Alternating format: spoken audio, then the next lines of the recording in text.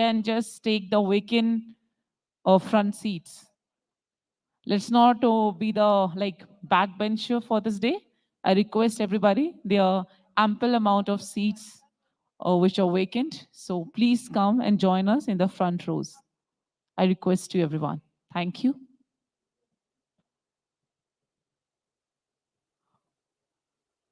And please put your phone on silent mode as we are about to proceed in next 2-3 minutes. Well, good morning, everybody. Good morning, everybody. Can you hear me? Good morning, everyone. Thank you very much for being here and gracing this beautiful day. I just have two requests. Simple. First one is just put your phone on silent mode. Just for a while, let's disconnect from the virtual world and let's be here in the physical world. And second, but most humble request, this is, I have to say, an important day for all of us. We are here for a very purposeful, event. We are here for our noble work, I would say, to save water, isn't it? So why not to start this day with a big smiles on our faces? Can we smile, everyone? Isn't it? Can we smile? Everyone, I just want to start this day with the big smiles on our faces. Can we smile, everyone? Yes? Thank you. Before we proceed, a round of applause for yourself, everyone, for being here on time. Means a lot in Delhi traffic. A round of applause, everyone. Can we just praise ourselves one? A round of applause? Yes? Thank you. You know, I read a beautiful quote this morning which says, you have to be your own cheerleader first. When you will clap for yourself, the world will do the same. So let's start this day with this positivity. Can we clap for ourselves, everybody? Can we do that? Thank you. Thank you very much. I request our team also kindly tell all the distinguished personalities outside the hall to join us immediately as we are about to proceed. Thank you.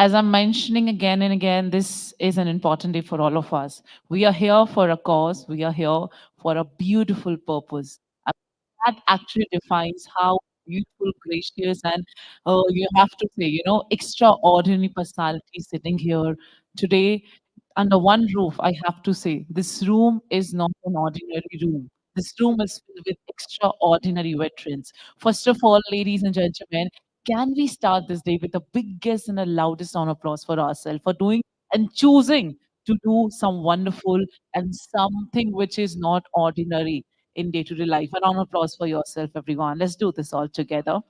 Thank you very much. May I request everybody kindly just settle down, put your phone on silent mode. Did we? Our phones are on silent mode. Yes.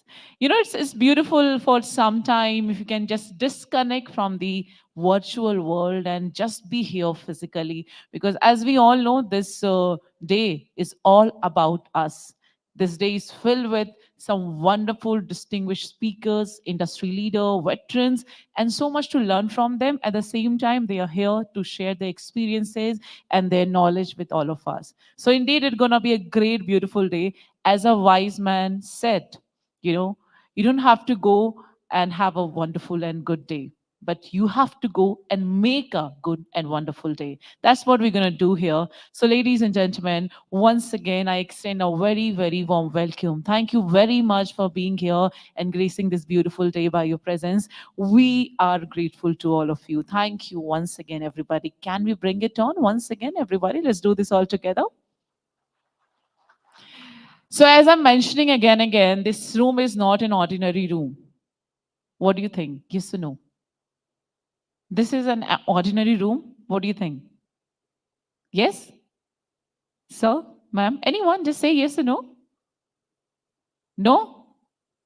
What do you think? This is an ordinary room? Yeah, that's like a spirit. Thank you, ma'am, for helping me.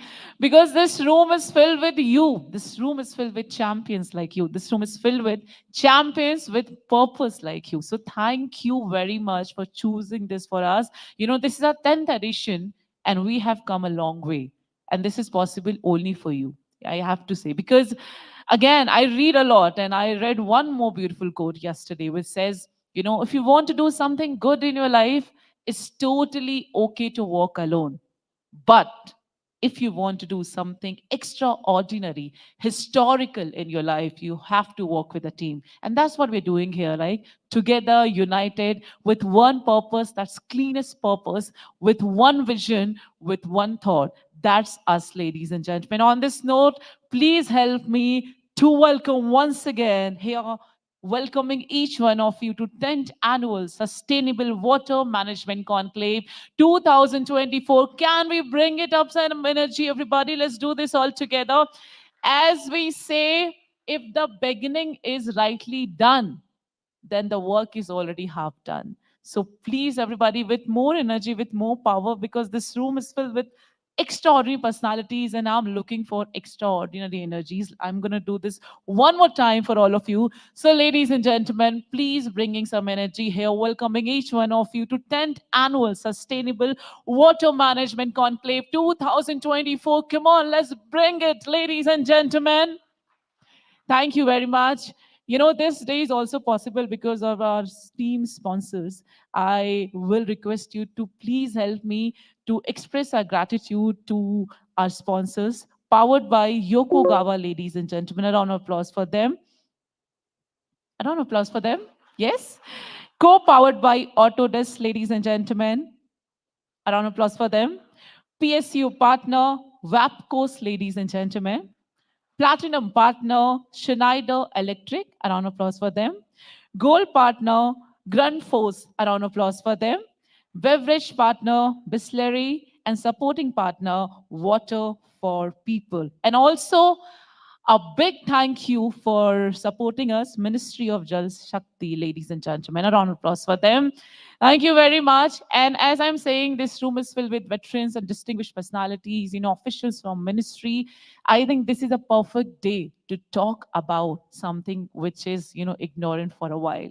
We are here for sustainable development, but at the same time, as we all know, you know, if if we are alive, Of course, the credit goes to Mother Earth. And Mother Earth is doing so much for all of us. Day to day life, we are able to breathe because of it. But in return, we are doing nothing. I mean, clearly the common population. So that defines us, that how significant we are and how different we are from other people today on this auspicious and joyous occasion, because I can see, each one of you, you are here with full zeal, full passion to do something extraordinary, to go extra mile, to save the mother earth, to save water and conserve it for the next generation. So thank you. It means a lot for all of us. As I always say, we have to be our own cheerleader first. Can you just tap on his shoulder for a while?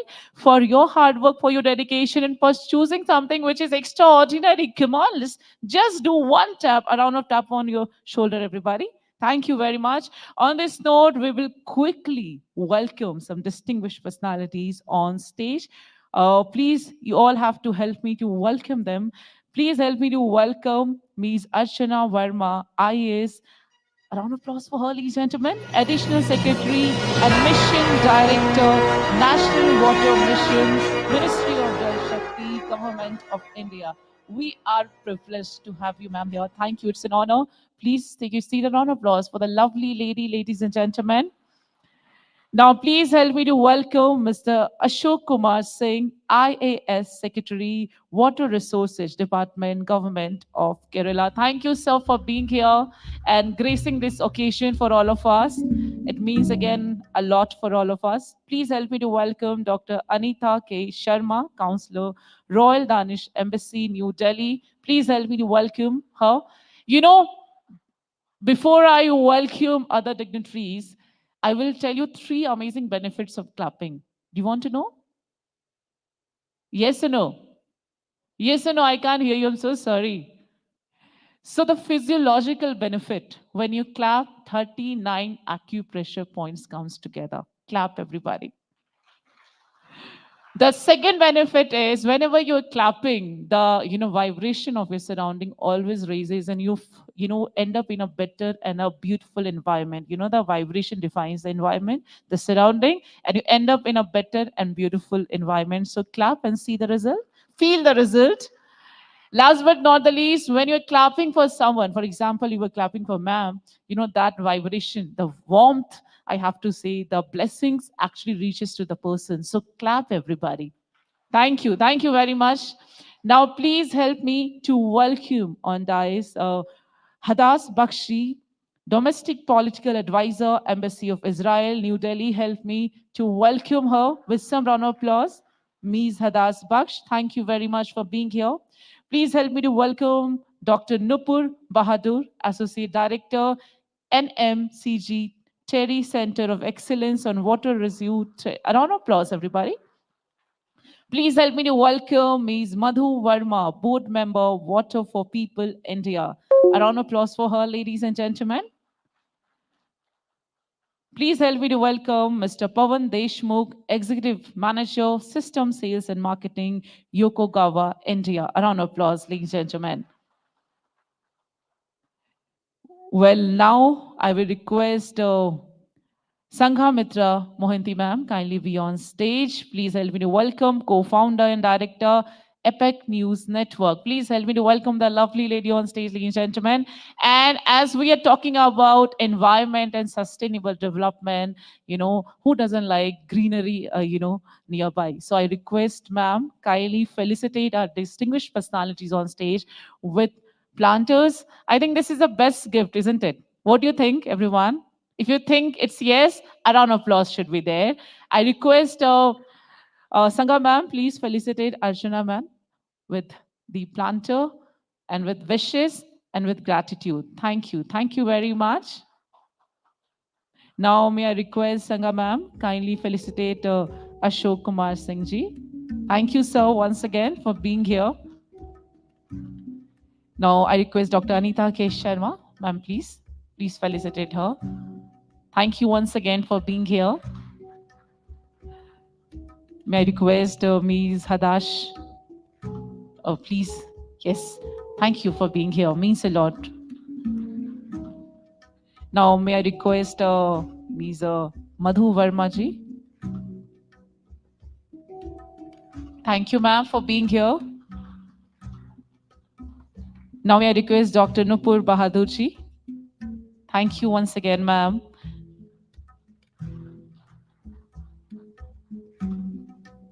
Now may I request, please everybody help me to welcome Pavan Deshmukhji. Thank you very much. Thank you. Thank you very much, everybody. So before we proceed, any auspicious moment, before we proceed for any also for any auspicious moment, I think in India it's very important to express our gratitude to the supreme power, and here we do this by lightning of lamp. So I request our dignitaries, let's proceed for the lightning of lamp. Let's start this beautiful auspicious day by saying a big thank you to the supreme power for the beautiful day, the sunny day outside, for all of us being here together united with a beautiful purpose. So let's express our gratitude. I request all the dignitaries. I request also Mitra ma'am to join us here. And everybody, it will be nice if we'll just clap, the slow, steady clap for the beautiful session. Shubham Kurutvam Kalyanam Arogyam Dhanasam. That's a beautiful Indian culture. We do it by Vinashaya Deepajyotir Namostute Deepajyotir Namostute Shubham Kurutvam Kalyanam Arogyam.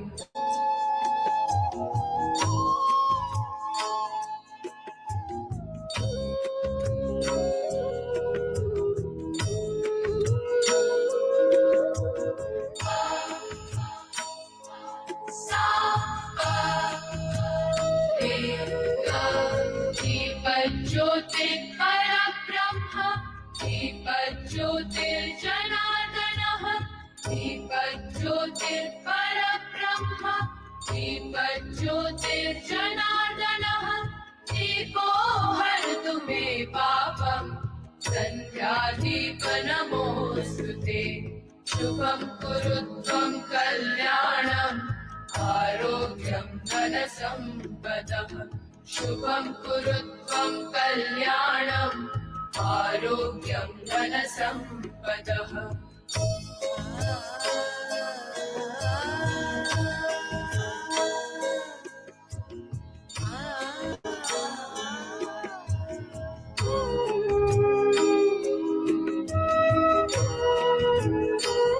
Wow, I think now we can say with utmost sincerity as the day has begun with the beautiful vibration, I would say. Whenever you express gratitude, I think that's the best moment, isn't it? It's the most beautiful start of this day, ladies and gentlemen. Now, before we proceed for the inaugural session, we have something special, a special video for all of us. But before that, in India, we say hello. Can you say hello to me? I can't hear you, so sorry. Hello, everybody. Good morning, everyone. Good morning, everyone. And the most important, as our Honorable Prime Minister says, that we have to start any day, any important day specifically, by greeting Namaste. So, Namaste, everyone. Namaste, everyone. You know the actual meaning of Namaste? Whenever we just do this posture, can we do that, everyone? Everyone? Yes, thank you, thank you. It means we are greeting the divinity inside of the other person. We are saying that, we bow down and we salute the divinity in you. That's the beauty of Indian culture. And it's literally at most, I have to say, purest way to start any day. So hello, hi, namaste, good morning, everybody. Choose one. Come on. Hello, hi, namaste, good morning, everyone. Thank you. Thank you very much. So, as I was telling you about a special video, ladies and gentlemen, from National Water Mission, we have something special, a very beautiful message to share with all of you. Before we proceed for the inaugural session, I request the console. Can we have the video from national water mission.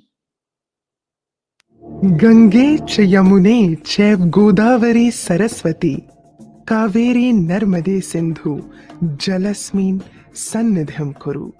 जल ईश्वर स्वरूप है, सौम्य, शालीन, जीवनदायक।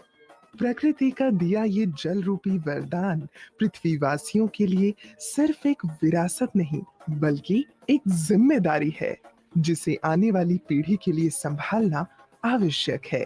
और इस उद्देश्य की ओर पूरी निष्ठा से कार्य कर रहा है राष्ट्रीय जल मिशन, जल शक्ति मंत्रालय, भारत सरकार। आने वाले वर्षों में बढ़ती हुई जनसंख्या के स्वच्छ पेयजल उपलब्ध कराना बहुत बड़ी चुनौती। पानी का मुद्दा बहुआयामी और जटिल है, जिसके समाधान के लिए सबके प्रयास की जरूरत है। जलवायु परिवर्तन का विशेष ध्यान रखते हुए national action plan on climate change के तहत नेशनल वाटर मिशन की स्थापना की गई। राष्ट्रीय जल मिशन के प्रमुख उद्देश्य हैं जल का डेटाबेस सार्वजनिक रूप से प्रस्तुत रखना और जल संसाधनों पर जलवायु परिवर्तन के प्रभाव का आकलन करना, जल संरक्षण वृद्धि और संरक्षण के लिए नागरिक और राज्य कार्रवाई को बढ़ावा देना, शोषित क्षेत्रों सहित संवेदनशील क्षेत्रों पर ध्यान देना, 20% तक जल उपयोग कुशलता में वृद्धि करना और बेसिन स्तर के एकीकृत जल संसाधन प्रबंधन को बढ़ावा देना। 2019 में जल शक्ति अभियान की शुरुआत हुई और 2021 में जल शक्ति अभियान कैच द रेन नामक एक खास कैंपेन शुरू किया गया। जल शक्ति अभियान के अंतर्गत लाखों की तादाद में रेन वाटर हार्वेस्टिंग स्ट्रक्चर्स बनाए गए, अनेक जल निकायों का पुनर्विकास किया गया, विभिन्न जिलों में जल शक्ति केंद्र स्थापित किए गए, हजारों ट्रेनिंग प्रोग्राम्स और किसान मेले लगाए गए, वाटर बॉडीज की जियो टैगिंग और जीएस मैपिंग की गई और जिला स्तर पर साइंटिफिक डिस्ट्रिक्ट वाटर प्लान भी अपनाए गए। जब किसी अभियान से जनता जुड़ी रहती है तो उसे कार्य की गंभीरता का पता चलता है, उसके सामर्थ्य का पता चलता है, उसके स्केल का पता चलता है, संसाधन कितने लगते हैं उसका पता चलता है। इससे जनता में एक सेंस ऑफ ओनरशिप आती है और जो सेंस ऑफ ओनरशिप जो है ना, वो सफलता की सबसे बड़ी कुंजी होती है। राष्ट्रीय जल मिशन का मोटो है रिस्पेक्ट वाटर फॉर लाइफ, जिसकी ओर बढ़ते हुए जल प्रयोग क्षमता बढ़ाने के लिए जल शक्ति मंत्रालय द्वारा पूर्णतः समर्पित प्रभाग भी शुरू किया गया है। Bureau of water use efficiency जल इतिहास नामक पोर्टल पर ट्रेडिशनल वाटर हेरिटेज स्ट्रक्चर्स की जानकारी सार्वजनिक रूप से प्रस्तुत की गई एवं जन भागीदारी को भी अत्यधिक प्रोत्साहित किया गया है। कृषि के उपयोग के लिए, पीने के पानी के लिए उपयोग के लिए, उद्योग धंधों के उपयोग के लिए पानी की उपलब्धता निर्बाध रूप से बनी रहे और माननीय प्रधानमंत्री जी के नेतृत्व में जो हम विकसित भारत बनाने का लक्ष्य लेकर चले हैं, उसकी आपूर्ति में जल की उपलब्धता बाधा न बने, स्पीड ब्रेकर न बने, इसके लिए वाटर सेक्टर के कंप्लीट रिजुविनेशन के लिए माननीय प्रधानमंत्री जी के नेतृत्व में जल शक्ति मंत्रालय काम कर रहा है। मंत्रालय के इतिहास में पहली बार राष्ट्रीय जल मिशन द्वारा भोपाल में प्रथम अखिल भारतीय राज्य मंत्रियों का सम्मेलन आयोजित किया गया और स्वयं माननीय प्रधानमंत्री महोदय ने इस द्विदिवसीय सम्मेलन को संबोधित कर इसका उद्घाटन किया। For a campaign to be really successful, it has to have the commitment of the top political leadership. And what better commitment can be there if the Prime Minister of the country gives this clarion call to the citizens to participate in this program.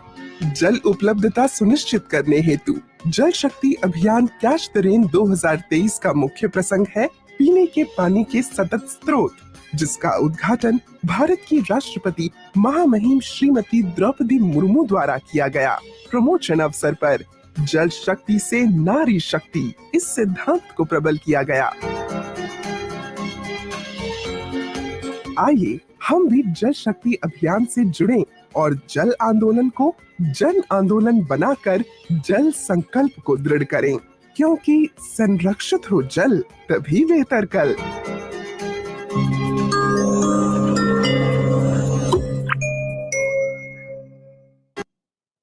Wow, I think it should go without saying. A round of applause for National Water Mission. Thank you very much, ladies and gentlemen. So now I have to call a very right person for the welcome address. Ladies and gentlemen, you all have to help me to welcome her on the dais. Please help me to welcome for the welcome address, Ms. Sanghamitra Mohanty, co-founder and director, APAC News Network. Can we just welcome her on stage? Everybody, help me to welcome her for the welcome address. I request you, ma'am, for the welcome address. Here we go.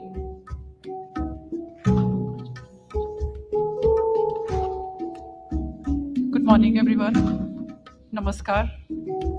First of all मैं उन लोगों को welcome करना चाहती हूँ ma'am जो बहुत मुश्किलों के साथ ट्रेन जर्नी करके हमारे साथ आज शामिल हुए हैं, जो जल सहेलियाँ जो भारत के हर कोने से आए हुए हैं, नॉट हर कोने से बट कुछ स्टेट से जहाँ से आने के लिए इजी रहा वो लोग आए हैं. Thank you for being here today. And most importantly Archana ma'am, whose mentorship without saying goes like this. She's our mentor for this stage. What we are having it here is because of her team, JP sir, Dikshit sir, and the entire NWM team. And Jal Shakti se Nari Shakti is very close to our heart because we started the theme of now जल शक्ति अभियान 2024 is नारी शक्ति से जल शक्ति से नारी शक्ति से vice versa. Ma'am, you corrected me last time. So without much further delay, I would like to welcome Archana ma'am, Ashok sir. I have a long association with Ashok sir as well. In our initial days, ma'am, when he was posted in NMCG, he attended one of our education event to enlighten the universities.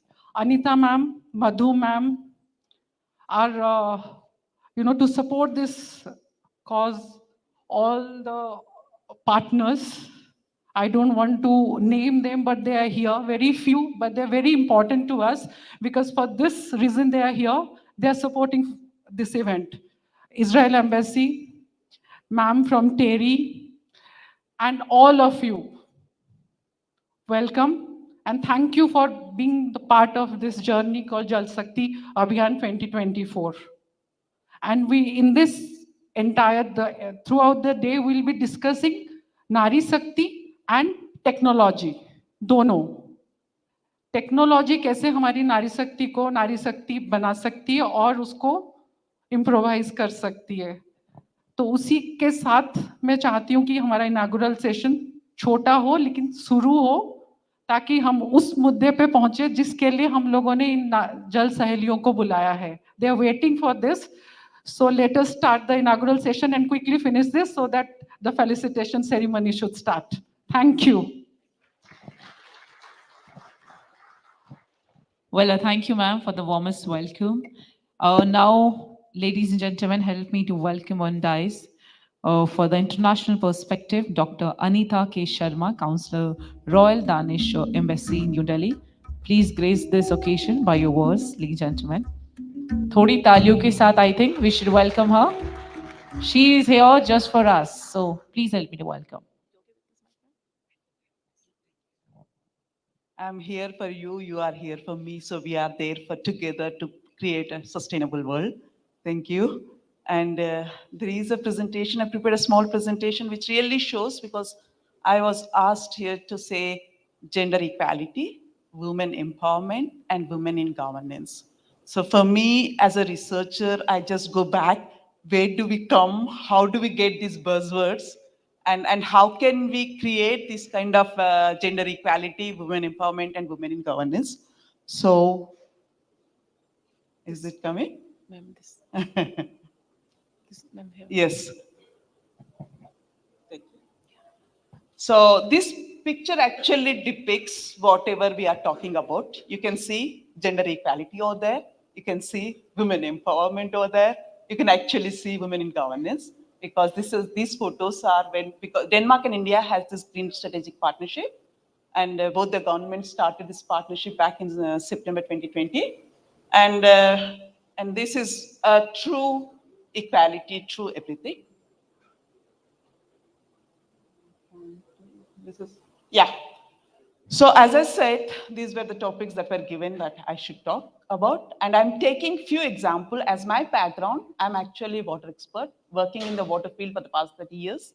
Have been in India, been to Denmark and back into India as a Danish diplomat here. And have been in all the different sectors actually. I have been in the research, in the technology, in the innovation, as a citizen. So with that experience, I'm trying to give a few perspectives from my side. So when we had this word gender equality, women empowerment, women leadership, these all come from different sectors. So when we need to have something which has to be a sustainable water sector development, because that is our main goal we want to achieve. To achieve it, we actually need all these 4 pillars, we call it. We need to have the research. We need to have, sorry, what's happening? Yeah. We need to have the knowledge, we need to have technology, we need to have citizens, we need to have the regulatory frameworks. If those pillars are not in balance, we cannot get the sustainability. So that is one of the things we need to have. The other one is also the academia, industry, and citizens and governments. So that also has to be there. But if you don't have the social, economic, and the financial sustainability, then sustainable sector will not achieve.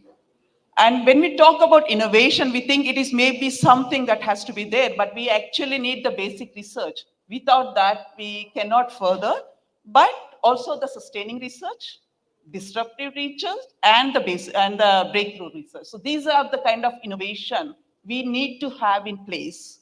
And when we talk about organizational structures, we think managerial level and the other levels, but actually there are several different organizational structures. I have been in all of them, like the matrix one, where you can be a boss for somebody in one matrix, and the other day the other one can be a boss for you. So in that way, you really create a kind of equality in all the structures. So we really need to think what is our aim and how do we achieve. And there it is very, very important to have all the sectors represented, but also gender represented. We need to achieve that kind of an equality to create the sustainable. And there, I think this one comes women empowerment and women in governance, because in many sectors, we see that the equality is not there. So we need to achieve that equality. We give that empowerment and we give that leadership so that you really create that sustainable environment to achieve the sustainable water management. So I'm taking some few examples from my background also, like the sustainable groundwater management. So there again, we need to maintain the water cycle to achieve this one. Because when you say the water cycle, you have the rain falling, and the Catch the Rain campaign is a really good campaign. Because when the rain falls, and if you don't distribute it into the right way, it will not reach into the groundwater, because that is what is happening. Because of the urbanizations and many things, you are actually making the rain to flow very fast to the recipients without going into the ground. So we really need to bring that water balance back into the nature, to really distribute it into all the different environments to achieve it. And to do that, you need to focus on all these sectors. And Denmark being one of those countries that base its groundwater as the drinking water supply source, that means 99% of drinking water comes from the groundwater. So our focus has been a lot on the groundwater. And when you focus on something, then of course the innovation comes, of course the new technologies will arrive. And that's why, for example, if you see in the groundwater aquifer mapping technologies, there are a lot of technologies that come from Denmark. That is because the focus has been on that. And so it is very important that how we make it, the innovation happen, is that where do you want to focus and how do you achieve that sustainability. And the second thing I can also say about the sustainable drinking water supply, because when you need to have what you call a belief in that my water supply will be there 24/7. That means I need to have maybe 99.9% sure that when I open my tap, there will be a water. To achieve that, again, you need to look into the entire sustainability aspect. And here I have shown the increase or the decrease in water consumption, because many times we believe that when urbanization comes, maybe your water consumption will increase. Again, we need to have the sustainability and the thing is back. And in Denmark, for example, please, I'll do it. Okay, thank you. Like in Denmark back in 1976, the water consumption was 170 LPCD, but now it is below 100. So even a country which is urbanized and have all those things, we could have 24/7 water supply at 100 LPCD. So that means actually you need to again bring everything in balance and not focusing on like I am growing, I need my this one, and or for example, economic growth is there, that means I require more water.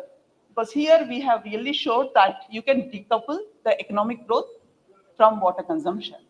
So again, the necessary actions that have to be implemented is very important. And one of the things we saw was the one, for example, technology, what can technology achieve, is that the water meters. So when you implemented the water meters, people started becoming aware of their water consumption. For example, me, I follow my water consumption every day.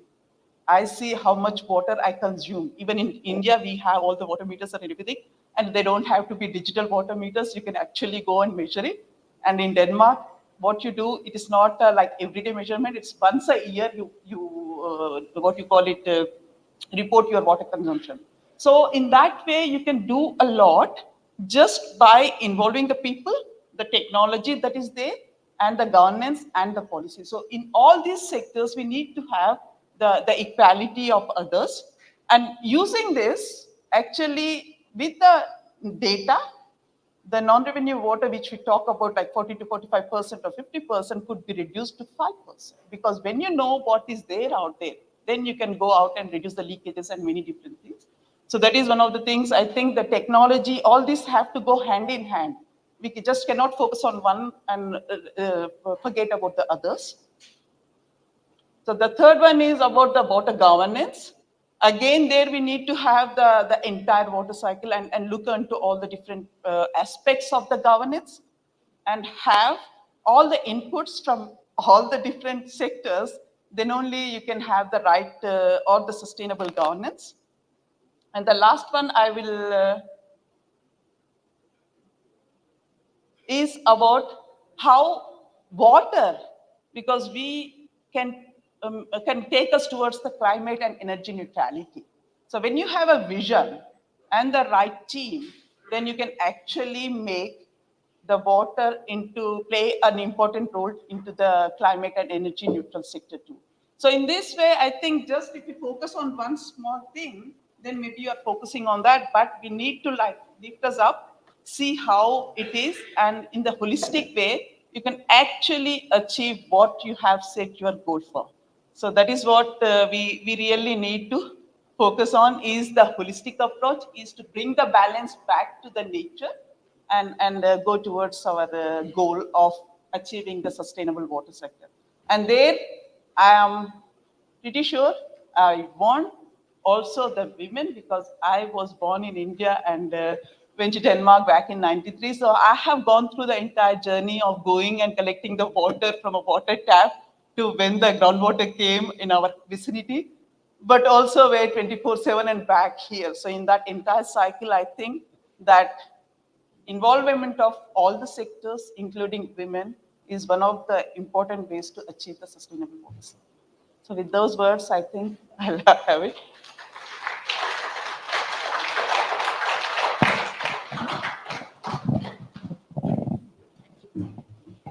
Thank you very much, ma'am, for the very beautiful presentation, very much relevant to us. Now, please help me to welcome on dais Ms. Hadas Baksh, Domestic Political Advisor, Embassy of Israel, New Delhi. Please help me to welcome her.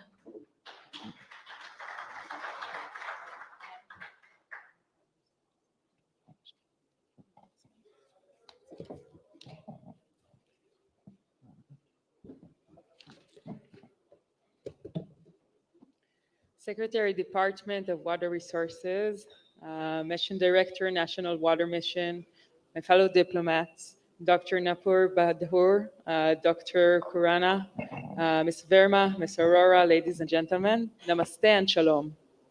It is an honor to address such a distinguished gathering here today at this water sustainability conclave in beautiful India.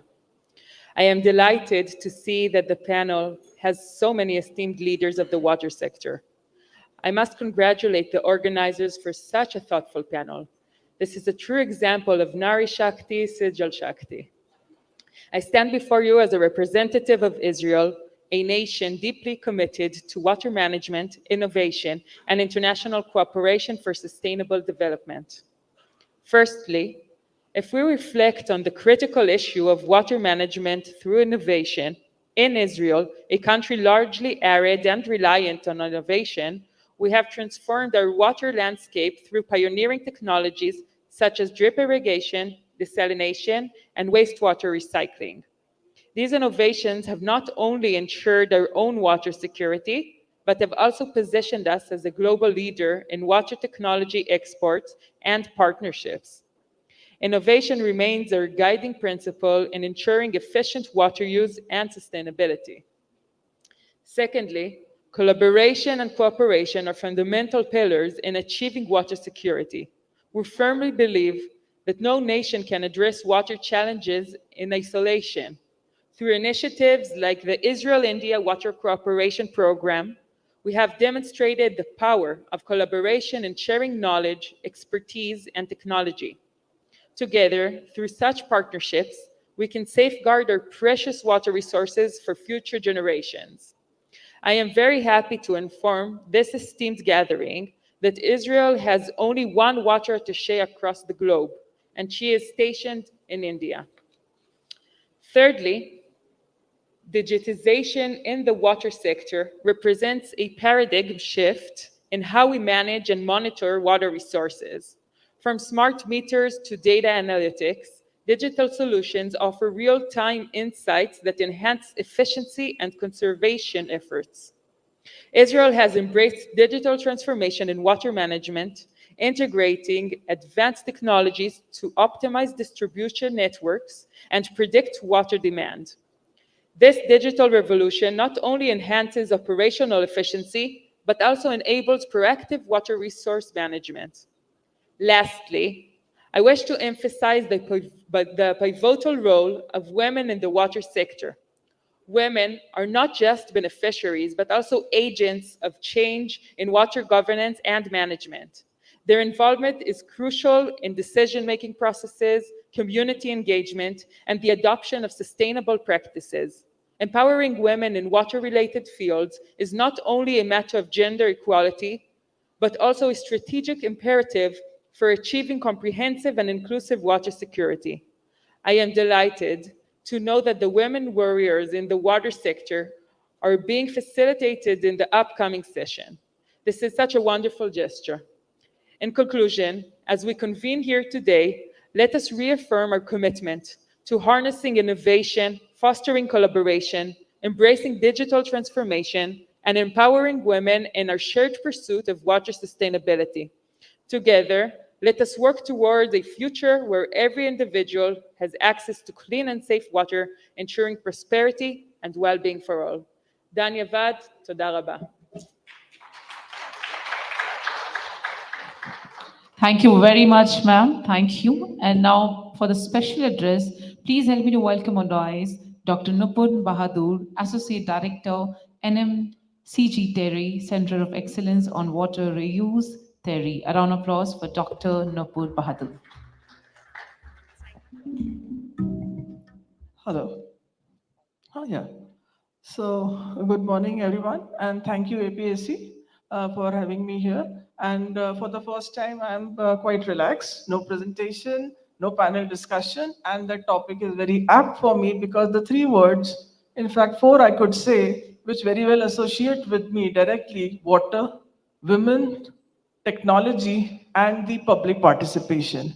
So these are the four words. And very briefly, I would just like to say, because we have women water warriors with us, so I can correlate. And just I want to share a very small thing like how the public participation, our government, our Prime Minister, he inspires us. How the missions have really motivated, and how as a common man, common person, I was a teacher, a researcher, not thinking beyond publication, just like any professor in the university. So I was into my lab scale research and I was a chemist. Nothing on water, anything on water before 2013 or 14. So when this National Mission for Clean Ganga was launched by the government, I was highly inspired by this mission, and I have thought how as a simple teacher and a researcher, how I can contribute in this national mission. But having no clue of water because my qualification is in chemistry or nanotechnology. My postdoctorate research is in material science. So, but when there was a will, there came a way. And then I thought how, and then began my journey as a water professional. I visited on ground the ETPs, STPs. I understood the ground problem, why our water is polluted, why our rivers are not cleaning. So the real problems, it took 2 years for me to identify where the technological or the scientific know-how which I have, I could implement in on ground for treatment of water. Read a lot, training programs, all this, and the inspiration by the government during that time, since 14, 15, was really my motivation. And then with some efforts on my own, we have to begin journey on our own. We developed some POC, the proof of concept. Some small experiments led to going ahead, and then getting the first motivation through technologies for Make in India. In 2015, I got the first award at the national level to present my concept of the technology, and 2015 was the first landmark, I would say. Then through DST Water Mission, I got the DST Young Scientist that I did, and DST Water Technology Initiative project, I could develop a technology. I joined TERI in 17, and there I got the ecosystem, the support from the government ministries. And again in 2019, I could say, with National Water Mission and the initiatives through the India Water Week, I really want to acknowledge these institutions and departments of the ministry.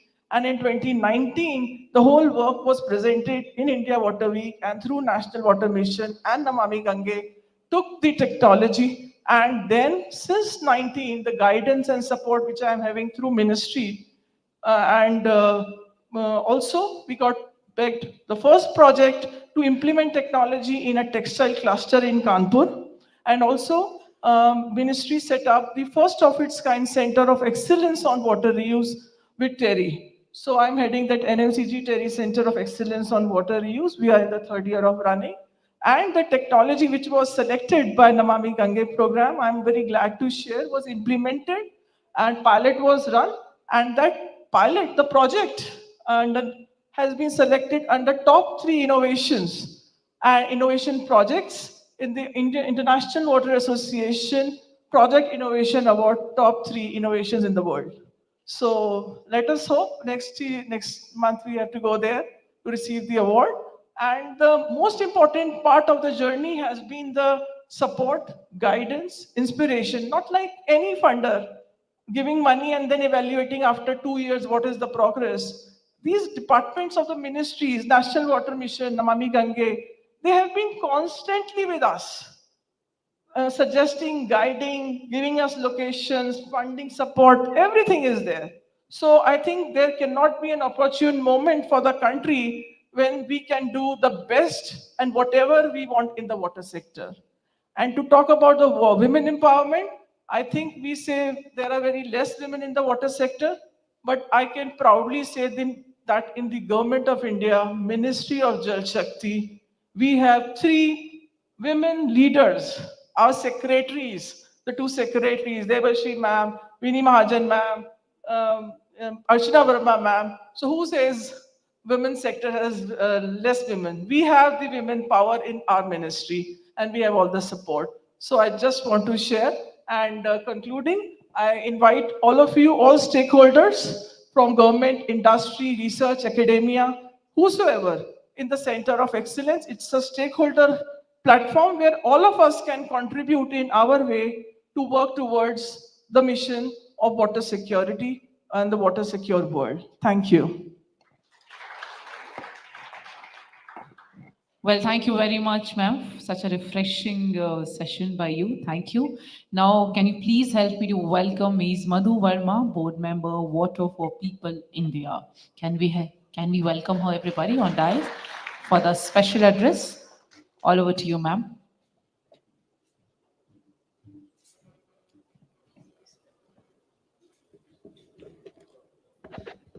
Well, good morning, everyone. Thank you, APAC, for inviting me, having me here. I must say, as rightly said by the previous speakers, such a wonderful connect women have with water. That reminds me, when I was a child, I saw a movie called as Do Boond Pani. I don't know how many of you have seen this movie. In 1971, I was a little child. Yeah, I still have a very strong impression of the movie. 2 drops of water. That's what Do Boond Pani means for her, interest. It was set up in Rajasthan background, and the very famous song, if you have heard, पीतल की मेरी गागरी दिल्ली से मोल मंगाई रे पैरों में घुंघरू बांध के पनिया भरन को जाई रे. So it was all, women who were talking about water, water conservation, and how they face a drudgery of water, available in the very far off places. They have to walk miles away, and how they revolutionize the whole thing. They gather together, made it a point to represent their, worries, woes, and drudgery to the government. And finally, a canal came up in that region. So this was a movie about. I just remembered. And such a strong, I'm an environmental economist. I worked all my life with the Indian Institute of Forest Management, which is a Ministry of Environment, Forest and Climate Change organization based out of Bhopal. I was a professor of environmental and developmental economics, and my job was to value natural resources. So water is something which is used by all of us. We not just use it, we overuse it, we misuse it, and we abuse it as well. And we don't bother much about conserving because we can't live without water. There's a typical diamond and water paradox thought about in theory of economics. Diamonds are very expensive because they're scarce. Water is the potable one is scarce, but still it is very, because it's subsidized. We take it as an abundant commodity. We don't bother much about it. So that's what is the background. As I worked in IFM for 25 years, I moved to World Resources Institute 5 years ago as chief economist and worked in agricultural sector strongly. And now I work with IORA Ecological Solutions as senior economic advisor, and I'm happy to be on the board of Water for People. So in forests, there's such a strong connect of women and water. You would not believe, I worked a lot on tiger reserves of India and worked out the value of habitat of tiger. If you conserve habitat of tiger, not just tiger gets protection, like a couple of species get protection, but also, water gets protection. You would not believe we have 55 tiger reserves in the country, and more than 740 rivers or tributaries originate from these tiger reserves. And the women which are engaged around tiger reserves in EDCs, in JFMCs, Joint Forest Management Committees, Eco-Development Committees, play a wonderful role in conservation. So this is kind of a background. Now we work a lot on climate change aspect. We're doing a big study for the World Bank on Sundarban Delta, Sundarban landscape rather, and visited these, committees, JFMCs, with most of the, committee members of women, because men folk, go outside to do alternative means of livelihoods, but women depend a lot, and they face lots of, challenges for conserving water, using water, and the livelihoods as well. Just to, that's what I just wanted to give background. In fact, water has got a very strong cultural value. And besides, we worship river. We all call us Ma Gange, Ma Narmada. We have such a Ma Saraswati. There's such a strong connect with water. And I'm a light vocal singer, and I think most of my songs list contain, songs with water around. I just mentioned ये नीर कहाँ से बरसे, बदरी कहाँ से आई है.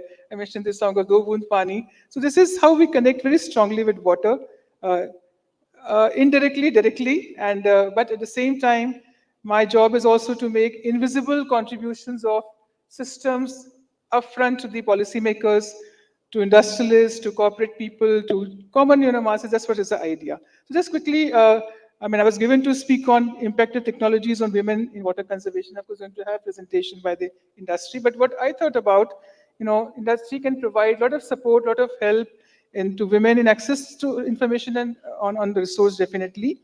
Technologies like smartphones, tablets, internet access provide women with crucial information on water conservation techniques and best practices, government schemes and resources for water management, weather forecasts and warnings for drought and floods. We have lots of things around, but it's also an effort to collate things together and provide this knowledge and information to women. We have good examples. I did a bit of research. I'm a deep down researcher, so let me just give some examples. We have in Rajasthan, even in drought-prone areas, I started my example with Rajasthan, in fact, are using mobile apps to learn about rainwater harvesting techniques, access information on government subsidies. You don't even know many things are around and won't even have this information. For water efficient technologies, receive alerts from water scarcity. I'm working a lot in Sundarbans these days, so yeah, such a wonderful role technology play in giving a lot of support to them. In Tamil Nadu, where we were talking to Sadhana, she's going to start a big study on in Chennai, which is having lots of ponds.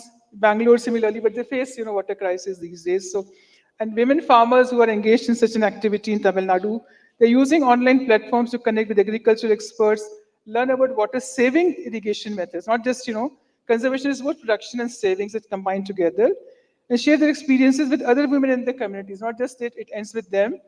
It's like jitna vidya bante utni badhti hai. So you communicate and let people understand about it. Second important use of technology could be in improved efficiency and productivity, because it's a typical economics paradigm called as production function. आप कम चीजों से उतने उत्पाद बनाते हैं और ज्यादा ज्यादा उसी same input से ज्यादा production करते हैं. Just combining my language to for larger masses to understand. So this is what they do. Technologies like solar pumps, water filters, drip irrigation improve efficiency and definitely productivity. They reduce physical burden on women by automating water management tasks. I must give you an interesting example. It sounds like a joke, but it's a reality.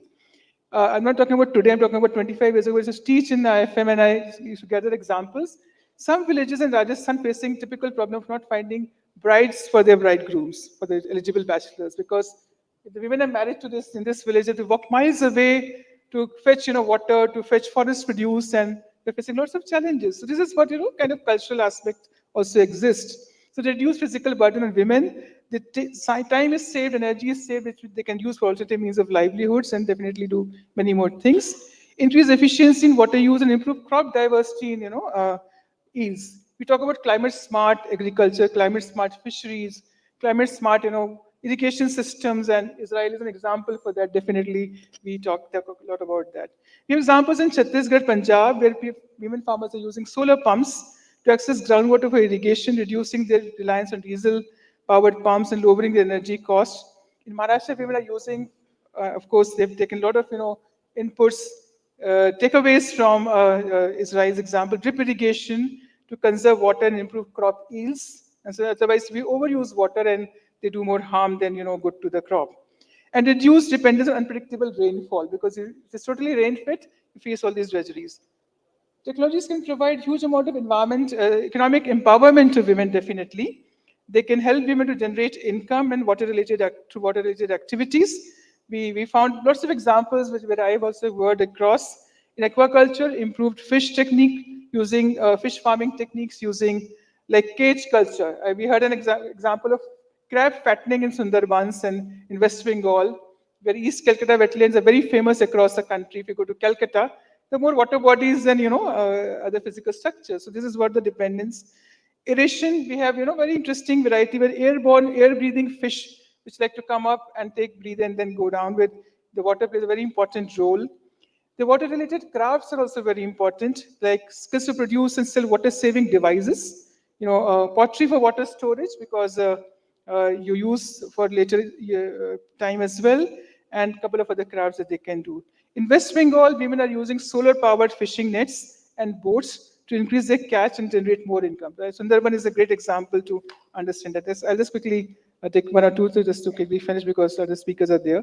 They can also play a very important role in community engagement and collaboration. Technology can bring, facilitate communication collaboration. We talk about mobile phones, connecting through online and getting a lot of information for water conservation initiatives. We need not go everywhere in person, but at least start with that and of course go in person on ground to do ground truthing. The women it can help with sharing technologies and knowledge, best practices, resources, and training awareness capacity building can be done through technology. Odisha, women are using WhatsApp We have done this study actually and also seen using WhatsApp groups to share information on water scarcity, discuss water management strategies, organize collective action to address water challenges. Such a wonderful way they can connect. In Andhra Pradesh, which is known for its fisheries, activities, they're using online forums to connect with other women working group on water conservation, share experiences. Madhya Pradesh, where I have been located all my life, we have examples in Katharia where household level water connections in Katharia through solar powered and spring based pipe water schemes are being initiated, and water roaster is being established, not just to use for yourself, but surplus can be given to other villages. And lastly, where it's also very important, which I now also mentioned in the beginning, about addressing gender specific challenges. Women have to deal with water more than men, even when they're in the field, of the field. So technologies can be designed to address the specific needs and challenges faced by women on safety and accessibility. Women-friendly design of water pumps, which they can easily run. Sanitation facilities, because water, health, and sanitation, the three things are combined together. Water collection points can ensure their safety and comfort instead of traveling long miles, they can collect it definitely. Flexibility. Mobile training programs and online resources can accommodate women's schedules and child care responsibilities. They can't come on the typical official times, so they can definitely provide this access. We have examples of Uttar Pradesh and Karnataka. They're using community-based rainwater harvesting systems designed to be user-friendly and accessible to women. Karnataka, they're participating in mobile training programs and hands-on training programs of water management techniques and like that. Just quickly give examples of how, we have Yokogawa to present finally, but just give me one or two examples very quickly, how the APAC partners who are here, the industries, can help their contributions in, definitely in many, many areas. I'll take, for example, of Sundarbans because we have done huge amount of work currently. For example, Yokogawa, I got the background, we have speakers from there, but I did some research to understand. It is a global leader in industrial automation and control, providing solutions to process industries like water treatment. And we face such a problem with salinization in island like Sundarbans, where water has to be desalinized and to be done. So they can provide advanced automation and monitoring systems for water treatment plants, desalination facilities, optimizing efficiency and reducing water usage. They can contribute toward climate smart irrigation, which is less water and you can produce a crop. So you're shifting a crop combination, diversity is being brought into. And there's a climate smart fisheries also being practiced in West Bengal, especially in Sundarbans. They can provide a lot of support to that. They have an example. I also looked at what kind of CSR activities they have done. They have partnered with the Worldwide Fund. You can support, expand to this. Projects focusing on sustainable water management and conservation. They also have initiatives in sustainable manufacturing practices within their own operations. So I know this time is up. So I have examples from Autodesk. Let me just respond to what they have been doing. They can provide lots of support for that. For example, Schneider Electrics, they have global specialists in energy management and automation. This point was raised in the first presentation as well. They can contribute towards energy efficient technologies and solutions like solar powered for water treatment plants, pumping stations, and irrigation systems. This is what combined together, I think, greatly can help the Jal Sahelia. I have heard a lot about, because I worked in forest, Van Mitras. I'm heading the technical committee of Delhi government's wetlands committee, where we have, wetland Mitras, but I'd never heard about, Jal Sahelia, which is so good and so gender empowered, term. And you have been doing such a good amount of work. So thank you very much for having this. Has been my, experience and a bit of research to also contribute towards further augmentation of your efforts to bring this knowledge to the larger platform, and the role that policymakers, we researchers, and industry can play to combine and integrate things together and come out with a very holistic and sustainable solution. Thank you so much. Well, thank you very much, ma'am.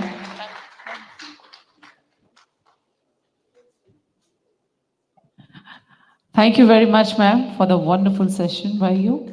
Now, ladies and gentlemen, help me to welcome Mr. Pawan Deshmukh, Executive Manager, System Sales and Marketing, Yokogawa, India. Kindly share your thoughts. Ladies and gentlemen, help me to welcome Mr. Pawan Deshmukh.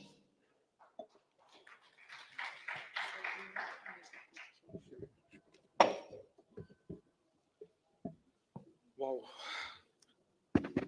Wow, what a great feeling. Nari Shakti to Jal Shakti. if you look at our distinguished guests and team leader of the organization, our host are from, again, all ladies. And I believe this is really going to happen, looking at their contribution, the Nari Shakti to Jal Shakti. And I bow to them for their contribution and participation. Thank you, ma'am.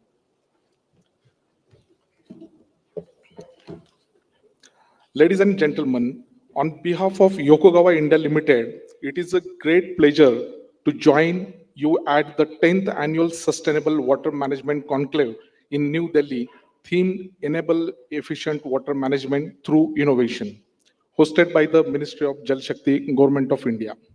I would like to start with Ganga Sindhu Saraswati cha Yamuna Godavari Narmada Kaveri Sarayu Mahendra Tanaya Charmanyavati Vedika Kshipra Vedvati महासुर नदी ख्याता जया गंडकी पूर्णः पूर्ण जले समुद्र सहिता कुर्वन्तु मे मंगलम. Most of you have heard the names of rivers. These rivers are lifelines for us. Not only these, but there are also many rivers in India. Some of them are vanishing, urbanization forcing them to shrink their river basins. पर्यावरण नाशेन नश्यन्ति सर्व जंतवः पवन दुष्टता याति प्राकृति विकृतायते. हमारे पर्यावरण के प्रदूषण के कारण सभी प्राणी नष्ट होते जाते हैं, हवाएं खराब हो जाती है और प्रकृति शत्रुतापूर्ण हो जाती है. As we all know, water is a basic need for all living organisms. Water is life. Water is so precious that we not only need to preserve it for ourselves, but also for the next generation and generation to generation. Today, we are standing at a pivotal moment in a history. This is a time to decide the future of our planet. This is a time to decide, this is a time to contribute to nature. This is a time to take a big step towards the sustainable development goals. Our global goal should be to ensure the future of a people and the planet. This is a time to decide our role, responsibility, and partnership towards nature and towards nature. I would like to put forward some facts. In addition, water is one of the most misused commodities that we still waste. It is the central point of our lives, but not the central point of our focus. In the past, people understand the value of water and they plan their lives around it. Moreover, many civilizations bloom and they lose on account of water. But today, we have knowledge, but we still fail to understand the value of water. On this earth, water is the most abundant substance, covering almost 71% of our planet. Despite of its abundance, only a small percentage of water on earth is usable for human consumption. Now, I would like to put forward some realities. I come from Bangalore city, the city which made a headline in the month of March and April relating to drinking water scarcity. Today, we are sitting in Delhi and we all know the city's water concerns. It is essential to adopt a sustainable approach to managing water resources. Governments, local bodies, society, public sector, private sector organizations, and each and every individual must work together to ensure efficient use of water resources. Water scarcity is on the rise as demand of fresh water is expected to grow by more than 40% by 2050. As of last year, globally, 2.2 billion people still lack safe drinking water. 3.5 billion lack safely managed sanitation services and 2 billion lack basic hygiene services. This is not only an environmental concern, but also economic consequences also. Water is very important element that plays a crucial role in the global economy.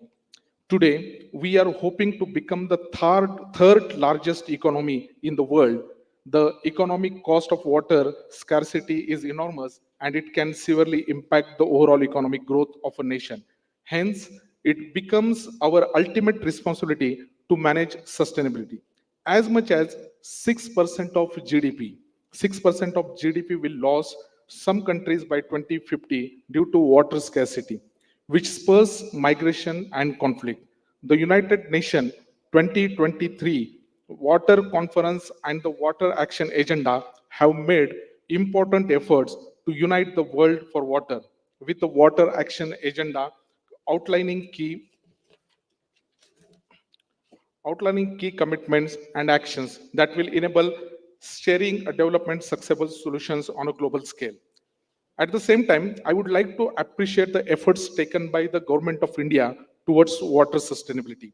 Now, policy making. Policy making is a very key factor, according to us.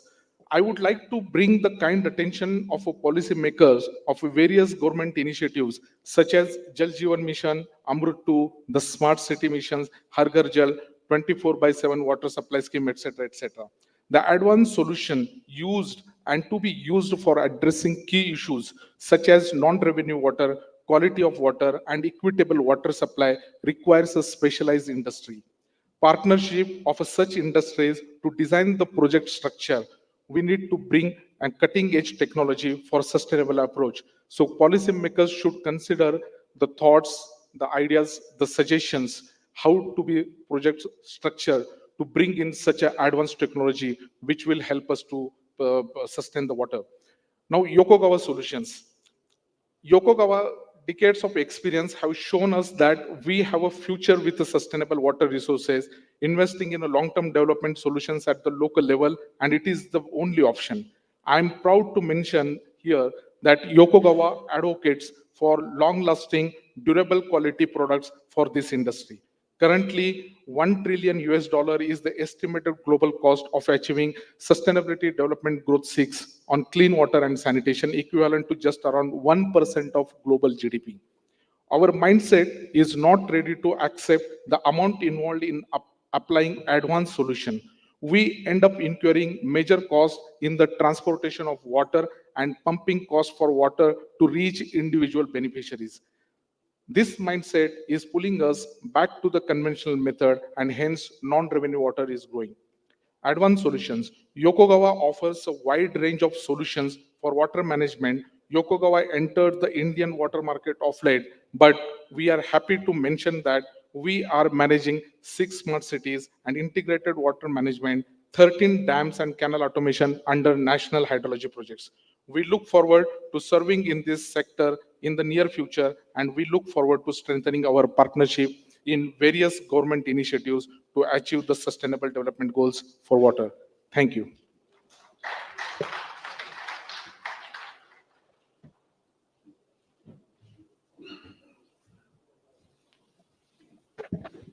Well, thank you very much, sir, again for the wonderful words.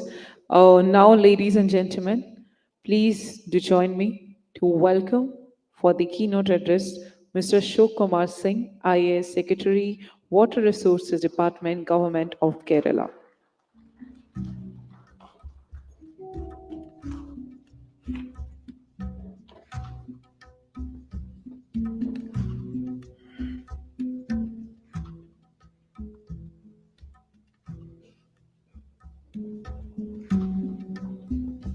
Distinguished guests on the dais, off the dais, and all the colleagues from the water sector. It's indeed my pleasure to be here in this morning, this very fine morning, I'll say. Before I start my thoughts on water sector and how to make it sustainable, I would just like to share the two examples of countries who have really done very well, very good in water management. One is obviously Israel, we all know, and the second one is Japan, which we don't know. Now I'll give you the what has been done by these two countries and how that has made possible to achieve this sustainable and good water management in their countries. You will surprised to know that Israel, when it became independent, they passed a law wherein they decided to measure every water usage. That was by law. Because it's very clear that the thing which you cannot measure, you cannot monitor, and you cannot then do its evaluation. So this was done by law. Similarly, on the Japan side, we are from the water sector, and we know that non-revenue water is something which we all are excited to reduce it, and we want to ensure that our system network works with the good efficiency. And we have a two service providers who have put up the stalls also outside. So this shows the importance what is happening in the market. You'll surprised to know that in the Western world, where this NRW ranges something from 35% to 50%, Japan, the NRW is just 2%. I don't know how many of you feel surprised and maybe shocked that NRW can be as low as 2%. Yes, it is. And it has happened not overnight. The Japan decided to do this in 1955, and they had the first non-revenue water management cell in their country. So what I'm trying to say that, when we try to go for the sustainability of the water resources, water management, drinking water and other things, the important is not only the technology, but also the policy framework, governance side. I'll just share a few inputs from Water Authority, of which I was MD earlier. Now I'm chairman, and my joint MD has also come to this function. Water Authority was one of the few utilities in the country who used this NRW in 2012, and results were phenomenal. There are parachute kind of equipments which you need to put up in the live pipe, and that will travel and give you the whole inside picture of how the pipe is behaving if there is any leak. Similarly, there is a ball. You just put it in a live pipe and it goes, and you can take it out and it will give you all the inside data of the pipe. And this I did it in 2012. Now it's the time has come that these technologies should be adopted. Nowadays they are becoming more cheaper. The utilities should have some tie-up with the service providers on a piece rate basis to include all these technologies to find it out where the water leak is happening. The other thing is that if you want to improve upon sustainability of a utility, the data is very important. And so we should start capturing whatever we do in the utilities, whether it's operation and maintenance, whether it is a delivery of water. So all this is very important. Unless until we start digitizing, we will not be able to understand our utility.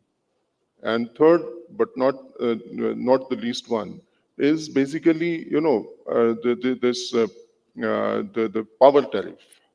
Now, the power tariff cost near about, or the energy cost is near about 35% to 40% of the whole water production cost, and that's very substantial. So I'll advise all of you to take a look at it, that what is the rate at which you are paying the power, because normally it will be you will be charged as a commercial slab. So it's a time to basically reduce your cost of power, and moment you reduce the cost of power, your public utility becomes sustainable, and everything then improves. That positivity comes in picture. Nobody cries that they have not been delivered water, or nobody says that their bills are pending. So for sustainability of utility, it's very important to look at the power consumption also. Similarly, on the water, surface water management side, the Kerala suffered a flood in 2018, and we have developed a flood management system which is very robust, and which we are using it to predict that what will be the water level in case of a floods, and accordingly we are able to give the warnings and take a precautionary steps. But as I said in the beginning, that but this data is also very important to support all these things. And this groundwater is another challenge. Many of us don't know that despite having so much investment in the surface water development. 95% of the state, any state agriculture depends upon the groundwater, and we have depleted these sources beyond our imagination. And therefore, the first thing is that, various system which has come up, it's really doing well, that, we are now having data points for all the blocks and how our groundwater is behaving. But that is not suffice. The important is that we should also integrate our surface water resources. And then it becomes a comprehensive database along with the other attributes like quality, quantity, and variability and other things. So the time has come to have a holistic database as far as the water resources are concerned. And then I'll just add up that all these things are fine, but unless until you have a governance and the policy framework, nothing will work. And therefore, the time has come to take a look at the water resources from the basin management viewpoint. And the basin management comes only through the body which is supposed to look at it, specifically about it, like the RBCM, River Basin Conservation Management Authority. And besides this, I will also like to share with you that, we have this Ministry of Jal Shakti. How many of you know that Jal Shakti term, Ministry of Jal Shakti came in existence 2019 only. Before that, we had a DDWS, we had a river conservation department, and a lot of all the departments were just having a different ministries also. So the government of India brought it under one umbrella, and now we call it a Ministry of Jal Shakti. The Kerala has done the same thing in 1984. So what I'm saying that it's a time for the states also to take a look at all your water resources activity under one umbrella. That eases out the coordination, that eases out the decision making, that eases out the optimization of water, and it's really, the efficiency of your work goes up. And on the policy side, I'll also say that some legal framework is now required. Like we need a water regulator, not only for developing the water sector, but we also need now, now this innovation to come in. We also need, good products to come in, and all those things will happen only when we have a water regulator. We have a green fund. Recently the SEBI is working on it. And I personally feel that the green fund should have a condition that unless until the states have a regulator, they will not fund the projects there. And that will be a catalyst and enabler to ensure that there is a level playing field in the water sector development. With these words, I close my, my address, and I'm very thankful for Archana Madam and this APAC who has given me opportunity to come here and interact with you. Thank you very much. Thank you. Well, thank you very much, sir. Now, ladies and gentlemen, help me to welcome for the most awaited keynote address. Please help me to welcome Ms. Archana Verma, IAS Additional Secretary and Mission Director, National Water Mission, Ministry of Jal Shakti, Government of India. Please help me to welcome her on dais. And ma'am, please grace this occasion by your words. Can we make it a little more louder and brighter? Thank you.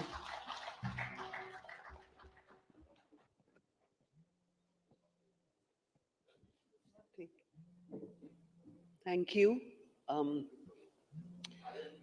Respected guests on the dais and dear participants,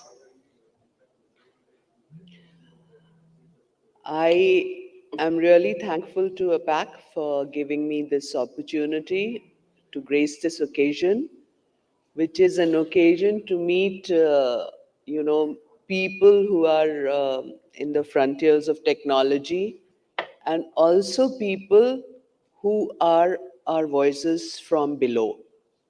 तो हमारे साथ जो जल सहेलियां हैं, जो जल दीदी हैं, उनका मैं बहुत अभिनंदन करती हूँ. और सिंस मेरे स्पीच के बहुत सारे पार्ट मेरे आगामी स्पीकर्स ने कह दिए हैं, तो मैं बस इतना कहना चाहूँगी कि इंडिया जो है डेनमार्क या इजराइल से कंपेयर करना या जापान से भी कंपेयर करना, perhaps, I have certain reservations about that, because India is a country where we see spatial and temporal variation in water. एक तरफ हमारे यहाँ राजस्थान है जो बिल्कुल एरिड है, तो दूसरे तरफ असम है जहाँ फ्लड प्रॉब्लम है, जम्मू कश्मीर है जो हिली एरिया है, और साउथ है जहाँ हार्ड रॉक्स है. तो हमारा जो प्लस हमारा मॉनसून का भी जो पैटर्न है, that is 50% with in 15 days. Denmark या कोई भी वेस्टर्न नेशन, यूरोपियन नेशंस में जनरली इट्स स्प्रेड. तो हमें बहुत कम दिन के अंदर वर्षा जल ऋतु का संचयन करना पड़ता है.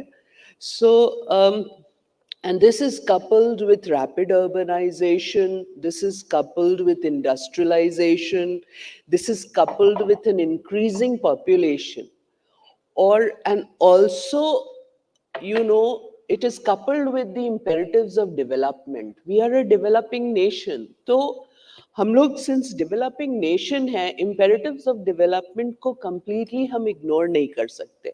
But despite all that, India has really focused on sustainability.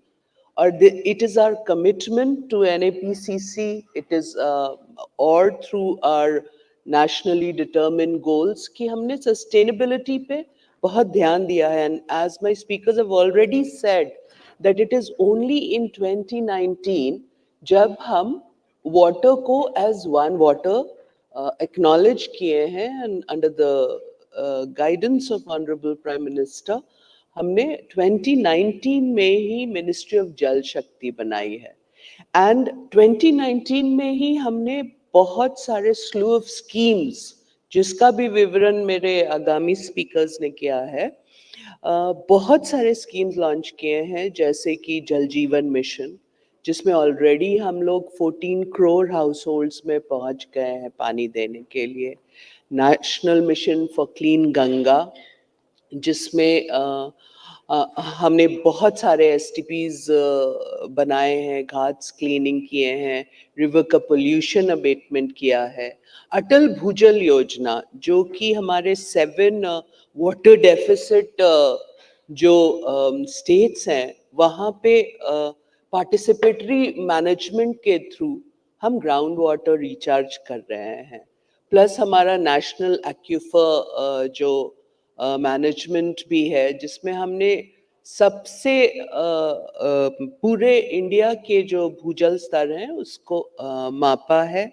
National river conservation plan भी है, जिसमें अदर देन गंगा बाकी रिवर्स के क्लीनिंग के लिए भी हमने बहुत सारे स्टेप्स लिए हैं.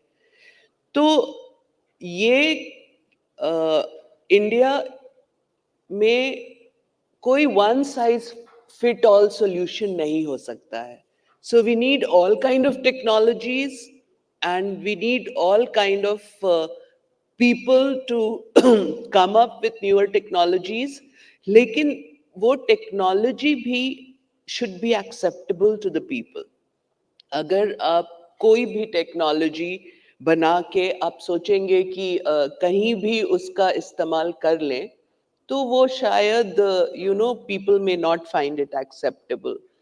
To think of water only as an economic product, India में शायद slowly ये ज्ञान हो रहा है. But as my earlier speaker had said कि water के लिए we have grown seeing water as a nourisher, as a divine being. और हमारा कल्चरली भी वाटर के लिए जो रिस्पेक्ट है, उसमें अभी water as an economic good, कि वाटर के लिए हम पेमेंट हमें करना चाहिए, ये कॉन्शियसनेस आने में भी थोड़ा टाइम लगेगा. आने लगा है, बट टू एक्सपेक्ट कि डे 1 में अब वाटर के लिए आप पेमेंट करिए, और बहुत सारे स्टेट्स ने बहुत सारे इनिशिएटिव्स लिए हैं to treat water as an economic good. And as Ashok says, time has come when, these things have to be, newer technologies have to be adopted. But in the context of India, हम लोगों को ये देखना होगा कि कौन सी technology, कौन सा पॉलिसी फ्रेमवर्क, बिकॉज आप लोग जानते हैं कि वाटर स्टेट सब्जेक्ट है और जो उसका डिलीवरी है वो लोकल गवर्नमेंट लेवल पे होता है। कौन सा फ्रेमवर्क वर्क करेगा? एज ब्यूरोक्रेट्स हम लोग जो कभी भी कोई पॉलिसी बनाते हैं तो उसको, उसकी एक्सेप्टेबिलिटी को टेस्ट करना बहुत जरूरी होता है। इसीलिए while we are excited about all the newer technologies जो आ रहे हैं, which we get to see. अभी कुछ दिन पहले I was seeing that there's this technology जिसमें even there is just one mobile van, and in it is a cleaning system which cleans automatically, which senses कि आपका पानी जो है ये saline water है कि pond water है कि sea water है, ये खुद टेस्ट करके उसको क्लीन कर देता है। and it's just a mobile van, and उसमें कोई किसी को कुछ करने की जरूरत नहीं है, बस एक ड्राइवर के साथ भी ऑपरेट हो सकता है। ये बहुत ही एक्साइटिंग, इस तरह के और भी बहुत exciting technologies we have seen, specially in recycling and reuse. लेकिन I always feel, perhaps I am conservative in this regard, that technology should be for people. और हम लोग हमेशा जो वॉइसेस फ्रॉम बिलो हैं, जैसे जो ये लोग हैं जो एक्चुअली सफर करते हैं पानी के डेफिसिट, इनकी आवाज सुने। अगर बिना हम कोई भी पॉलिसी फ्रेमवर्क बना दें, कोई भी टेक्नोलॉजिकल इनपुट इन्हें दे दें या फोर्स करें, तो वो इन्हें एक्सेप्टेबल नहीं होगा। बिकॉज ये जानती हैं हमारे जो एक्चुअली पीपल जो ग्राउंड लेवल पे काम करते हैं, वो जानते हैं कि उनकी परेशानियां क्या हैं और उनका समाधान कैसे होना चाहिए।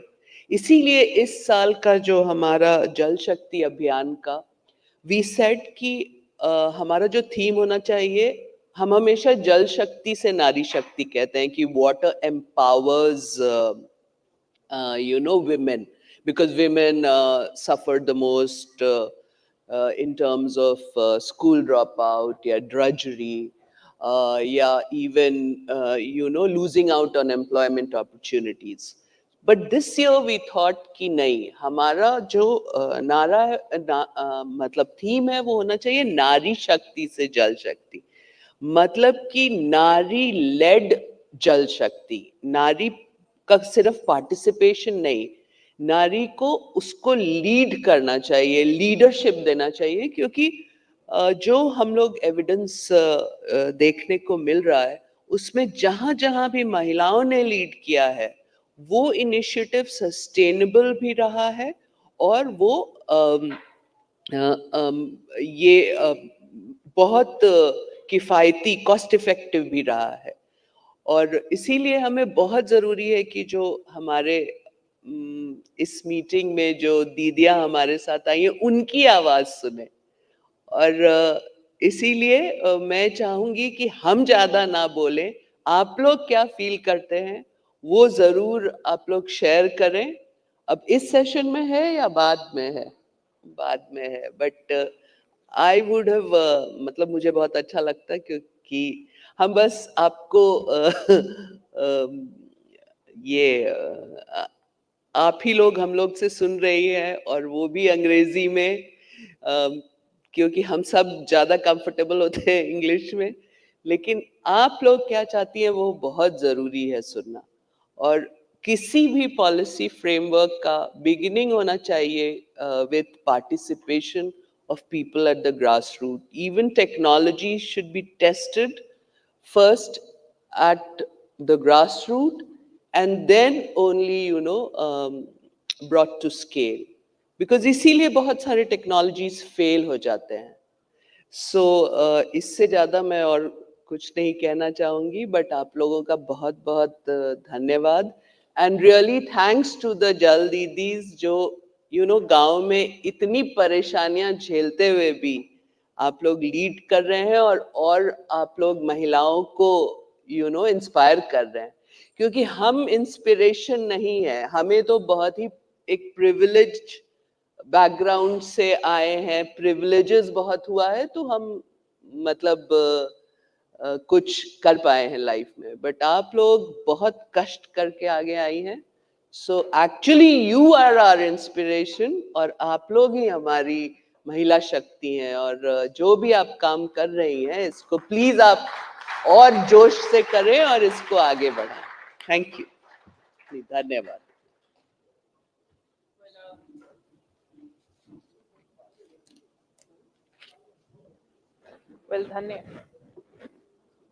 धन्यवाद मैम. बहुत ही खूबसूरत शब्दों के साथ आपने अपने फीलिंग्स को एक्सप्रेस किया. थोड़ी और तालियां मुझे एक्सपेक्टेड थी. Thank you. And before we proceed to the next one, let me tell you the closing remarks will be through live. As we know, this is technological updated world. So everybody, you have to welcome in the same way. आपको बिल्कुल similarly ही welcome करना है. देवाश्री मुखर्जी जी का IAS Secretary. Round of applause, everybody. Ministry of Water Resources, Government of India. She's, I think, joining us live. I'm very pleased that the 10th Annual Sustainable Water Management Conclave is honoring and recognizing women water warriors from different walks of life for their outstanding contribution to water conservation. I would have been very happy to be present physically with all of you today, but certain constraints prevent my being there. But I think it is critical that women's role in managing water, women's role in conserving water, women's role in augmenting the available supply of water that we have is recognized. Now, all of us know that the shortage of water affects us first. When there is water supply is limited in the household, women have to make do. Women have to manage the drinking water for the house. If there is poor health because of poor water supply, then women have to manage, largely have the role of caregivers to the people who fall ill in the household. Therefore, it is natural that women provide leadership to all our efforts to conserve water and recharge water. I understand that there are 6 women who have done extraordinary work at the grassroots level in the field of water conservation. I would like to mention Mrs. Meera Hirwar, who is a Jal Saheli from the Gram Panchayat of Gorga in Chhattarpur, Madhya Pradesh. Ms. Rita Chaudhary, who is the Pradhan of the Gram Panchayat of Tharoli, Saharanpur, Uttar Pradesh. Mrs. Seema, who is the Jal Saheli from the Gram Panchayat Sarkhadi from Uttar Pradesh. Also, we have Ms. Neeru Yadav, who's Sarpanch from Gram Panchayat Lambi Ahir, Jhunjhunu, Rajasthan. Mrs. Anu Devi, who's treasurer of the Anokha Jivika Swayam Sahayata Samuh, Gram Panchayat Shampur, Shiohar, Bihar. And Mrs. Mala Panda from Rajendra Prasad Swarojgar Dol, SHG, Gram Panchayat Rudranagar, Birbhum, West Bengal. My congratulations to all of you and my gratitude to all of you for the work that you are doing and will continue to do. Along with that, I would also like to recognize and thank all the unsung warriors and water heroes, the women who are leaders of our water conservation efforts and who are actually ensuring that the improvement in water supply in villages and towns across the country. Thank you. A round of applause. Thank you very much. So now, before we proceed towards the The next segment, may I request once again kindly be on stage. Our both chief guest here, help me to welcome once again Archana ma'am. Please do join us in order to felicitate our speakers, and Ashok sir, please do join us. And I also request Mohanty ma'am, please do join us on stage. Help us to felicitate. I request our distinguished personalities, please help us to felicitate Dr. Anita K. Sharma with token of gratitude. Ladies and gentlemen, Dr. Anita K. Sharma, Counselor, Royal Danish Embassy, New Delhi.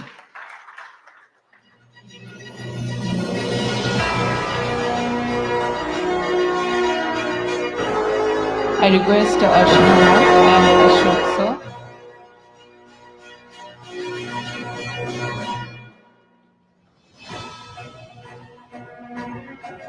Please felicitate Hadas Bakshi.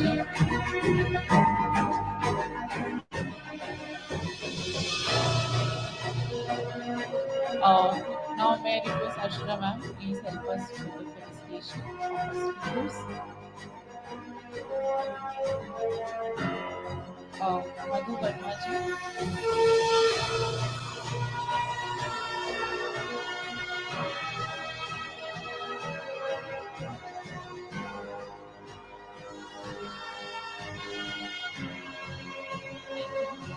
Ashok sir, you can join us. Please help me to felicitate Mr. Pavan Deshmukh.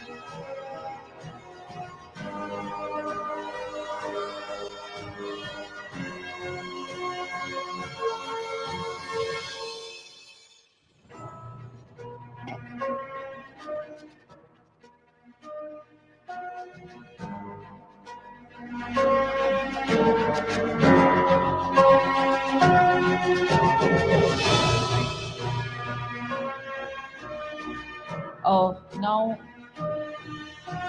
Nipur ma'am.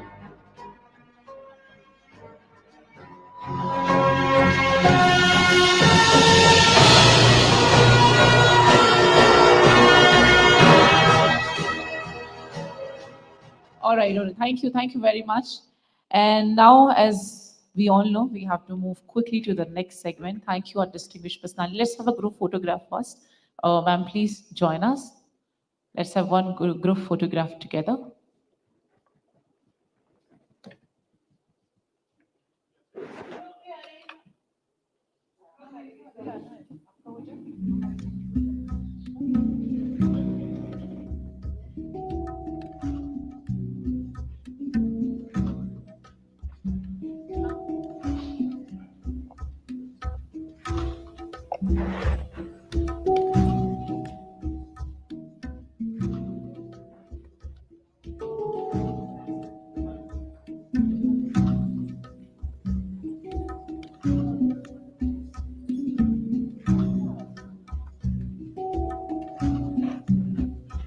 थोड़ी तालियां बनती है, हमारी जल दीदी आ गई हैं।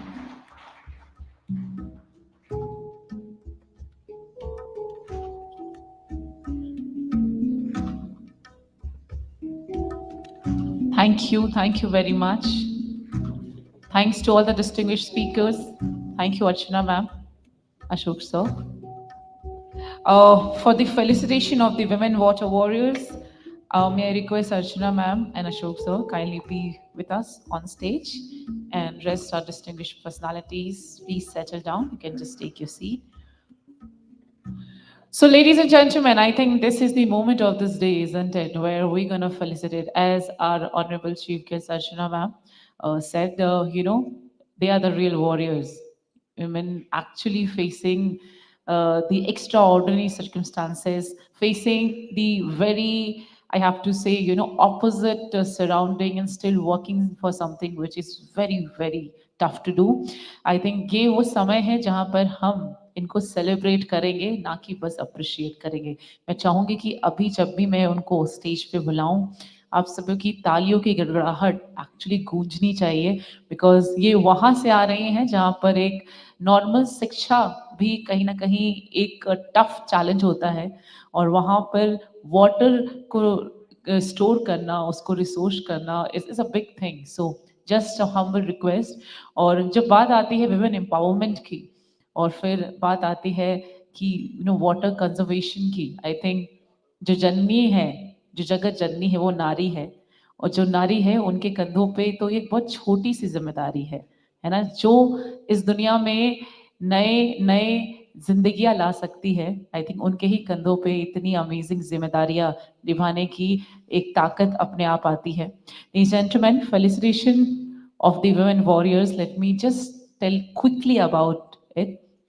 Celebrating Women in Water, a session dedicated to recognize and honoring the invaluable contributors of women in the field of water management, conservation, and sustainability, along with the idea of promoting technology in the water sector. They are the extraordinary women coming from very ordinary places. So, ladies and gentlemen, please open your heart and help me to welcome them one by one with some round of applauses. Are we ready for it, everyone? I'm so sorry. This is the major awaited segment of this day, and I really need more energy. Are we ready for this, everyone? Thank you very much. ये हमारी भारत की नारियां हैं जो हर परिस्थिति में भी अपने आप को साबित कर देती है कि चाहे कुछ भी हो जाए, हम सबसे अलग है और सबसे ताकतवर है, सबसे बहादुर है। आप सभी की तालियों के साथ प्लीज आप सभी मेरी मदद करेंगे to help Mrs Rita Chaudhary, ladies and gentleman. प्रधान है ये ग्राम पंचायत थरौली की। जोरदार तालियों के साथ डिस्ट्रिक्ट सहारनपुर, उत्तर प्रदेश। एक बार जोरदार तालियां हो जाए मिसेस रीता चौधरी जी के लिए, प्रधान ग्राम पंचायत हरौली। बहुत बहुत धन्यवाद आपका इतने खूबसूरत बहुत ही महत्वपूर्ण कार्य के लिए। मैं चाहूंगी आपकी जो तालियों की गड़गड़ाहट है वो रुकनी नहीं चाहिए, it should be unstoppable. And I request Mohanty ma'am, you also join us on stage.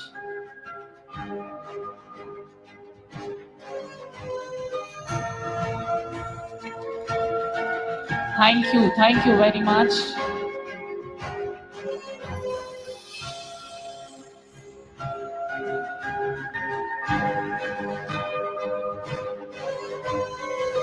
बहुत ही खूबसूरत दृश्य है ये। आइए अब एक बार फिर से स्वागत करते हैं तालियों की गड़गड़ाहट के साथ, प्यार के साथ और उम्मीद के साथ, ब्लेसिंग्स के साथ मिसेस सीमा जी का, Jal Saheli gram panchayat Sarkandi, district Lalitpur, state Uttar Pradesh. Building of 2 check dams started Pani Panchayat and also received sewage system in the areas. एक बार तालियों के साथ स्वागत करेंगे सीमा जी का।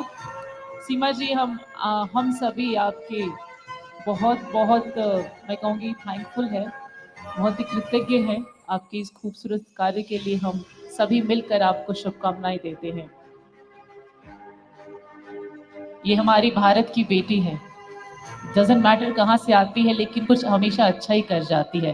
तालियां होनी चाहिए। Thank you very much.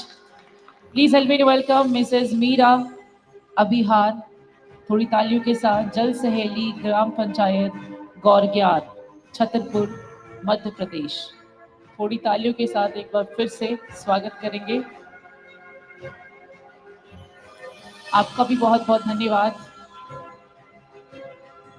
और सम्मान के साथ साथ ये एक मौका है आपको सेलिब्रेट करने का। बहुत बहुत धन्यवाद। Thank you. Now please help me to welcome Mrs Neeru Yadav. Neeru Yadav ji का स्वागत किया जाए। सरपंच है और साथ ही साथ पॉपुलरली इनको हॉकी वाली सरपंच भी कहा जाता है। क्या बात है, wow, this is so good. Gram panchayat Lambi Ahir, Rajasthan से आई हैं ये, और तालियों के साथ इनका स्वागत किया जाए। और बहुत ही मुझे अच्छा लगा ये जानकर कि गांव के लोग इनको हॉकी वाले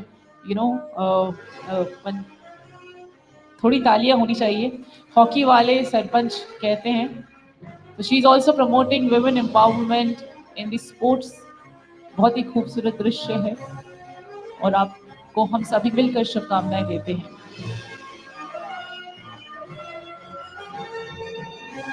अच्छा, ये कौन बनेगा करोड़पति में भी नीरू यादव जी आई थी, तो आप देख सकते हो कि कितनी मल्टी टैलेंटेड है और अपने गांव में भी अपनी इस प्रतिभा के लिए जानी जाती है। आइए अब स्वागत करते हैं मिसेस अनु देवी जी का। थोड़ी तालियों के साथ आप सभी मिलकर मेरी मदद करेंगे इनका स्वागत करने के लिए। ट्रेजरर है ऑफ दी अनोखा जीविका, थोड़ी तालियों के साथ। और ये आती है शिवहार बिहार से, ग्राम पंचायत श्यामपुर। आपके कार्य के लिए हम सभी आपको शुभकामनाएं देते हैं और आपको यही कहना चाहते हैं कि अपने इस महत्वपूर्ण कार्य को यूं ही आप जारी रखें।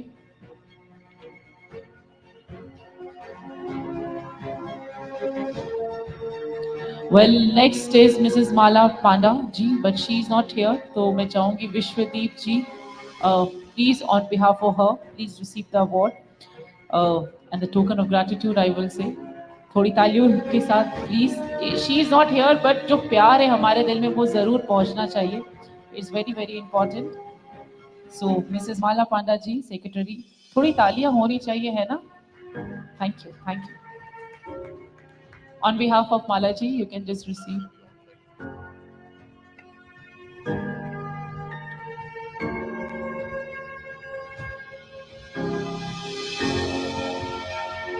আমার নাম মালা পণ্ডা, ওয়েস্ট বেঙ্গল সাউথ 24 পরগনা জেলার অন্তর্গত সাগর ব্লকের রুদ্রনগর গ্রাম পঞ্চায়েতের অধীন যে রাজেন্দ্র প্রসাদ সরোজগারী দল রয়েছে সেই দলের সম্পাদিকা। তো জল শক্তি সে নারী শক্তি অভিযানে যে আমাকে ইনভাইটেড করা হয়েছে তার জন্য আমি খুবই আনন্দিত এবং খুব গর্বিত। তাই সবাইকে যথাযোগ্য স্থানে সম্মান জানাই, ধন্যবাদ ও নমস্কার। আর ওয়াটার ফর পিপল অর্গানাইজেশন থেকে যে আমার নামটাকে যে সিলেক্ট করা হয়েছে উনাদেরও সবাইকে আমি ধন্যবাদ ও নমস্কার জানাই। আমি একজন এসএইচজি লিডার।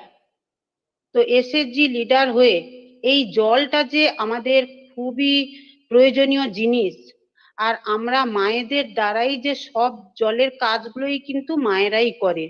তো এইটা আমার প্রথম থেকেই মাথায় এসছিল। তো যখন আমরা প্রথমত বিশুদ্ধ যে জলের যে ঘাটতি ঘটে সেই বিশুদ্ধ পানীয় জলটা ঘাটতি মেটানোর জন্য আমরা বিভিন্ন রকমের কাজগুলো করেছি। সেটা সংসদের মানে পঞ্চায়েত লেভেলে সংসদ সভায় উপস্থিত থেকে এই কাজগুলো সমাধান করেছি। বর্তমানে যে ভিডব্লিউএসসি কমিটি রয়েছে সেই কমিটির সাথে আমরা যুক্ত হয়ে এই বিশুদ্ধ পানীয় জলের যে উৎসগুলো রয়েছে সেই উৎসগুলোকে কিভাবে আমরা রক্ষণাবেক্ষণ করব, জল অপচয়টা কিভাবে আমরা রোধ করতে পারবো, সেই গ্রাউন্ড ওয়াটার কিভাবে রিচার্জ করতে পারবো, প্রকৃতির নিয়মে যে জলগুলো আসছে সেগুলোকে আমরা কিভাবে সংরক্ষণ করতে পারবো, এই সব বিষয় নিয়েই কিন্তু আমরা এখন কাজগুলো করছি। এটা আমাদের সাথে সহযোগিতা করছেন আমাদের পঞ্চায়েত এবং আমাদের সাথে যেটা রয়েছেন যারা রয়েছেন ওয়াটার ফর পিপল অর্গানাইজেশন, সাথে রয়েছেন আমাদের ভিডব্লিউএসসি কমিটির মেম্বাররা, আর আমরা এসএইচজি মায়েরা, আমরা সবার যৌথ উদ্যোগে এই কাজগুলো আমরা করছি। এখন বর্তমান মাটির নিচে যে জলের অবস্থা খুব সীমিত, বিশুদ্ধ পানীয় জলের অবস্থা কিন্তু খুব শোচনীয়। তাই আমরা সবাই মিলে এই উদ্যোগটা নেওয়ার সিদ্ধান্ত নিয়েছি এবং সবাইকে উদ্বুদ্ধ করিয়ে আমরা এই কাজগুলো করছি। নমস্কার। वाओ, डजंट मैटर उन्होंने किस लैंग्वेज का यहाँ पर उपयोग किया, but I think we all got what she was trying to say. That's called language of heart. So beautiful and congratulations. All right, now quickly we will proceed for the group photograph. मैं चाहूंगी हमारी जल्द दीदियां एक बार फिर से मंच पर आ जाएं और एक ग्रुप फोटोग्राफ के साथ हमारी जो ये खूबसूरत यहाँ पर जो यादें हैं, it should be in our hearts forever and ever. I request हमारी जल्द दीदियां कृपया करके मंच की ओर आ जाएं और साथ ही साथ मैं चाहूँगी मित्रा मैम भी हमें ज्वाइन कर लेंगी for the group photograph.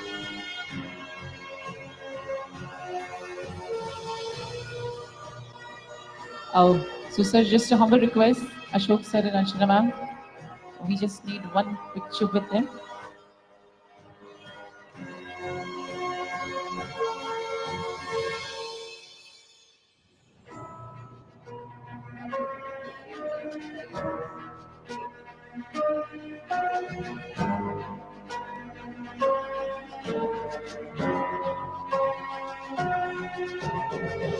Hello. Audible? Can we have Aman Mittal sir also for this photograph? Please, sir.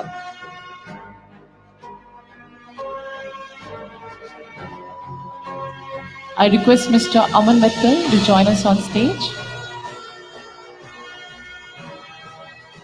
Mr. Aman Mittal, join us.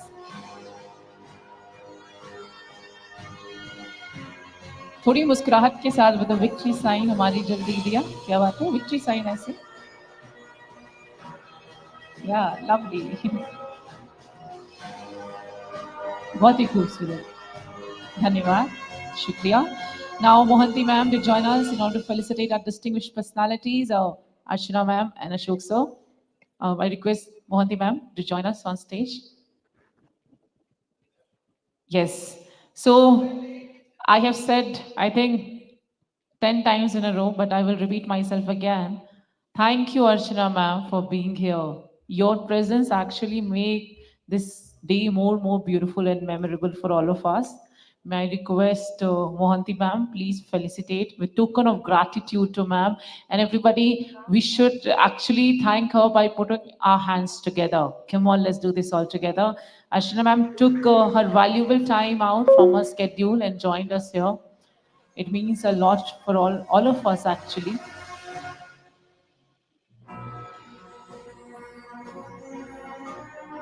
So हम सभी का प्यार और धन्यवाद अर्चना मैम को.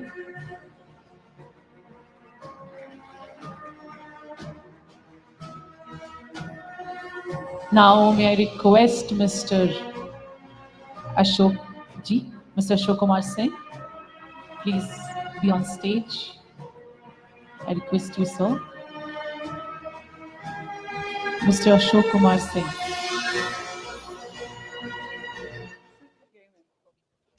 Thank you, everybody. So now we will proceed towards the presentations. Of course, we are all ready to learn, to actually explore the best possibilities in the industry and how to do, I will say not how to do a favor, but how to return the favor to the Mother Earth.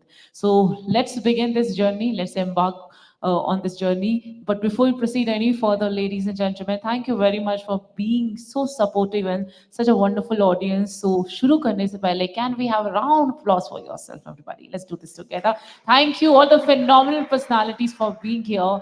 You actually making this day more memorable and more gracious for all of us. Now we will quickly proceed towards the technology presentation. Angelo George, CEO, Bisleri. He's here. Please help me to welcome Mr. George from Bisleri. Thank you, sir, for being here. It means again a lot for all of us. And Bisleri is one of our sponsors also. So it has to be a little grand. Please help me to welcome. Everybody, help me to welcome with some round of applause, Mr. Angelo George.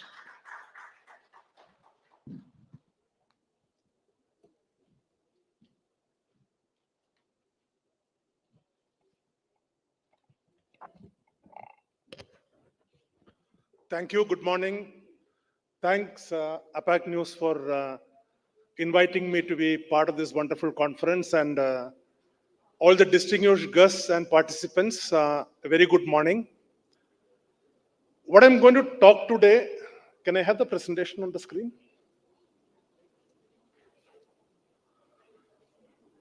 What I'm going to talk about today is a concept called water credits. I mean, this is what we heard in the morning, that we have about 18% of the world's population, but as far as fresh groundwater is concerned, we are seriously starved at just about 4%. And when you look at that map of India, you can really see that over 54% of the country is impacted in water shortage in some way or the other. And not just that, we have also been extracting groundwater at the fastest rate among all the countries in the world. Now, the CAG report indicates that if we continue at this level in a couple of decades, we're going to have serious trouble in this country. Now, just to put things in perspective, how is the groundwater extraction happening across different segments? Agriculture is bulk of it, and you have domestic and we have industry about 8%.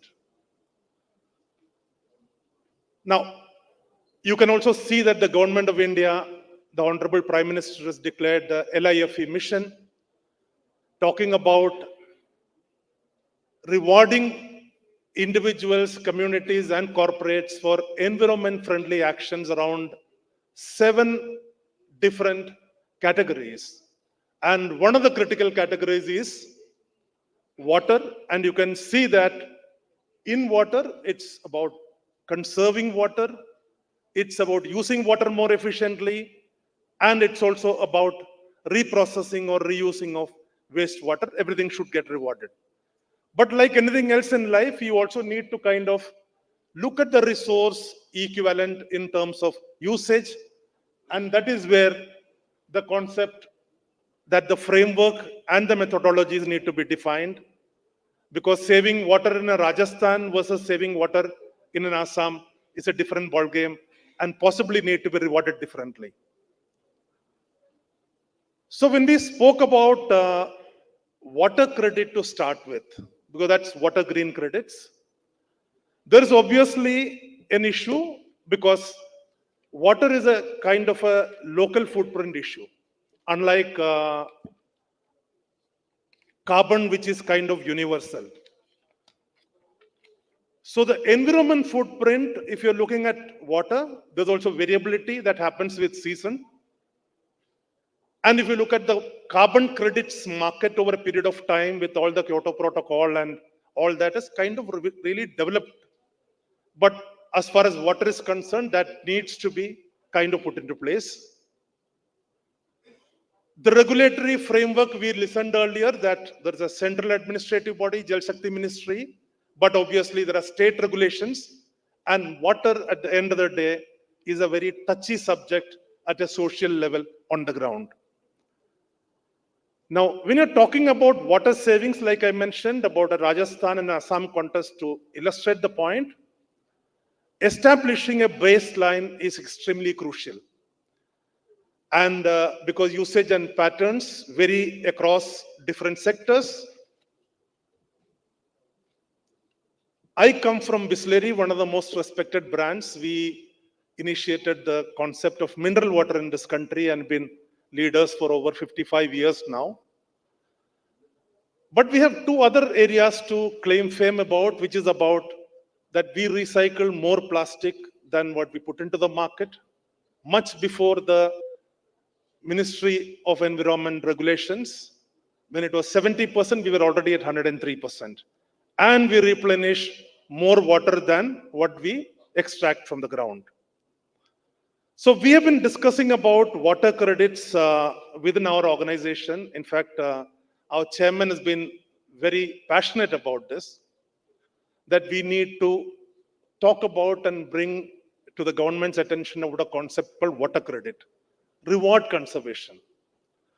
So we said, let us get somebody who can help us study this better and create a framework which can then be adopted by different industries. So we requested Terry Sass to be part of this, Dr. Arun Kansal and team. We kicked off this study in November 22 and concluded in October 23. Interestingly, if you look at the LIFE mission, that announcement happened in August 23. So much before that, we had started our study to be able to table some of the things. Now, what were we looking at?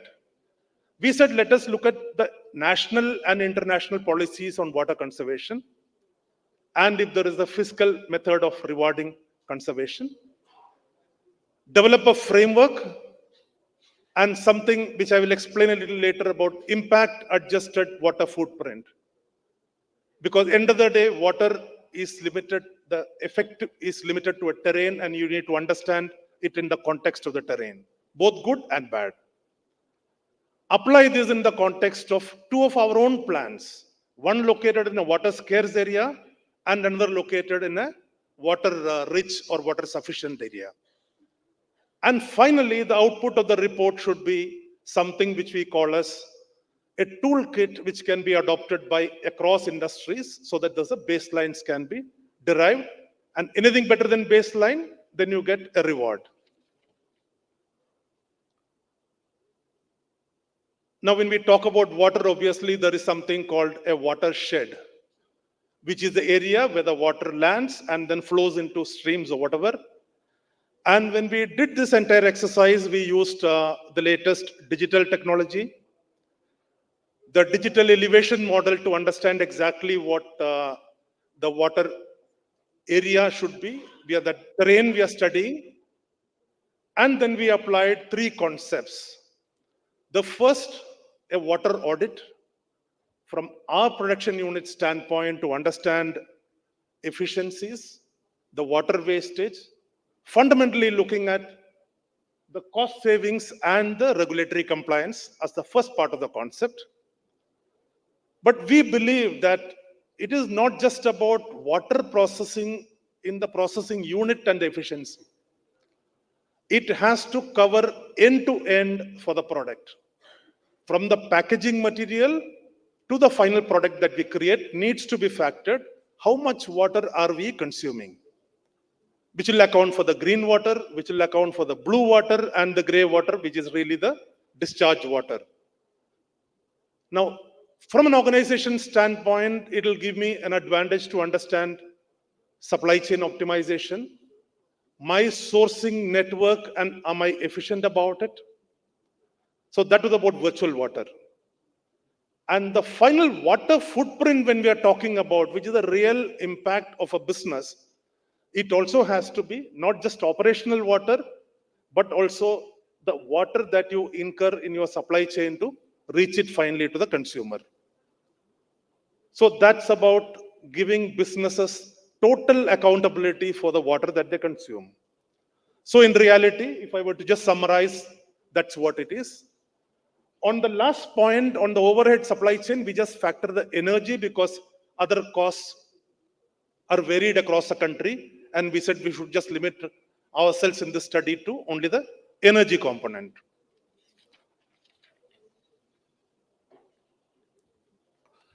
So these were the two units that we studied. Saibabad, which is a water scarce belt. The only water body around that is the Ghazipur drain, which is the wastewater from Delhi. And you have Kamshet, which is located near Lonavala, where there is a lot of water body, lakes and rivers. In fact, Indrayani River flows very close to our plant over there. This is the final result of the study. You can see that there is a 2.5% negative impact on account of the scarcity factor, which you can see that 43,000 over there. We have factored that. We have looked at the supply chain impact, which you can see a significant 1581, 671 over there. But there is a 6.2% positive impact that happens because of our water conservation efforts or rainwater harvesting that we do, which is almost 84% of the production consumption at this factory. So the real impact as far as a footprint is concerned is the last number which you find over there. Now, that's really the formula. There are two things which we have factored in this working, which is about a factor for a pollution deprivation potential and a scarcity deprivation potential for the negatives, and the conservation potential also is factored, that you are saving water. So in reality, you can see that normally to produce a liter of Bisleri, we would spend about 1.08 liters. That's how efficient our plants are. We convert almost 90% plus of the water that we process. But when you take everything into account, you can see that Sahibabad, it cost us, no, I will require 3 more minutes, about 15 liters of water to produce 1 liter. Partly because we also have a glass production over there, so glass production consumes more water to clean it. In Kamshet, it requires just about 10 liters of water. Now, how does it compare against other beverages?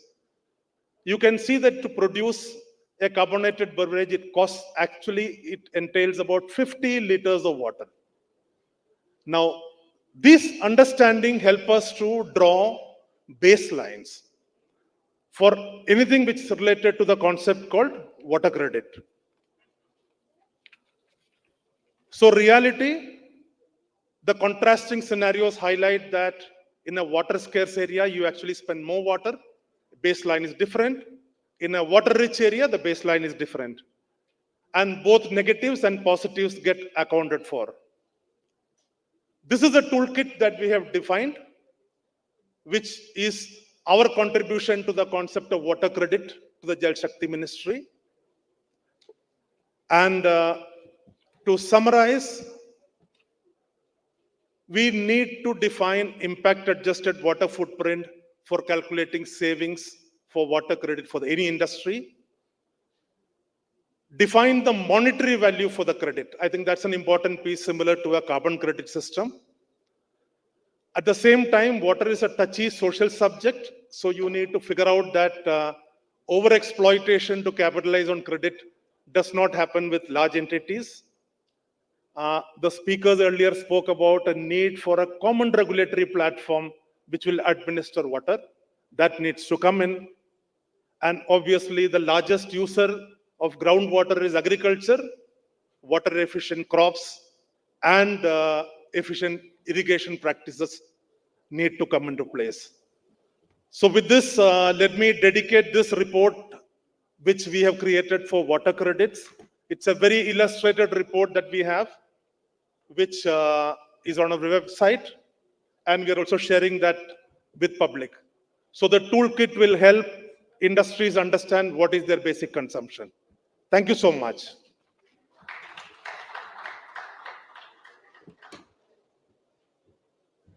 Well, thank you very much, sir, for the very wonderful information. Sir, just can we have you here on stage just for a minute, sir, please? And I request Mohanty ma'am to join us on stage in order to felicitate.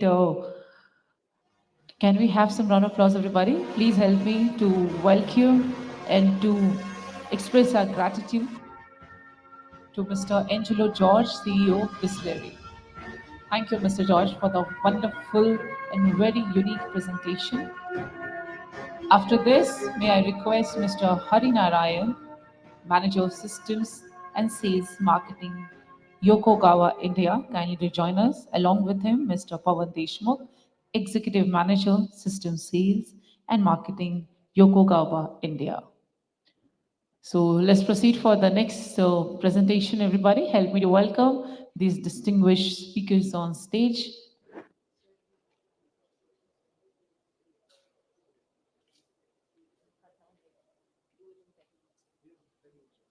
Help me to welcome everyone. Thank you. Good afternoon, all. Here I'm going to present the technologies for solutions what Yokogawa is offering for smart water management. Before that, this is the agenda. We will go through this. I just want to brief you about Yokogawa. Yokogawa is a Japanese organization which was founded in 1915, Yokogawa Electric Corporation in Japan. And we are expanded our global business network. We are working 10 offices in Japan and 104 offices outside Japan. So you can see our presence worldwide. So we have our regional and affiliate companies spread across the world. So this is overview. We have started Yokogawa business in India in 1987. So till we completed 37 years. And since we incorporation from 1987, our major stake into the oil and gas sector and of late we started in the water. As you see, we had supplied 2,000 plus automation and safety systems, 5 lakh plus measuring instruments, and 8,000 plus analytical instruments. This is our journey. We started in 1987 with a joint venture with the state government of Karnataka. Kionix was the company, and with them we started. And later, in 1992, we become a Yokogawa Blue Star company. And in 2004, we are 100% subsidized company, independent company, Yokogawa India Limited, and Yokogawa Electric Corporation is holding the company.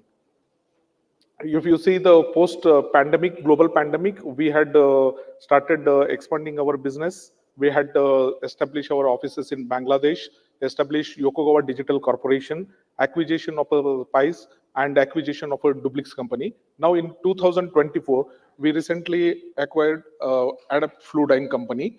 This is under, again, Make in India concept. We are bringing a flow meter manufacturing in India.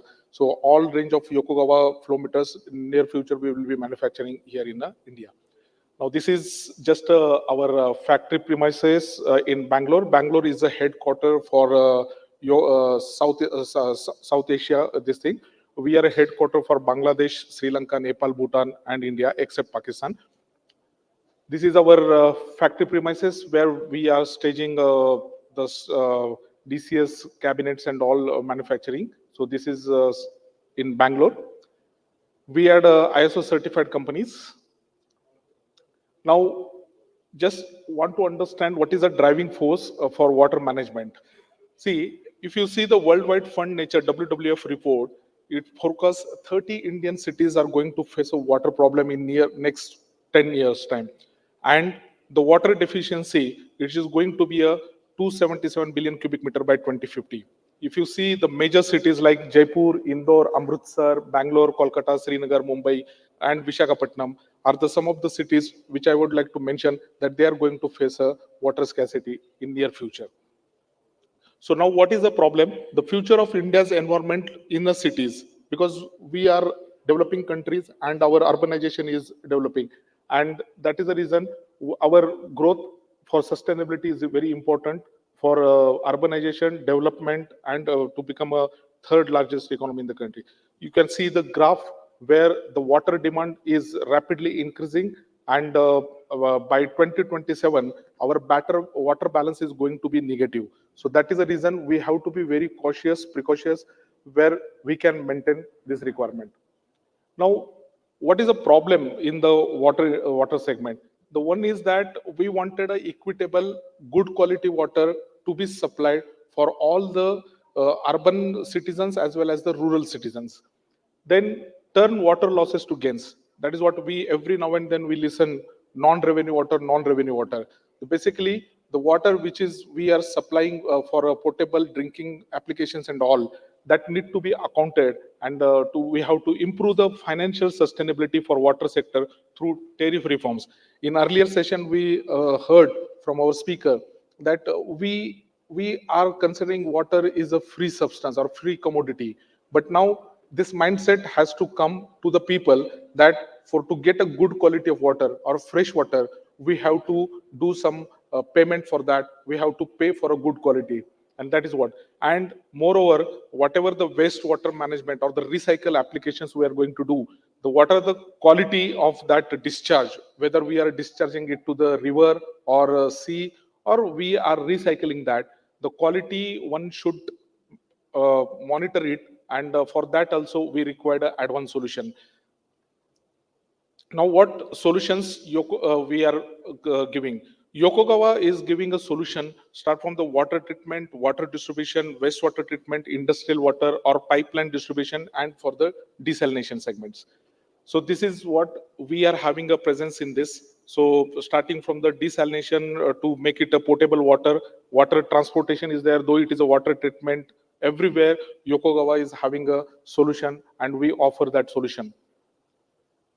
And on top of that, there are some advanced solutions like asset management, plant security management, water loss management, operator training, water security, water demand forecast, water quality management, and energy management.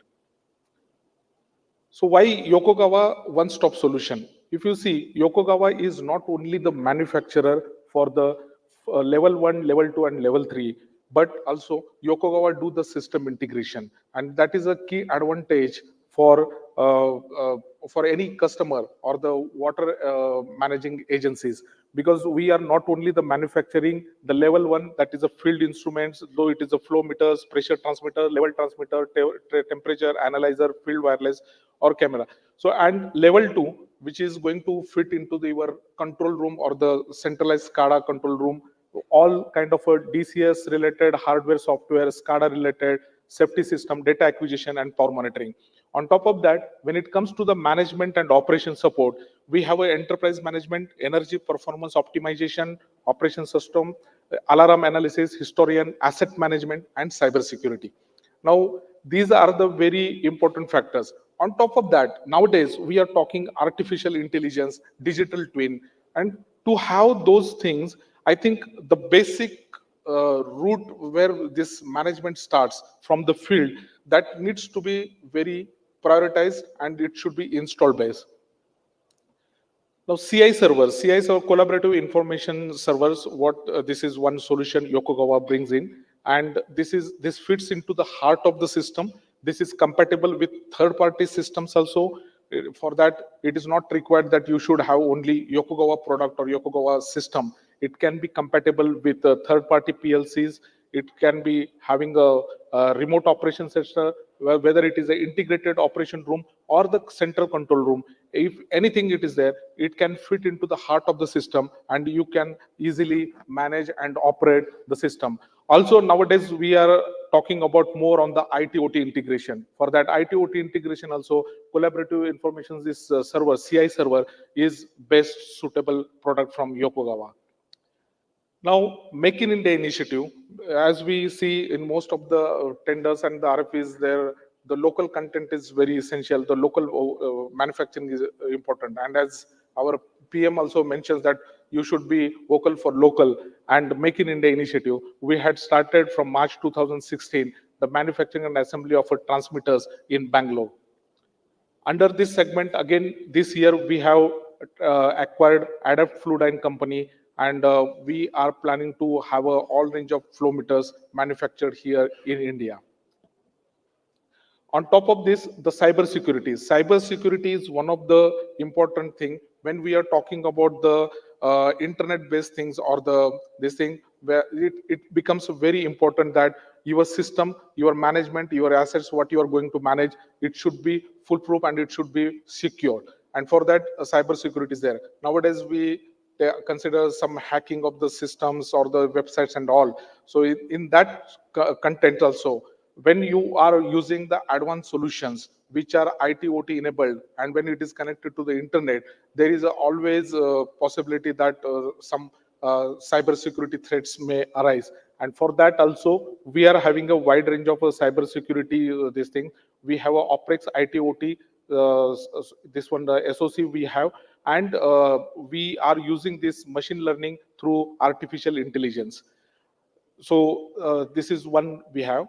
Again, Yokogawa, just want to brief about the success stories. If you see the major water projects which are execution and under execution and completed, we are managing now Kanpur Smart City, Tumkuru 24/7 in Karnataka, Satna Smart City, Prayagraj Smart City in Uttar Pradesh, and Karnal Integrated Water Utility Management System, and SCADA for various WTP in Srinagar, Jammu Kashmir. If you see everywhere, the management of the WTP plant and distribution network, bulk distribution, which is the key concern, and we are managing under this smart city missions. On top of that, under this national hydrology projects, where dam automation and canal automation. Okay, nowadays we are just talking about the distribution network of the water, but we are not talking about the source management.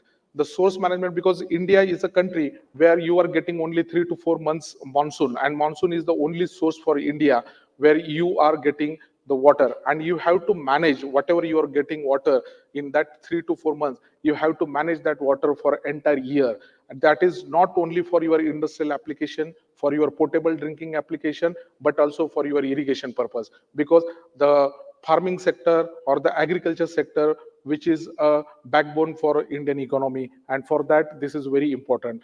Now here we are managing some of the dam automation, canal automations under this national hydrology projects. So we are managing almost 12 to 13 dam and canal automations under this national hydrology project. These are some of the global desalination project reference map.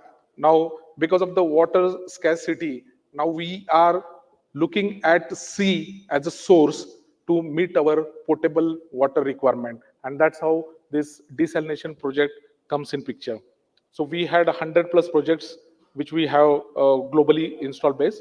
These are some of the pictures of these seawater desalination. Now, this is a success story of Japan. In earlier segment, one of our speaker told that Japan is having only 2% NRW. Now you can see these Japan is managing almost. Yokogawa had done 380 plus DCS projects in Japan itself for water supply. So they are using this advanced technology for managing the water distribution and water management. Now, I just want to take you the typical case study what Yokogawa done in India. The Prayagraj Smart City Integrated Water Distribution Management System. This is what we started doing this project.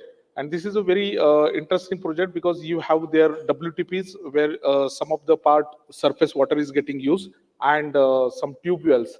Tube well automation is also part of that. So here SCADA system, RTO and CI server is there, HMI, RT hardware, flow meters, pressure transmitters, all other field instruments which are in our portfolio.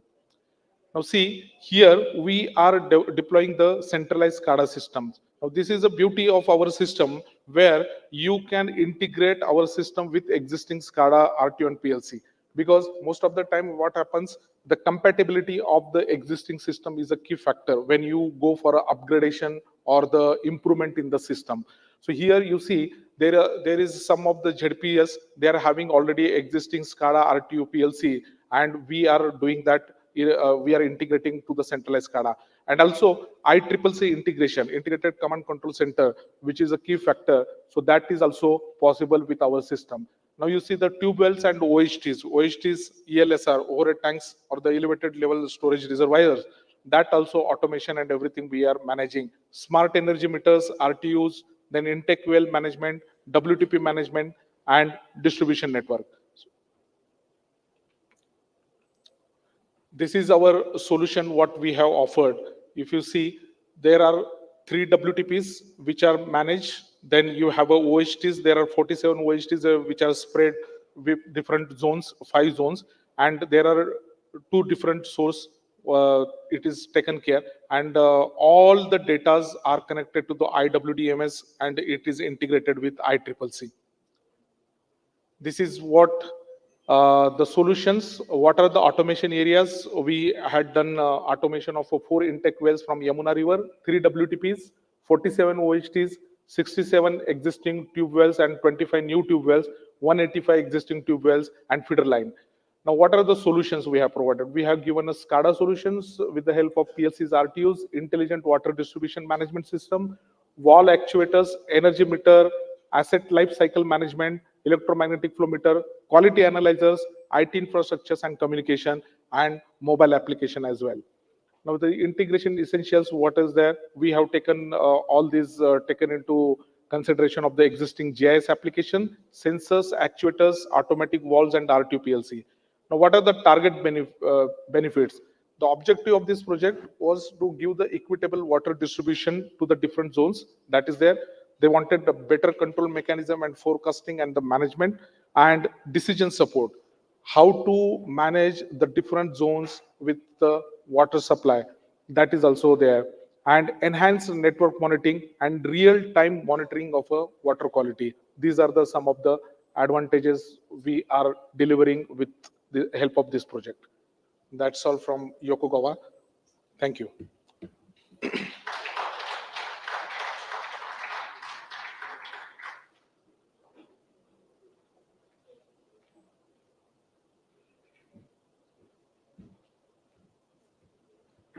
May I, sir, kindly be on stage once again. I request Mr. Amit Mittalji. Please come on stage and felicitate, sir. Thank you very much for the wonderful presentation. And after him, ladies and gentlemen, please do join me to welcome on stage Mr. Vidit Deshmukh, Product Sales Specialist, Autodesk, and Mr. Prabhu, Solution Specialist, Autodesk.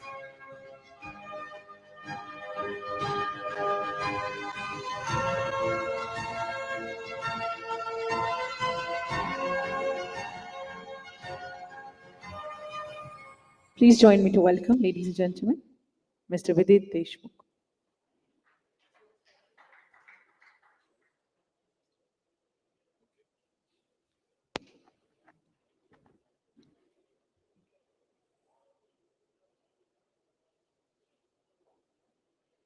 So, good afternoon to everyone, and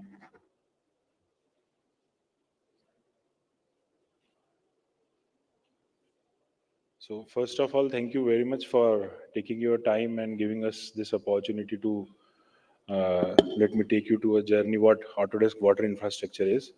And special thanks and special welcome to the Jal Sahelis, because being a water engineer, I understand the efforts being done by them and the efforts being put by them at a local level, which is very difficult for any of the stakeholder, and they are being taking this responsibility and doing it for us. It's very appreciable, and thank you so much for the same. So I represent Autodesk.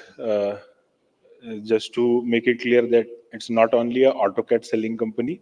We are the global leaders in infrastructure software provider, and I belong to the Autodesk water infrastructure team. You can see our verticals. We have architecture, engineering, constructions, where you can design, model, and collaborate entire project related to infra, civil, water, and all the kinds of heavy infra projects. Then we have manufacturing unit, which deals with design and manufacturing. And lastly, we have media and entertainment, which are made for movie making, games, and uh, media entertainment. So what we have is majorly the industry where we stands is the first one is building, the second one is transport, and third one is water. So the discussion and topic of today is water. So let me just take you inside that. We provide complete full water life cycle management. And when I say full water life cycle management, we are available with our technology at the planning stage, design stage, build, which is known as execution stage, operation, maintenance, and monitoring. So Autodesk has a complete portfolio available for the complete project life cycle. And right from cloud to sea, as soon as the water falls from the cloud till its complete journey to the discharge to the natural bodies and lakes, we have solutions available. You can see, you can design a water structure with Autodesk. You can model and design stormwater and flood networks. You can design sustainable urban infrastructure, drainage infrastructures. You can model and design water distribution networks. You can do water quality modeling when it comes to complex sewer and sanitary sewers. And lastly, we have operation and maintenance, which deals with asset management and operation analytics of water treatment plants and sewerage treatment plants. So the reason being complete water life cycle management from cloud to sea.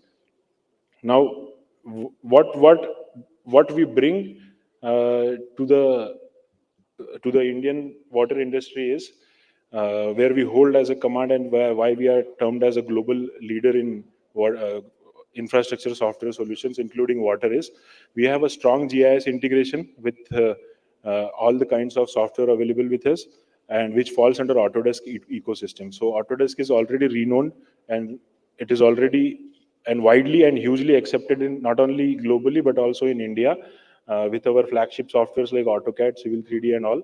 So it falls under Autodesk ecosystems, which gives the users a seamless experience through the entire project phase. Then we have advanced AI and machine learning tools, automation scripts, which you can do. We are the only one globally available who have this amount of capability.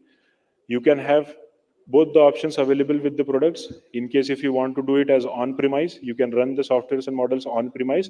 And in case if you want to take it in the cloud, because just imagine if you are modeling a flood scenario for a city like Chennai or a city like Gurgaon, where the network and the area would be so large that simulation time would be so much that it might runs into days, 3 days, 4 days, or 5 days. So cloud capabilities is something which will reduce your time to almost 50% with Autodesk Water Infrastructure softwares. The next one is build a digital twin. Now, building a digital twin is it's very simple. In a very simple language, the physical model can be run, operated, and monitored through a digitally driven platform, which will sit in a control station, and the exact replica of your network will be created. It will give you seamless experience to monitor, operate, and run the entire project. The next one is project approval and collaborative efficiency.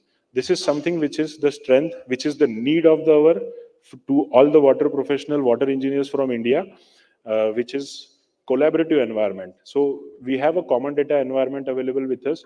So two persons sitting at two different locations can work on the same project without hampering each other's data.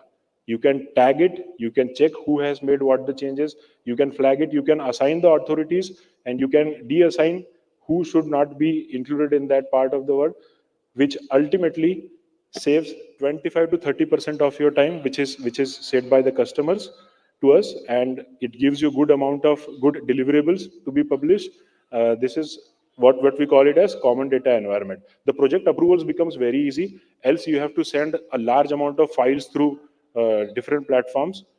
The last one is model multiple scenarios. You can do all the kinds of what if conditions available in your project. What if the tank height is this? What if the outlet of the sewage treatment plant is this?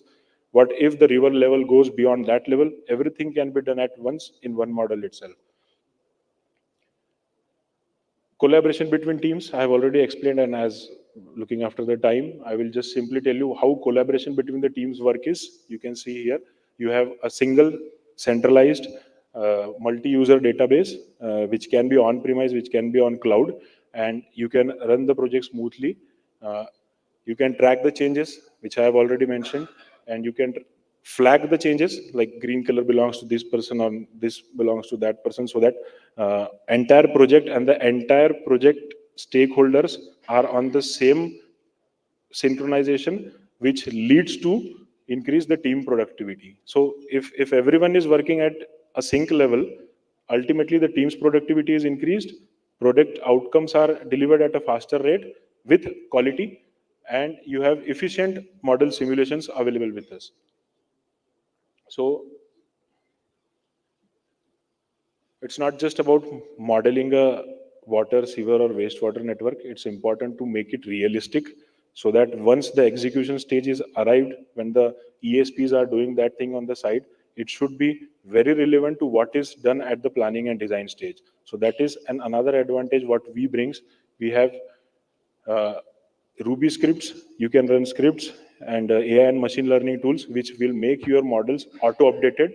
Not every time you have to take the data from the site and the person will come and sit and do all those things.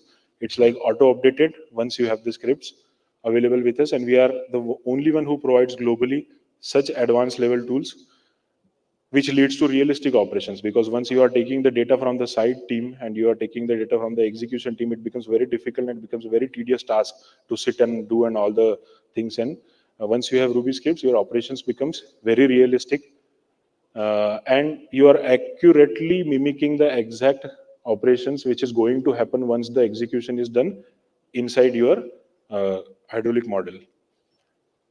Again, the solutions we cover is drainage, sustainable drainage, storm sewer flood modeling, water distribution, and asset management and operational analytics. So this is our key portfolio from industries. This is where we stand. It's a legacy of 35 plus years, being new to India, but still it's a legacy of 35 years. 60 plus countries have accepted these solutions, making our client base as 6,500 plus, whereas regions like United Kingdom are completely on Autodesk water infrastructures. The important thing about this is not about telling what the products are or what the things are.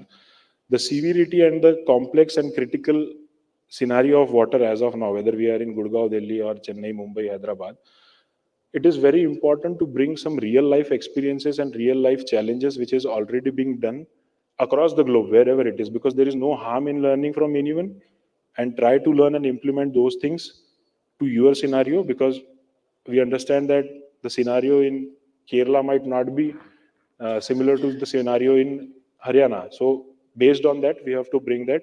Here are some of the case studies. This is one of the best case studies we have, where Autodesk BIM solutions, building information modeling, combining with Autodesk water infrastructure, has provided a dam, has considered a small town of Brazil, where big dam was modeled, where dam overtopping was taking place, dam break analysis was done, and millions of US dollars in infrastructures and the priceless lives were saved once this model was done, and a precautionary proactive flood mitigation plan was prepared. Then the case studies runs along. We deal with weather events, the flash floodings and unforeseen weather events, where we have the solutions and case studies available for that.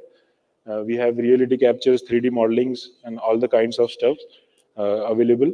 So case studies is, it will go running and running, and major thing is to make an impact in the industry, making an impact, whether it is waterborne illness, whether it is damage to the infrastructure and lives due to floodings or any catastrophe, providing a sustainable urban drainage infrastructure so that our streets are clean for driving, walking, cycling, and what are the purposes they are made of. And we are here to help you, and we are here to get connected with all the authorities and decision makers to make this world a better place to live, because that is what Autodesk believes in. Autodesk believes in making things realistic. Autodesk believes in making world a better place to live, and water being a very critical and sensitive discussion. It's very important. You can see we have already saved millions of lives due to waterborne illness, which was happening across the globe, and we are replacing 100-year-old sewerage network, because I believe at some places in India it's more than 100 years. It is still in running condition, but it is not in a responsive condition. So it's a difference between running condition and responsive conditions. So that is what the crux of the need of the hour and the crux of the industry today is, as far as India and its conditions are considered. Of course, there is a lot being talked about cloud technology, so I will not go much into that deeper. But yes, cloud solutions are available. Pump, okay. Energy cost, which is actually a headache for the decision makers and the authorities, that how to reduce an energy cost. So realistic modeling, mimicking the exact operations of the systems, considering what is being required to the end user, which is all of us. Somewhere we are stakeholders, and some at the after office hours we are the users also for the same water and drainage systems. So how to reduce that energy cost is something which is again challenging. So we have that excellent case studies, and of course we have a booth here. Just as soon as you go out, we are happy to connect with you all and discuss this in detail. And just revising at the end, what we have seen, like construct water structures, do modeling, designing, sustainability, operations seamlessly on a already accepted ecosystem, that is Autodesk ecosystem, which is globally and nationally accepted. And thank you so much. I hope I have been in time, and I'm extremely sorry for being so fast, but we are here. I would be happy to serve and would be happy to connect with you. Thank you so much. Thank you very much, sir, for two reasons. First of all, the phenomenal presentation, and secondly, for completing it on time. May I request Mr. Ashok, sir, a distinguished personality here. So can you just come on stage and felicitate him? A round of applause, everybody. Please help me to welcome Mr. Vidit Deshmukh. Thank you very much. Well, after him, ladies and gentlemen, we will proceed towards the next one from Schneider Electric.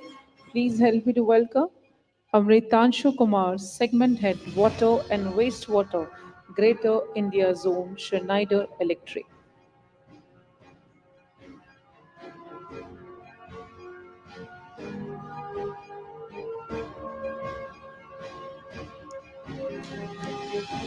Thank you once again.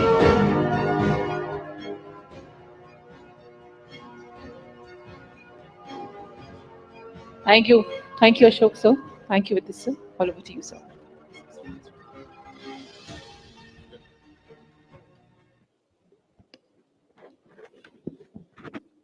Hello.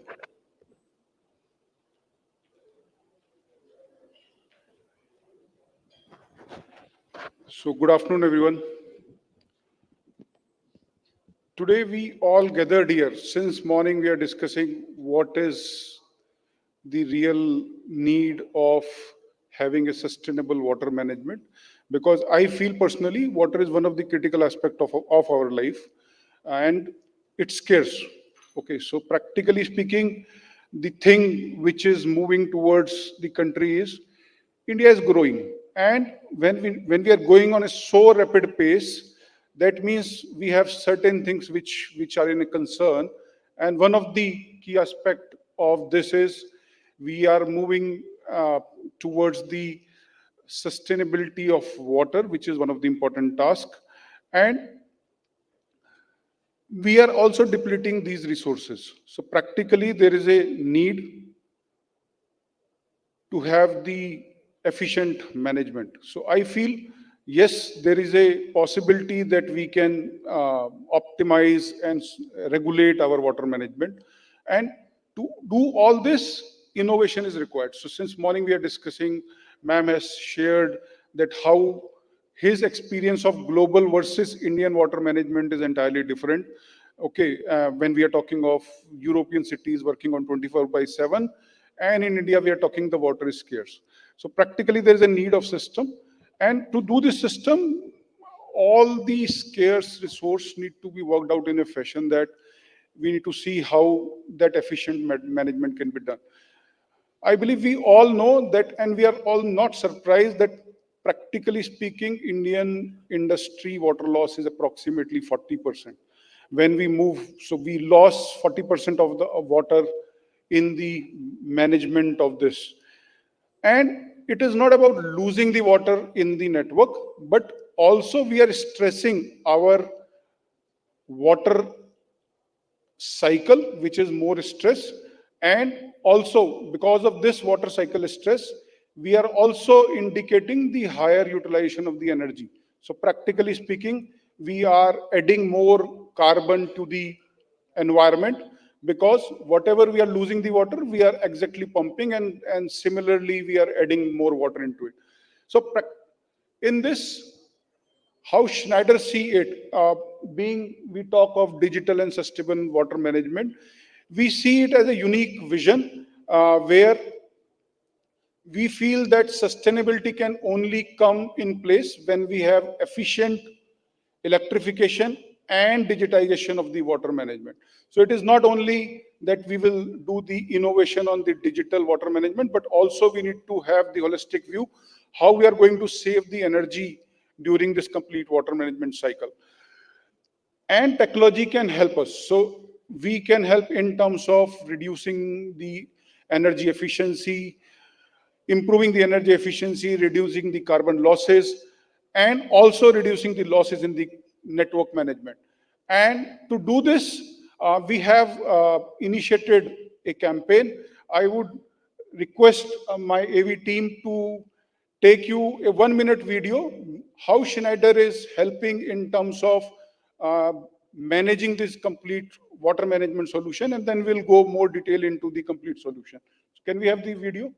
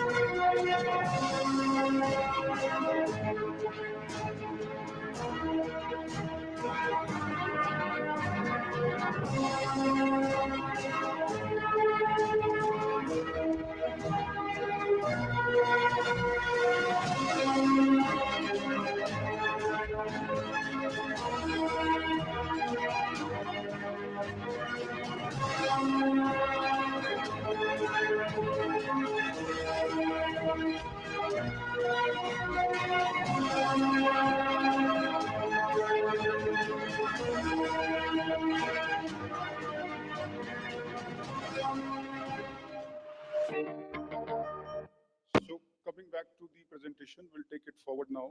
So if you, as you're seeing in the video that we talk, that any MLD of water which we are losing inside the network management, we are also losing some kilowatt of the energy, and we are pumping more carbon into the system.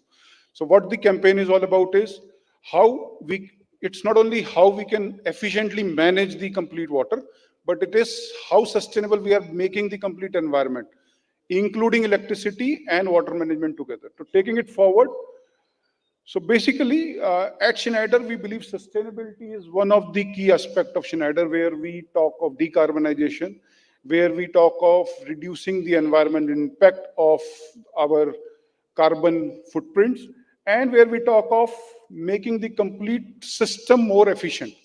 So this is in line with the thought process of our corporate strategy. And I believe practically across the board, we are talking of sustainability as the key goal, making the carbon neutrality. Our Honorable Prime Minister also said that we wanted to go energy free in terms of the carbon neutrality with certain years of the goal. We in Schneider also have certain goals, and we are working in direction to that. But how we are helping our end users is something which is more important. So practically, the technology, what we bring on the table, along with the ecosystem of our partners, along with the consumers and the end users, we work in that direction.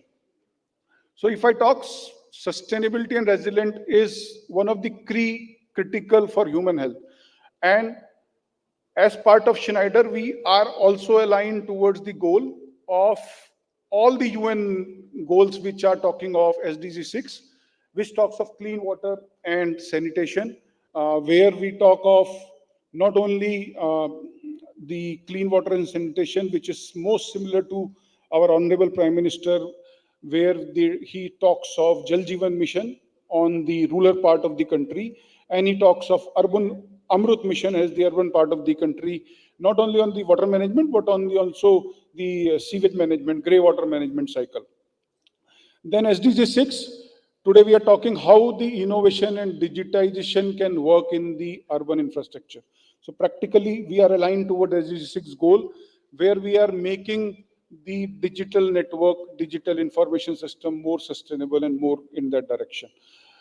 Then SDG 9, which talks of human settlement and the infrastructure goals. So all these SDG goals, we are also aligned in terms of our initiatives. And the complete circularity, if you see, so we are not only in terms of the water management and the sewage management, but we talk on the complete circularity, which is tightly integrated with our solution.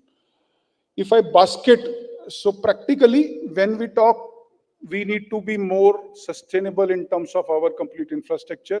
We need to be more resilient in terms of our complete infrastructure. But at the same time, there are certain industry challenges. And we all need to acknowledge that these are the industry challenges which all the end users and all the departments are facing in, day out. So what we did, we basket these number of challenges into 5 big baskets, where we talk of access to safe and adequate drinking water. This is one of the main challenges of all our departments in the country. Then we talk of capex. Capex is again, because everything costs. So it is not we are going to spend millions of dollars. It is how we are going to spend and what is the ROI which is coming in. So capex and revenue is more or less linked together. Then it is the workforce. The workforce is aging. As we grow older, practically the new people are coming, the older generation is moving out. So that is also one of the key challenge.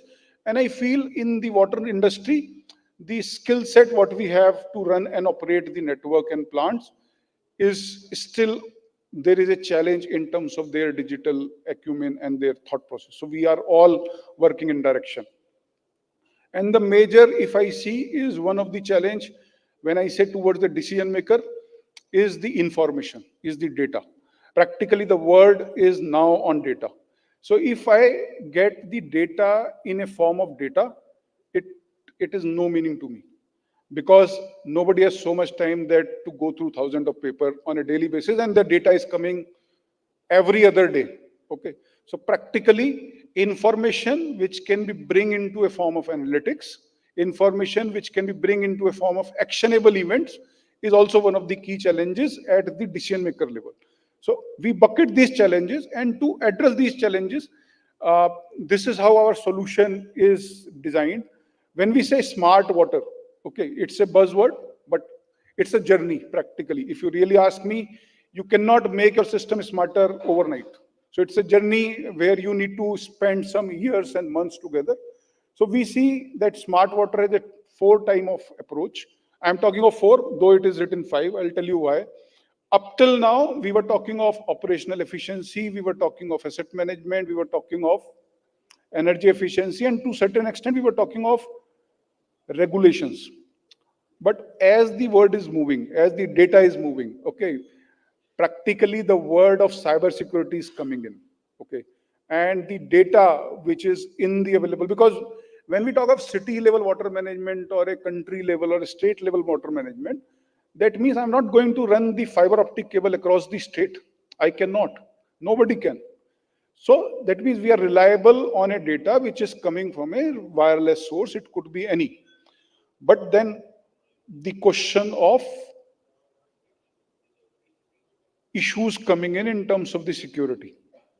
Okay, we have cyber attacks. People say the next cyber attack is on the water, and we all have seen couple of movies, Bollywood movies, where we see that how the water contamination can affect the complete city in few hours. So practically, cybersecurity is one of them. And to get everything together is one of the key things where we work in terms of the different aspects. So practically, if we say plant, we talk of energy efficiency and operational efficiency. Asset management, we talk of complete network. Regulations is the government, where we talk of contamination of the water, discharge of the water regulations, what is the BOD and COD of the treatment plant, what is the value of the pH we are in terms of the drinking. And then cybersecurity is talking in terms of ringing out everything together. So that is what is the higher level approach what we bring in. And when I say it's a journey, so practically we, as of now in the country, we are at a silo stage level, where one of my plant is not talking to another of my plant, where my pumping station is not talking to my OHTs or ESRs. Even if we say we have a command center in the city, but that command center is only bringing the real data. It is not bringing a context. So that is something we wanted to change and we wanted to address that. And we also understand in the same lines that this is a journey. It cannot be done. I cannot move from silo to enterprise level overnight. It's an investment, it's infrastructure change, everything. So why not to go slow and slow? So practically in India, a couple of municipals are on the advanced stage, yet to reach on an enterprise level. So they have the capability, they are thinking in that direction. So we work in that thought process, how I can integrate my complete infrastructure from raw water till the reusable water. So that is what is the overall circularity of the water talks about. And also this will help to improve your NRW, this will help to improve your energy optimization, this will help to improve your availability of the water to the consumer. So practically this is what we are talking. How it can be done? It can be done in a holistic view environment where we can, so if I see a command center looks like, the command center is just not giving you the data. Data is something which can be flown from people, from books and shown into the Excels. But how this data is more actionable?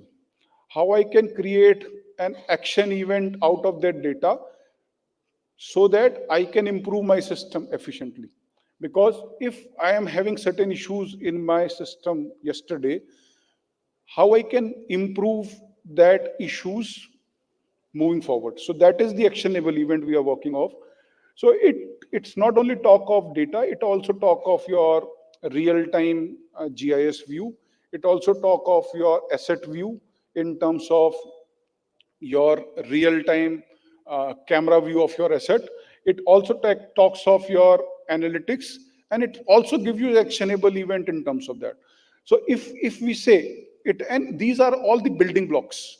So if I need to improve my infrastructure of the city, we should have the vision of building the infrastructure which is more sustainable. So I'm not saying that we need to do everything in one go. You can have a right building block at the right time, but the base should be. So practically speaking, if I spending some 1,000 crore today, how that 1,000 crore can be convertible into few hundred crore adding the same infrastructure. So that is the more efficient. And we say, if we do it efficiently and operationally well, we will help you to save your energy, we will help you to optimize your efficiency and improve your efficiency by certain percentages, though we claim certain percentages, but it is more towards the, and I can give you a live example. We were working with one of the Indian municipal organization for a sewage treatment pumping station. So there are two pumping stations of the same capacity. When we say to customer that we help you to optimize your energy on the sewage, they said it's not possible. We have said, give us a pilot. So with the same set of pumping station, customer themselves, they say 40% of the energy. We don't claim, even if my slides say we are talking of 15 to 20% on a practical. So this is where we say that if we do it in a proper step-by-step manner, will help our customers to save energy. And how we will do it?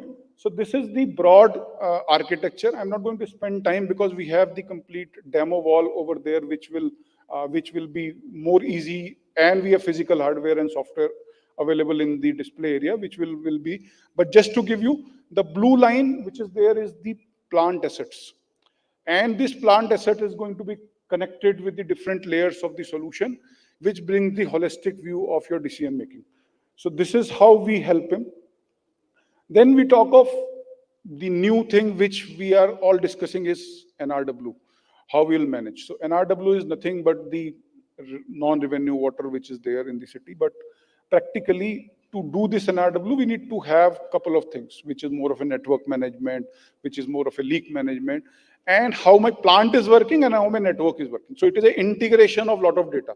So we call it as a digital twin for water, where you have the plant data, where you have the plant performance, where you have the network demand and network data together coming in, and it will give you a real-time scenario of your complete city. So this is something which we are working on and also implementing in a couple of cities in the country. Globally, we have done a lot of projects on that, but India is gaining in that perspective of 24/7 pressurized water management. So we are working in that direction. In terms of our presence in India, I am proud to say that we are present in all the major municipal organizations in the country. We have almost 10 plus city water management projects running in the country.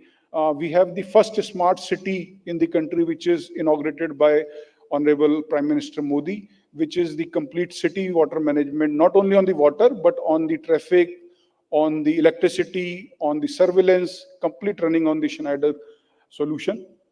And then we are working with all the end users in the country. In terms of our footprints globally, we are a French company. We are around 36 billion euros kind of a company in the globe. We have two major product going into the market. One is the automation, which we are talking, and one is the energy, which we are talking on the digital front. And if you see the important point, we invest 5% of our revenue in the R&D. And I'm proud to say that India is one of the global R&D center for the country. We are 35,000 employees in the country, having 30 factories inside the country, supporting Make in India initiative of our government. And then we have out approximately 4,000 R&D staff sitting in the different part of the country to do the R&D, and not only on the product, but on the also solutions. So whatever solutions we bring on the market, is it all tested, validated.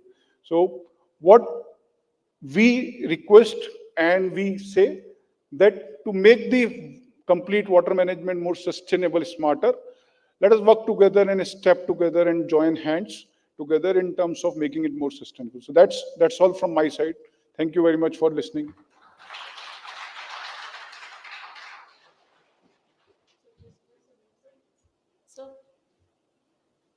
Thank you very much, sir. Can you just be on stage just for a minute? And may I request Mr. A round of applause for sir, first of all, everybody. And can I request Mr. Aman Mittal, IAS Joint CEO, Maharashtra Institution for Transformation, Mitra. Kindly be on stage and felicitate, sir. And after him, ladies and gentlemen, we gonna welcome here on stage by Scott Byfield, Business Development Team, US, Grunfors. Is he here? Mr. Scott Byfield. Yes, sir.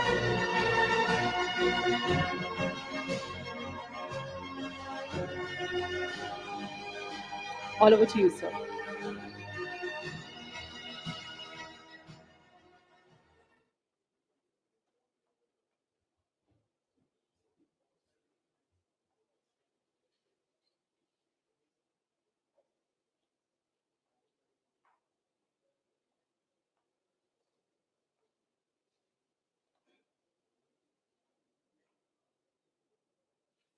Hello, everyone.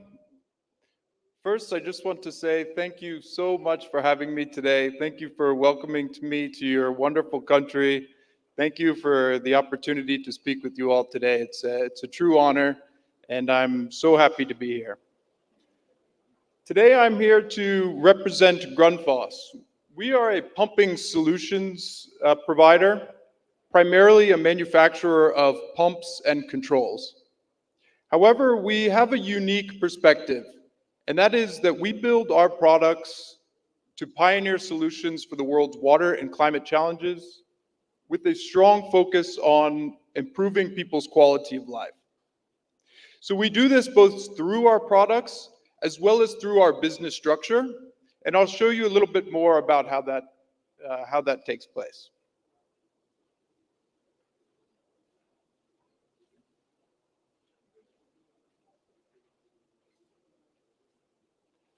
So Grundfos started back in 1945 in a Danish gentleman's basement where he built an irrigation pump that solved the water needs of his community.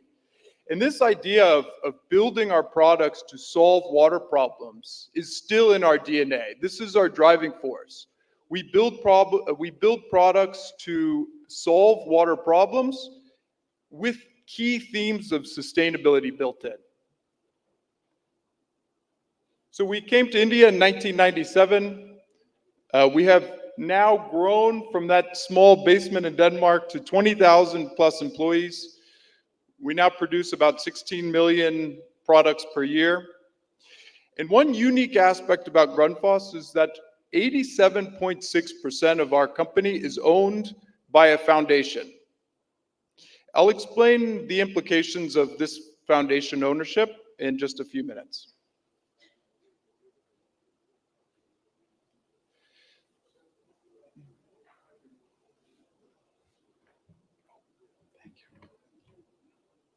So sustainability is truly at the heart of everything that we do.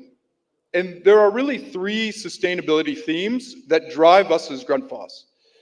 Number one is emissions reduction. So decarbonizing the flow of water, both through efficient pumping products, as well as providing products that can accept multiple forms of energy, including solar power. Second key theme for us is water access. So providing safe access to water for people in need through water solutions and through partnerships. And third is circular business. So embedding circularity and becoming a sustainable organization ourselves in our own manufacturing process, in our own business. So I'd like to show just a quick snapshot of our product portfolio. First on the left is the SQ Flex pump. This is a submersible solar water pump that is often considered the most reliable high-tech solar pump on the market. We also offer a range of controllers. These will accept both grid power and DC power. We also manufacture highest efficiency pumps and motors on the market, as well as other products like the AQ Tap. So this is a water ATM that enables rural water communities to have a sustainable supply and transactional interface. So you can see that this is just a snapshot of our product portfolio, but you can see that within each of these products, we focus on sustainability, we focus on efficiency, alternative energy sources, and solving problems. We don't just build products just to build them, we build them with a purpose. I mentioned the Grundfos Foundation, which is a majority owner of Grundfos. So we have, the Grundfos Foundation owns 87.6% of the company and therefore receives 87.6 of the profits generated by Grundfos. So the majority of this profits that go into the Grundfos Foundation are then redeployed and reinvested through philanthropic projects back into those key goals, sustainable goals for us, like water access, like efficiency. So here's just some information about some of the donations from the Grundfos Foundation and how it's been impacted here in India. So first off, just as an overview, 3.1 billion INR was donated through philanthropic projects by the foundation in 2023 globally. And then here are highlighted two projects that we funded in India. The first one is Hand in Hand India project, which we donated 3.6 million INR. And the second is the India Water Project, which there was a contribution from the foundation of 190 million INR. And so I'll go into a bit more detail about this India Water Project, how we used our products, how we used our philanthropic arm in order to really make an impact on our ambitions. So the India Water Project started in 2014 in partnership with Sunlit Future and other local development NGOs. The original intention was to bring 100 villages drinking water at the inhabitation level using those SQ Flex solar pumps. However, the project was so successful that it's continued on today. So we've far exceeded the 100 village goal, and we've now reached about 618 villages. The project is ongoing right now. It's in 8 states within India, and we've reached approximately 36,000 households. So this is just an example of how we can utilize our products, our innovative products that can use alternative energy sources that are highly efficient. We can then combine it with our philanthropic arm, and we can really make an impact on some of these global water challenges. So we've recently increased our focus, not just on water access, not just on efficiency, but now we're looking very closely at water supply management. So water supply management, of course, is promoting the sustainable use of water resources through the technology, partnerships, research, and education. So how can we both develop our products and utilize the philanthropic arms of our organization in order to bolster water supply management within our markets globally? Of course, there are we know now that the causes of this water supply management challenge, with increasing degradation of water quality, groundwater levels decreasing globally, and 75% of the population anticipated to be affected by drought by 2050. So the key here is we at Grundfos, we're here to learn, we're here to listen. There is no one-size-fits-all solution for groundwater management globally. So we are here to learn what is the need of the market here so that we can come up with a sustainable solution and build a better future together. Thank you very much.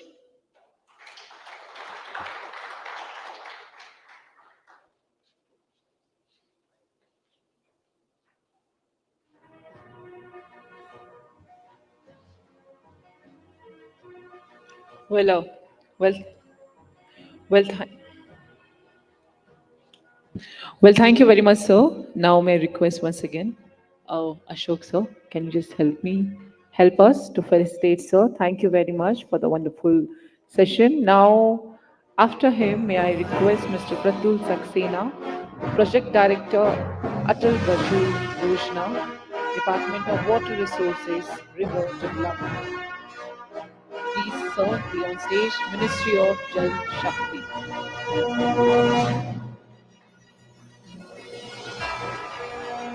Pratul Saxena.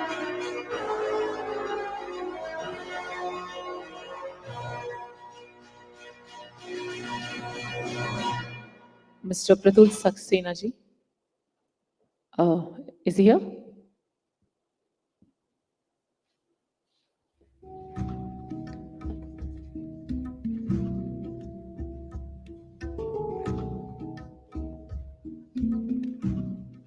Mr. Pratul Saxena for the next session. All right, and after that, we will be having the panel discussion. The topic is building resilient and sustainable water management ecosystem through technology. And for that, we have some distinguished speakers among us. So ladies and gentlemen, be ready to witness the best, because in this particular session, we are covering, I think, 3-4 topics together, and which is very relevant with all of us. Mr. Pratul Saxena, is he here? Is coming. Lovely. So, ladies and gentlemen, I hope not only physically but mentally also we are here. What do you say? Hello, everybody. Before the man comes, hi, everyone. Hello. Can you just put your hands up in the air if you're having a good day here? Yes. If you're having an excellent day, put right hand up in the air. And if you're having one memorable day, can you just put both hands up in the air? Can we do that? Let me see. This is a democratic country, so we have to see the voting. If you're having a memorable day, a really productive day, can you just put both hands up in the air? Both hands up in, lovely. And now I'm giving you one technique. If you are, in office or in day-to-day life, you're really busy and you're sitting at one place for like more than 2 hours or 3 hours, put both hands up in the air. Yes. And when I will say hi, you just have to say hi. When I will say hello, you have to say hello. And when I will say namaste, you have to greet me namaste. Okay, can we do that? And you're going to see the effect. Actually, you're going to feel the effect. Can you put both hands up in the air, everybody? Everybody, everybody, everybody. Hello, everybody. Hi, everyone. Namaste, everyone. No, so this was actually, you don't have to use the sound, the vocal, but you have to use the hands. And that's the actual exercise. Let's do this one more time, everybody. Put both hands up in the air. Yes. Hi. No, you don't have to say. That's a challenge. Hi. No, you don't have to say. That's a challenge. Hi. Hello. Hello. Namaste. Hi. Hello. Namaste. Are you feeling better? Yes or no? Thank you.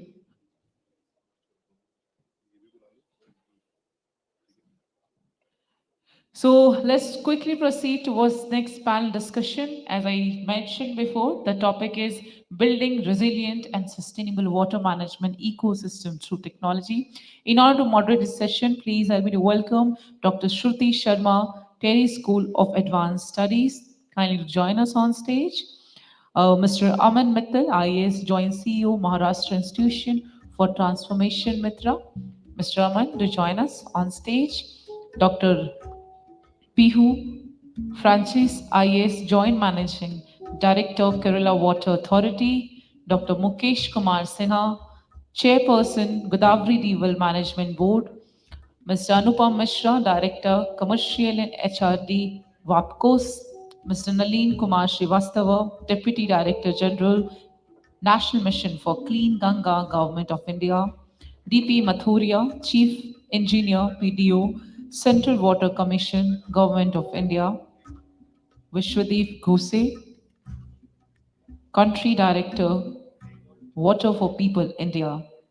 Scott Byfield, Business Development Team, US Grunt Force. Well, also we have Shiv Mohan Dikshit ji, Dr. Sunish Buksi ji, Mr. Ranjan Kumar, Dr. D.S. Pai, Mr. Ramveer Tanwar, and Mr. Sanjeev Siri. Mr. Ranjish D, Consulting Editor, APAC News Network.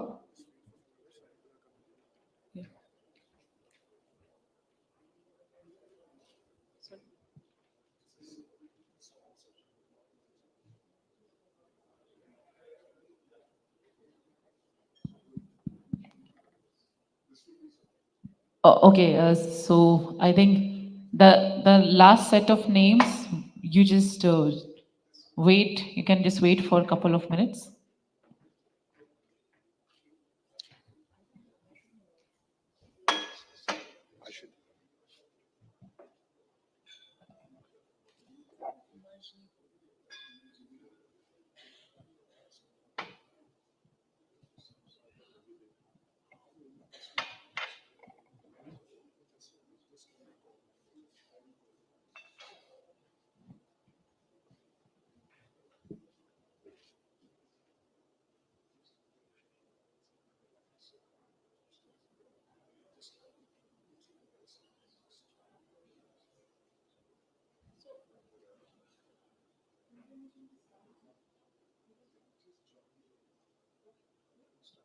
I request the moderator, as we are waiting for, I think, two more speakers, but we can start as of now.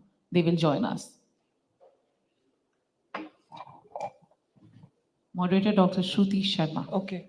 All Thank over you to you, so ma'am. much. Just to Yeah. request, firstly, just try to wrap it on time, because I think we are coming in between lunch and the day. And also, I think before the speakers join us, just to try to just make it a little interactive with the audience. Thank you. Thank you so much. And thank you for setting up the context. And I understand all of us are time constrained here. So we will try to wrap up in 20 minutes. A very important topic, the panel discussion is on. And we have very senior people in the panel with me. The topic is building resilient and sustainable ecosystem through smart technologies. And to begin with the panel discussion, I would like to quote what Albert Einstein said, that we cannot solve our problems by the thinking we used when we created them.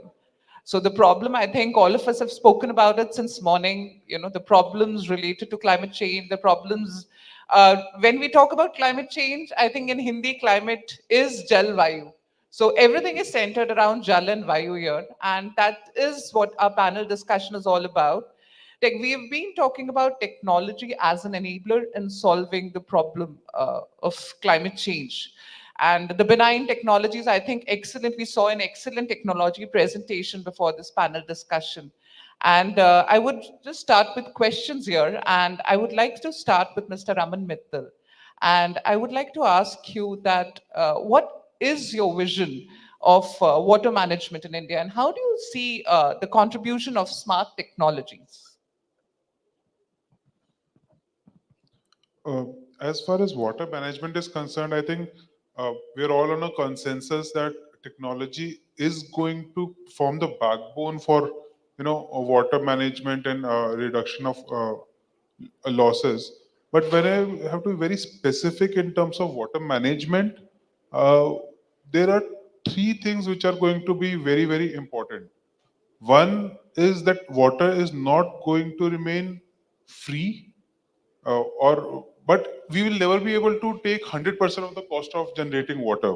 So we will have to come to some kind of a mid-path consensus where we will have to subsidize somewhere, either the electricity cost or generation costs, and people will have to start understanding that they cannot have extremely low rates of water throughout.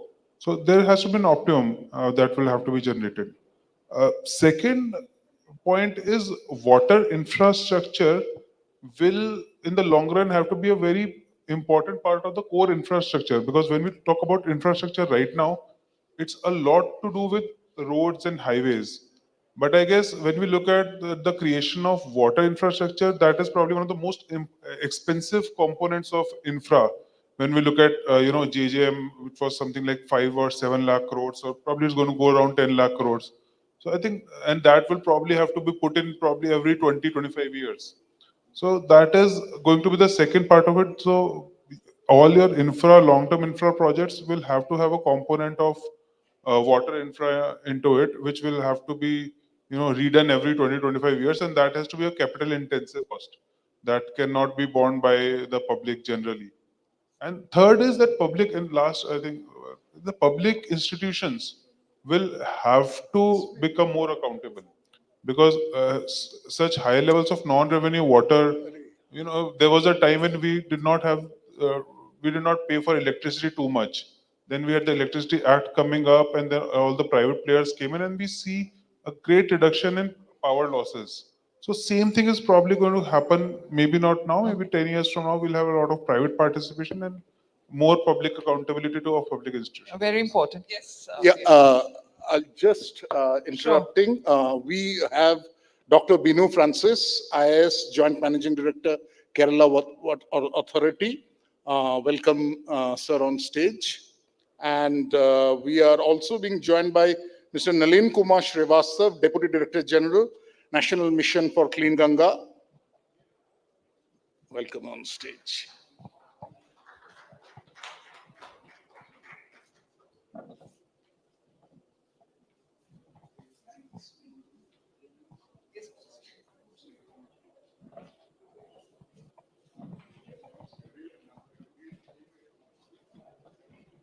Thank you so much. Thank you. I welcome the panelists for joining the panel discussion. And let me actually start from where Mr. Aman Mittal left the conversation. And he spoke about the role of public-private partnership. Very crucial. I mean, we look at developing an ecosystem of water management in India.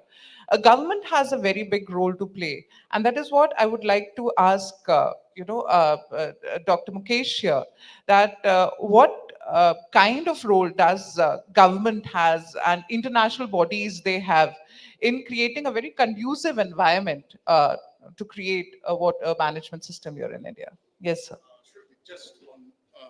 Okay. We'll be joined by two more panelists. Welcome Pratul Saxena, Project Director, Atal Bhujal Yojana, Department of Water Resources and River Development and Ganga Rejuvenation, Ministry of Jal Shakti. Welcome, sir. And we would also like to welcome Dr. D.S. Pai, Scientist G and Head of Agrometeorology and Hydrometeorology of IMD. Welcome, Dr. Pai. Can we have Dr. Pai? Thank you. Yes.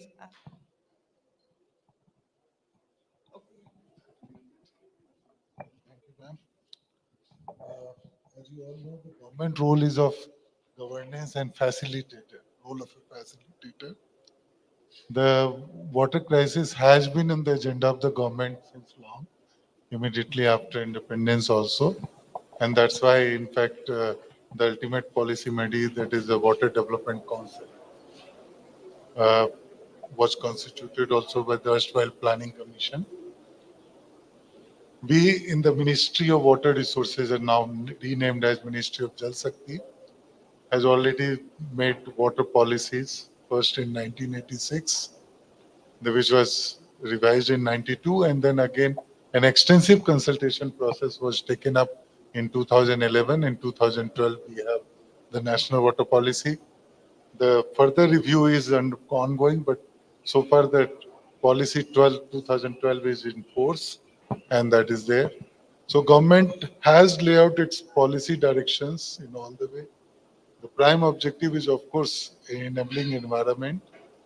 The key factors are, of course, the water conservation and basin management. In fact, many of the thing has been talked during inauguration and another part also.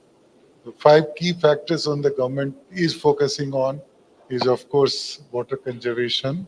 All the Jal Jeevan Mission and other things are there. The second part towards our It is not audible. Okay, fine. I think fine. So first is, of course, water conservation, which is there. The government has taken many steps in that direction. Uh, Second step was to reach out to the people, and that's why the policy laid down emphasis, and now the government has taken up Jal Jeevan Mission in a big way. In fact, it is one of the biggest, largest policy in terms of investment, 3.5 lakh crore every year it's going. We have made a success a lot in this part. Another, so many other schemes have been touched upon. I mean, it is not it will take again a full complete day on that if I go on all the schemes which have taken up. Broadly, like aquifer management is then, irrigation development concept is there. In fact, to summarize that, I will just take you, because you must be aware about Maslow's law of hierarchy of needs. So as our status grows up, our needs changes. And that is what has gone in the water sector in our country also. Immediately after independence, we went for Roti Kapra Makan. And that was the era of Nehru Gandhi, where the focus was on giving the food security, water security, and the housing sector was there.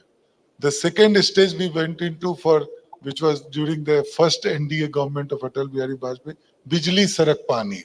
So focus was on road construction and water supply over there. After the Modi government came, the focus was on Avarilta, Nirmalta, and Swachhta. That total sanitation campaign, Swachhta, Swachh Bharat Abhiyan, all that is started. The second phase started with Jal Jeevan Mission, Jal Shakti Abhiyan, another part. And now we are in the Modi three-phase era, where we have to go for environment, friendly sustainability, and other part. In that context, the leveraging technology becomes very important. We have got many success stories.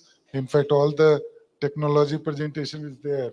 They have presented the best of the technologies are available in India also. It's not that we are devoid of the technology. We have the technology, but there's a need to upscale and universalize it. And for that, we have to, I mean, government is working towards it. Of course, parallelly, a realization is also coming up, because technology is driven by economics. Unfortunately, water sector has not seen the economic infusion. And this is very much, I mean, the government, at least the government officers are sensitive towards that part. But the political compulsions of free water, free electricity is putting us back. But we are trying to continue with our persuasive effort with the political masters so that they understand these aspects. I tell you, when, in fact, I was associated with National Water Policy formulation. So the moment I proposed, because at that time Dublin conference was there and water was described as economic good. So I proposed a chapter on water pricing. There is a chapter. Then immediately my minister called me and said, "Do you want me to be kicked out?" I mean, you are proposing a pricing factor. It is highly political sensitivity. I said, let us look at it from the different perspective. So I organized a conference with the Panchayati Raj institution and the cabinet minister. So let the lower level political functionary present and speak what they want. We had for regional conferences, I mean, north side, west side, and all the sides. And I tell you, the outcome of that conference was really eye-opening kind of things. The entire Panchayati Raj institution, the farmers, they were coming with the CDs, very openly telling, we don't mind pricing, give us water. And that was the loud and clear message.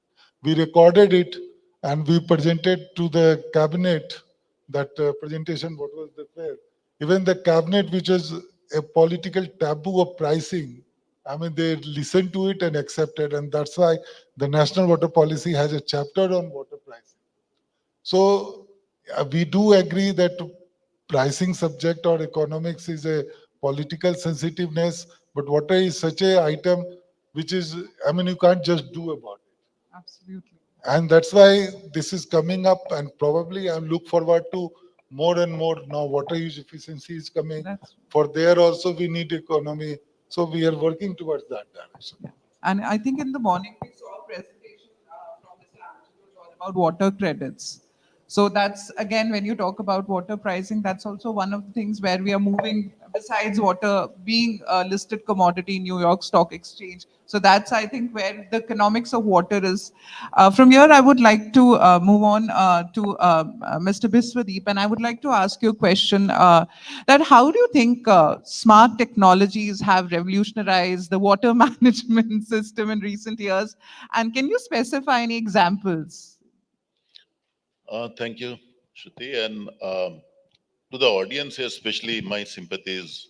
2 बज गए हैं, बाहर खाना ठंडा हो रहा है, and I really feel bad. But thank you for the privilege. I think I am the only CSO NGO representative. तो हमारा काम basically communities के साथ है primarily. We are not a technology organization, but we are very keen that technology be used to empower communities for them to take decisions and for them to be able to manage their water. So technology important. Before we come to technology, when I was listening to the other speakers in the morning, it was very clear. I think a person from Israel also said that हमारे यहाँ problems are localized, right? So much of the drinking water, agriculture is all dependent on groundwater. Groundwater का जो system है, जो regime है in aquifers, it is occurs very differently in different places. So one size fit solution वहाँ काम नहीं करता. We work in Bengal, for example, Sundarbans है in the same state, and Birbhum. Sundarban में it's a flood prone area. There is salinity problem. There is water quality. वो माला देवी बोल रही थी. On the other hand, in the same state, Birbhum में 12 में से 2 महीना there is no drinking water because it's arid. There is depletion of groundwater. So what works in Birbhum will not work in Sundarban, for example. So the solutions, what we try to see, it is decentralized or groundwater management के लिए, because the model draft groundwater bill भी जो आया है, it recognizes groundwater as a common pool resource which needs to be managed by the community in a decentralized way. तो इसलिए how do you do that? 6 lakh गांव है हमारे यहाँ. 6 lakh villages will have to make their own water security plans that will tell them the quantity of water they have available with them, which includes surface water, groundwater, based on which they have to decide on the allocations. So यहाँ, when you try to do things at scale, you can't do it without technology. That is where we have seen in our own work how technology can act as an enabler for scale. और ये प्रयोग, I think, Pratul जी जब बात करेंगे अटल भूजल योजना में, it has been demonstrated at scale. 8,500 panchayat में, I think, people have been able to demonstrate that how water needs to be managed in a decentralized manner, and how technology plays the role of an enabler. So I think, thank you. And I think, let me ask Mr. Pratul this question, because you spoke about that you worked in this area. So what are the challenges you feel is there, in adaptation of these smart water management technologies at scale?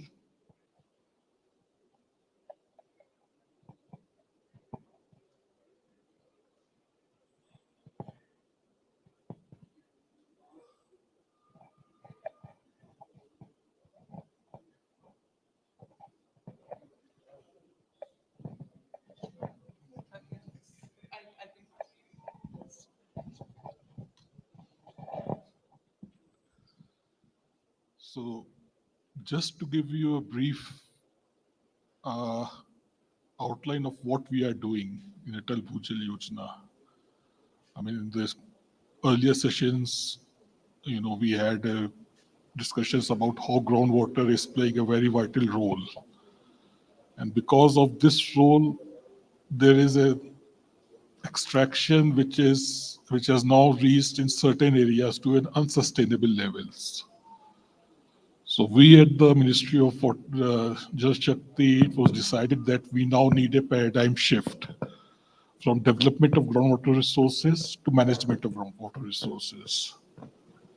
And for that, the task was very well defined. First, you involve the communities. Second, you have convergence with other schemes, either central or state. Third, go in for some technological adaptations and harness the power of data. Data should be demystified, easily understood by the community.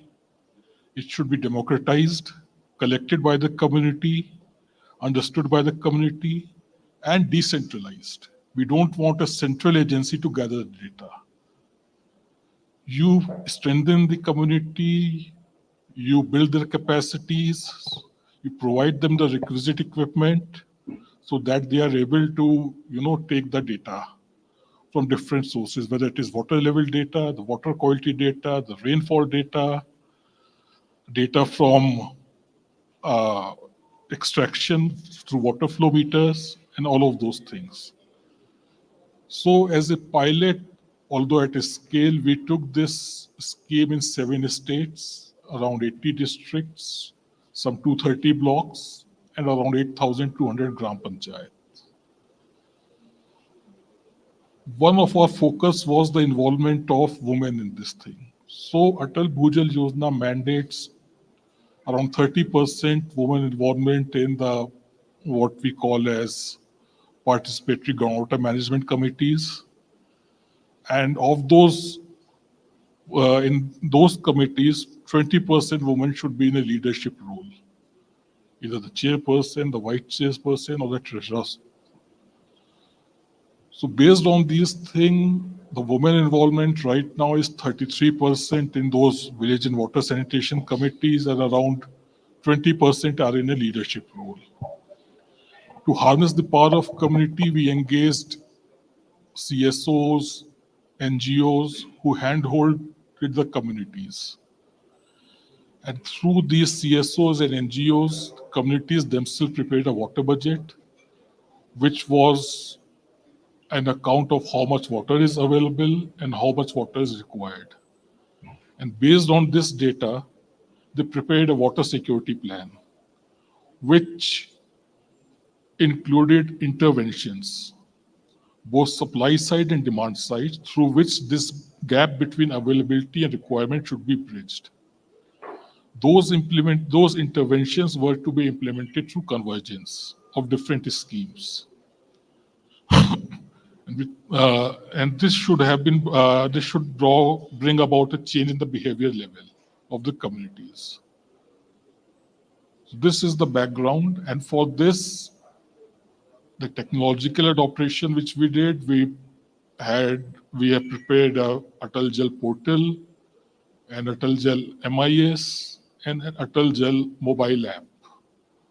So this mobile app which we have is both, it can be used both for data generation, data collection, as well as for data dissemination. So we have got the data for around 8,200 gram panchayats, and we are thinking of further scaling it up. So for a particular gram panchayat, you can have a look at the water level for the past few years, the water quality data, and that data has been converted into information, whether the groundwater levels are falling, what is the water quality looks like, is it potable or not. We also have a summary of all the artificial recharge and water conservation structures situated in that gram panchayat. We have the location of rain gauges, the location of water flow meters, and we also have the water security plan. And anyone with this mobile app, which is available both in Android and iOS platform, can have a look. As far as public acceptability is there, yes. I mean, it can be because the states which were selected were mostly water stretched states. So the community there knew the importance of water, and in particular the groundwater. And that acceptability was there. That's Yeah. Oh yeah, that's wonderful to know. And I think very rightly you've highlighted this point that it has to be anything to be sustainable. It has to be inclusive and affordable. I think that is what was highlighted by what you mentioned. Anything to scale up or to be sustainable. So with this, I in fact want to ask Dr. Binu Francis the next question. And I would like to ask you, sir, what kind of policies and regulatory frameworks are required, to support smart technology in our water management system? Okay, thank you. In Kerala, which I am representing, so Kerala Water Authority is the sole agency for distribution of supply of production and supply of water, including sewerage collection and disposal in a scientific way. As per the constitutional mandate, it is a local body to supply the same. But in Kerala, that's Water Authority is doing the same. Okay, we are mainly focused on urban area. Nowadays, after Jal Jeevan Mission, we are also focusing on rural area. Almost 50% of the household is already covered. Okay. Then coming to Water Authority, that's we have statutory board. We are a statutory body, and it has been in 1984. That's we have an act. So it is a statutory body. All the policies and almost all the regulations are supported by some regulations and rules. Since some mandatory authority is going to the Water Authority, almost all the policies are backed by some rules and regulations, including tariff and change of tariff and different categorization of customers and how the connections are given and what is the mechanism for revenue collection. These are governed by the rules. Since enforceability is there, there should be some law, there should be some rules, then only we can enforce the same, including the revenue recovery. Okay. Then recently we have 3 rules and regulations. One is there are a number of private tankers. They are supplying water.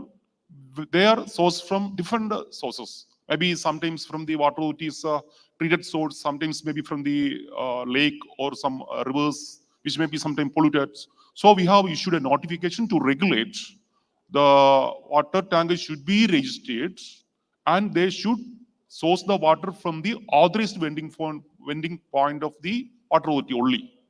And all the vehicles are monitored with the GPS system.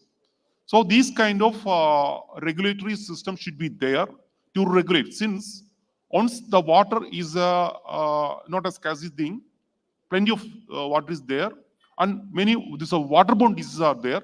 So water supply should be regulated and should be either, if it may be through a private agency or some government agency, but there should be some regulator. See, in power sector we have regulator. Since it has been privatized, some private entities are there. In many states, still this water supply is to the government agency. So if it is privatized, then there should be some regulator, a government on regulator to regulate all these things. Since water supply plays a vital role in all sectors, the industry, maybe in the normal life of ordinary people, it should be regulated by the government agency, for which some kind of policy should be there. Its policy should be backed by the laws. Thank you. Yeah, thank you so much. I think, you've highlighted the importance of governance. I think everything starts from governance and regulation somehow, as far as the behavior change is concerned. One more thing, this regulatory means to not to regulate, but facilitate and equip, even if it is a private agency. Okay. Yeah. Thank you so much for highlighting the importance. I would like to ask now Mr. Anupam Mishra that what yeah, I know. Yeah, give me some time. That what kind of strategies can be employed to include all the stakeholders, community, for the water management practices? So Mr. Anupam Mishra is not here, I believe. Okay. So I think, sir, can I ask you this question? That what kind of strategies can we employ to include all the stakeholders, communities? See, water management, again, I think would need to be approached comprehensively when we are looking at any system. And particularly in the context of when we are looking at the water management in any, I would say, administrative boundary, the most important part which needs to be addressed is that how it is connected to river. because ultimately the source of water is river flowing through that district. And why I'm saying this is because I come from National Mission for Clean Ganga, and how this river water can be reused, recycled to bring out, I would say, if we increase the water use efficiency is one of the most fundamental tasks which we need to kind of take over. And that is why now we are trying to integrate river management plan with water conservation plan of the district, so that we have one comprehensive approach for water management within the administrative boundaries of a district, where we focus on various water bodies, rejuvenation of water bodies. We focus on what are the areas where we need to kind of work upon to ensure that the water is used efficiently. One of the very important components in that is how we define the reuse water policy. Like, water can be reused in power sector, water can be reused in agriculture sector, and these are all bulk consumers. So we need to see that how these bulk consumption can be regulated so that water is available for everybody. And to facilitate this process, the technologies which are there and how we can make this water suitable for the particular use, we need to work that out, and technology can play a big part in it. And as many of the speakers have pointed out, data is also one of the very important components in that. We need to have a proper modeling and a data system which can support this entire process. And there is a need for river management plan and water conservation plan to be looked at comprehensively, so that we are able to kind of look at the sustainable solution for water management in the entire district and city where we are talking. Thank you so much. Very relevant point. In fact, I would like to ask Scott that what do you think is the importance of research and development in this field?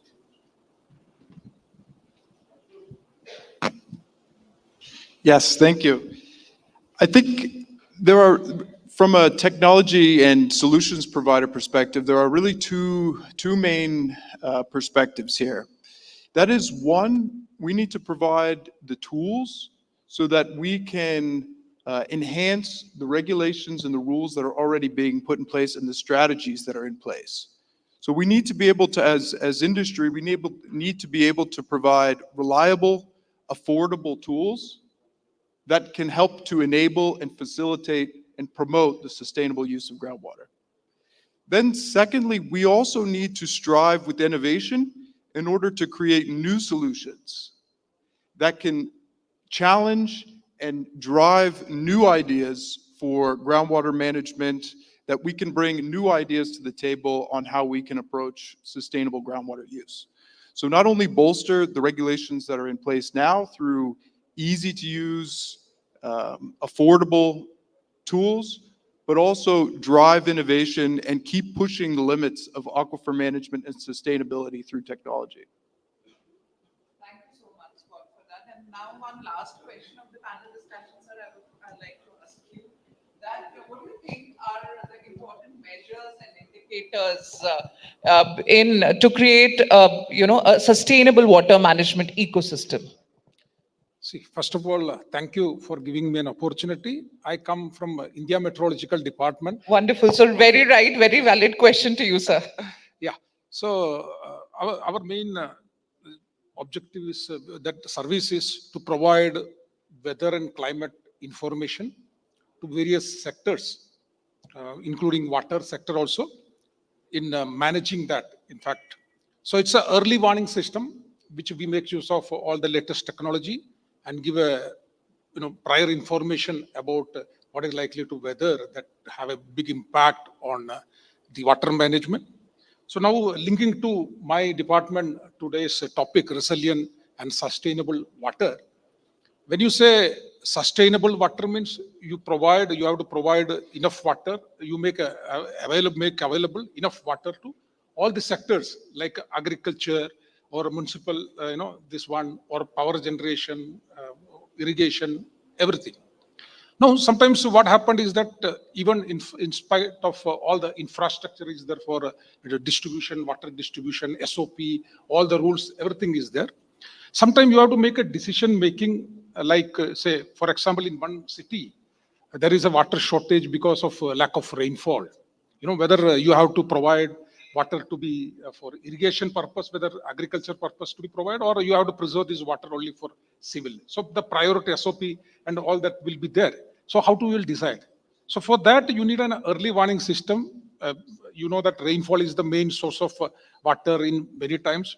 So rainfall, whether there will be continuous rainfall or if there is a forecast is there. If there is no forecast, then you have to limit the water. Sometimes you know that we control the supply for 1 hour in certain cities like Mumbai, Delhi, etc. And also sometimes also for agriculture purpose itself, when to irrigate and when not to irrigate, even when you apply fertilizers, if there is a chance of rainfall. So while you do also distribution or using the water in a sustainable manner, some certain decisions to be made. For that, early warning is necessary, and also to take care of your infrastructure for distribution of water, like dam itself. Whether if a lot of rainfall is there, whether it will break, or in the downstream that can cause a flood, etc. So that is where IMD works on that. We have latest technology for all kind of components of early warning system, like for observing rainfall using satellite radar and automatic weather radars throughout the country. And then using this data, make latest models. We have got a supercomputing system where you make all kind of forecasts at different levels, and ultimately disseminating all this forecast, alerts, advisories, tailor-made advisories to various sectors, depending on that, using we have got a Mausam app, mobile app is there, SMS way. So you might have seen that lightning or heavy rainfall, you get SMS in your mobile. So this type of all kind of latest technology is being used, and we actually try to support the appropriate, efficient management of water. Lack of time, I don't want to go detail into that. Everybody is waiting for lunch, and organizers have got their own problem. Thank you. Thank you so much. That was very insightful, the measures and indicators. And I think this brings us to an end of a very fruitful and insightful deliberation, though I think we were time constrained, but there were very good insights which were brought, right from leveraging smart technologies to adaptation of water management services to resilient infrastructure, to engaging communities and all the stakeholders, to scale up the operations, and the importance of research and development and the policy and framework. So again, I feel we need to have more such panel discussions, which brings us the science, policy, and practitioners together, for the co-production of knowledge is what I think. So thank you to all my distinguished panelists, and thank you so much the opportunity given by for the panel discussion. Thank you. Thank you. Thank you very much, ma'am.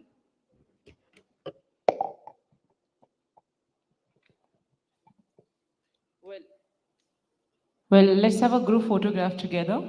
I request all the panelists and moderator.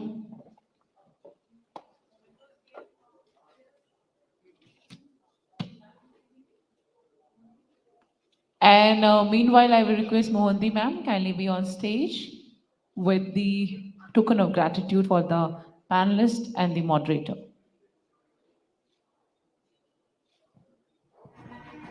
Mohanty ma'am, please be on stage. And after this, we will have one fireside chat with Mr. Rajneesh D, Consulting Editor, APAC News Network. I will hand over the stage to him.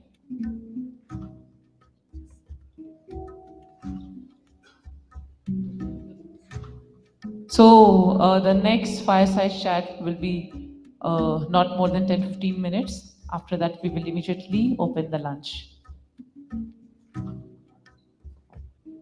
Pratul Saxena ji, let's start with him. Vishwadeep. Vishwadeep Ghose ji. Nalin Kumar Srivastava ji. Vishwadeep Ghose ji.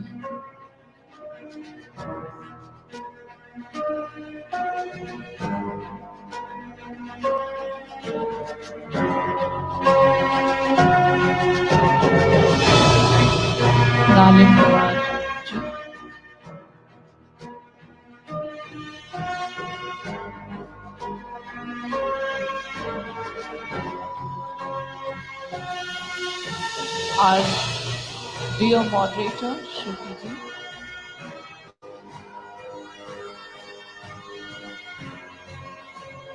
Dr. Mukesh Kumar Sinha, Dr. Vinu, Mr. Aman Mittalji, Dr. D.S. Parikshit.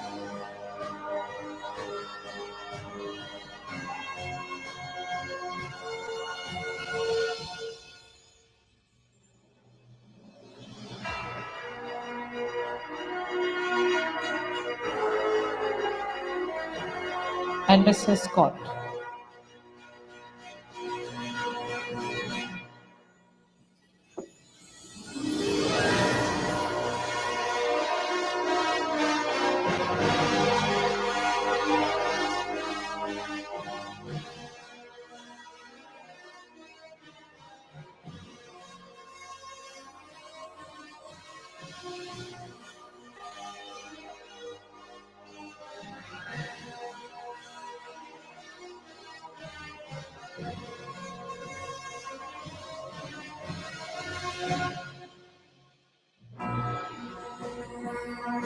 Well, thank you. Thank you very much, our esteemed panelists and our lovely moderator. A round of applause for them, everyone.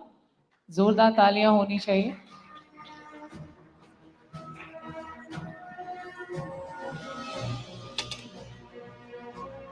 Okay, I request everybody just be seated for the fireside chat with Mr. Rasneesh.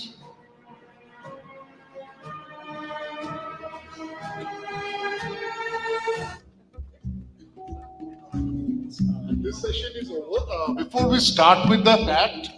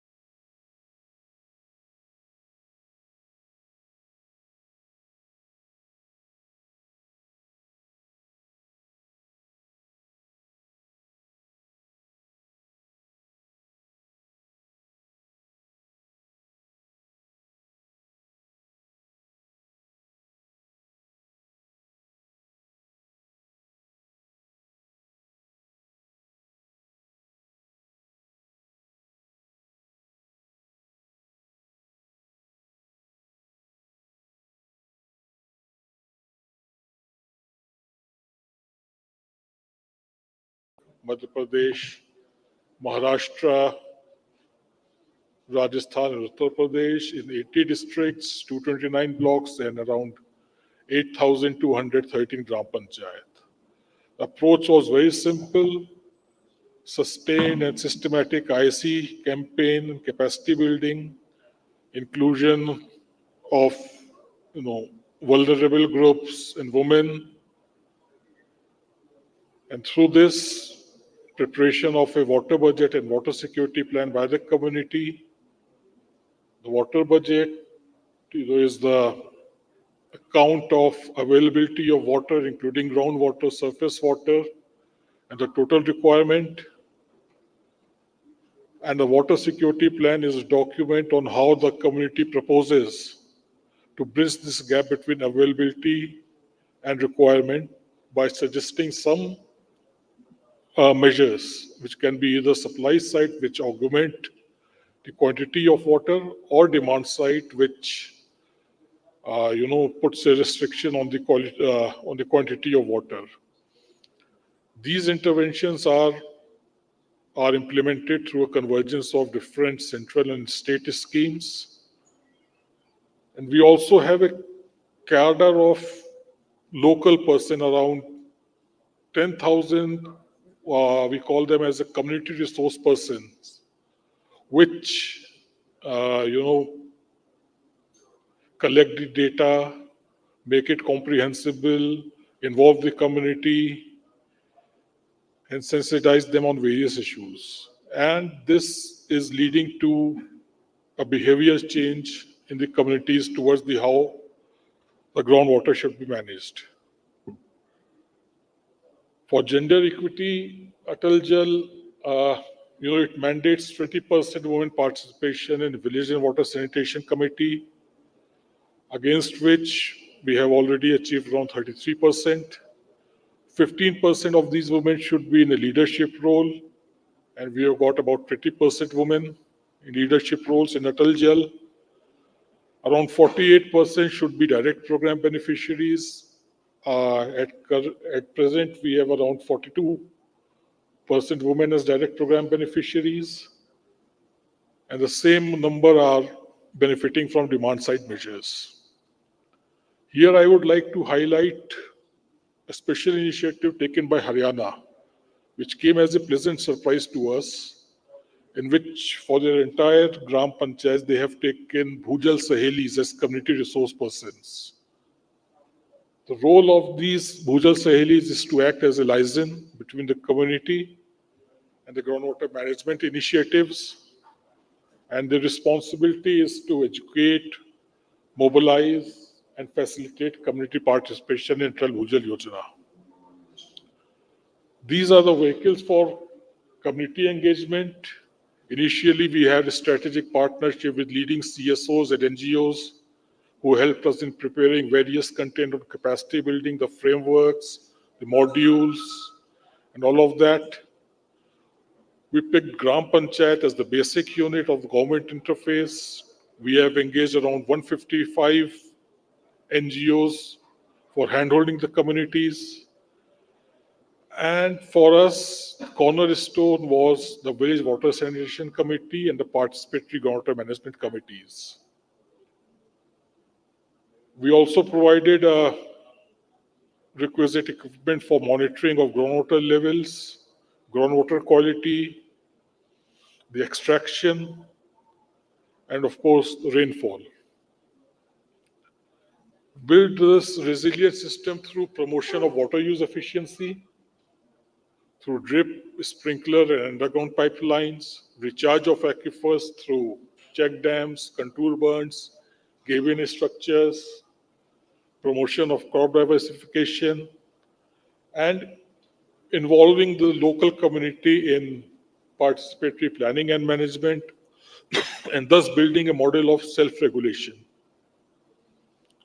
These are some of the field photographs: water sprinkler system, drip, promotion of direct seeding of rice. And the focus is, of course, away from supply side interventions to demand side interventions. This is what I was talking about, a technology adoption, the Atal Jal web portal, the management information system, and the Atal Jal mobile app. So this is the further glimpses of the Atal Jal mobile app.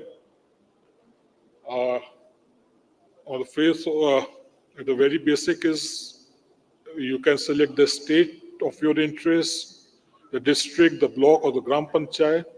And an overview of this will come on the screen. First is screen, then you can drill down deeper into the wells which have been registered for monitoring of groundwater level, quality, location of water flow meters, the rain gauges, and various artificial recharge water conservation structures.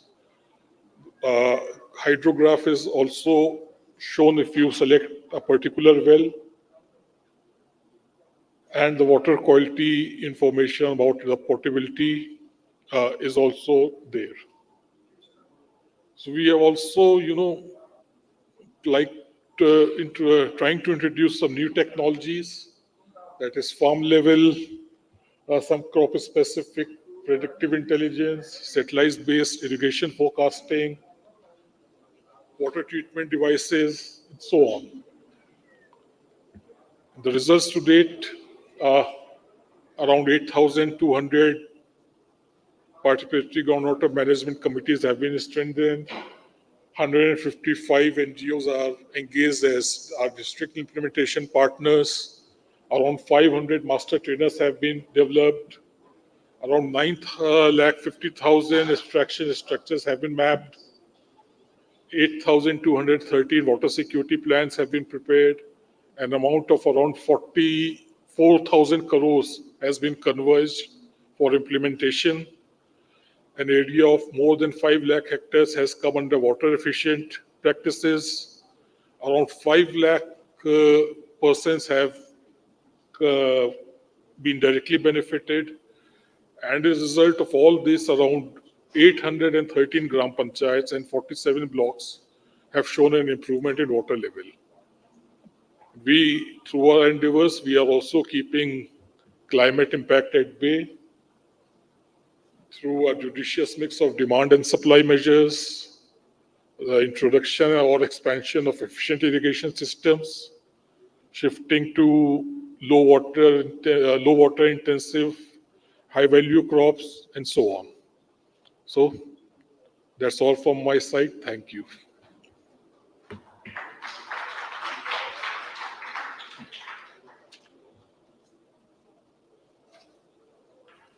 Thank you. Thank you, Pratyush. Now for a short fireside chat, I'd like to call on stage Mr. Ranjan Kumar, Chief Engineer, Irrigation Creation, Water Resources Department, Government of Bihar. Can we have Mr. Ranjan on stage? And I would like to call on stage Mr. Sanjeev Siri, Head of Municipal Business of Grundfos. Can we have Mr. Siri? Please.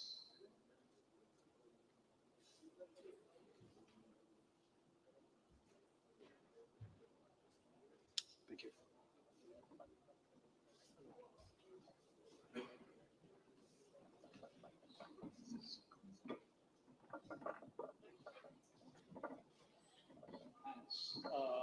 So primarily the topic is making water available for all.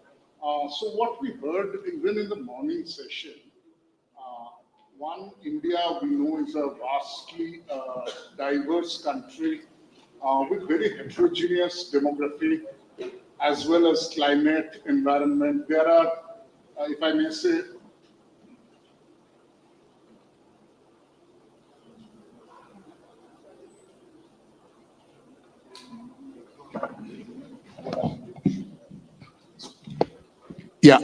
so what I was saying is this making water available for all. What we heard in the morning also during the inaugural session, that India being a vastly diverse country, there is a lot of heterogeneity in terms of demographics, in terms of environment. There are a lot of states which are water abundant, and while a lot of states which are water redundant. Even within states, there are geographies where the environment or the climates are different, and that causes different in terms of abundance or scarcity of water resources. So In this fireside chat, what we would like, first I'll start with Mr. Ranjan Kumar. One, if you can briefly give your experience or perspective from Bihar, and talk us through how do we meet this challenge when we are talking about Har Ghar Jal, ensuring a supply of water to all citizens across different demographics. How do we ensure that? And if you can illustrate that with a Bihar example, that will be great. Over to you, sir. Hello, thank you, sir. Bihar has a unique situation. Bihar is normally divided into two, northern part and southern part. Northern part mostly receives floods. Almost every year we have to face flood, whereas southern part of Bihar, there is acute scarcity of water. You know, the groundwater table in the 4 or 5 cities of Bihar has depleted at so much extent that water has to be supplied through tankers. And for this situation, our government has taken up a unique program called Har Ghar Ganga Jal, under the scheme Jal Jeevan Haryali. In this scheme, water is extracted from Ganga Jal, from river Ganga, and it is pumped to 4 reservoirs through 2.8 megawatt big pumps and 151 kilometer pipeline. It is stored to 3 or 4 reservoirs at different places. It is then treated and supplied to 4 towns. You know, now Rajgir, Bodh Gaya, these are tourist places. And they are now given water supply, treated water, clean drinking water is being supplied through this.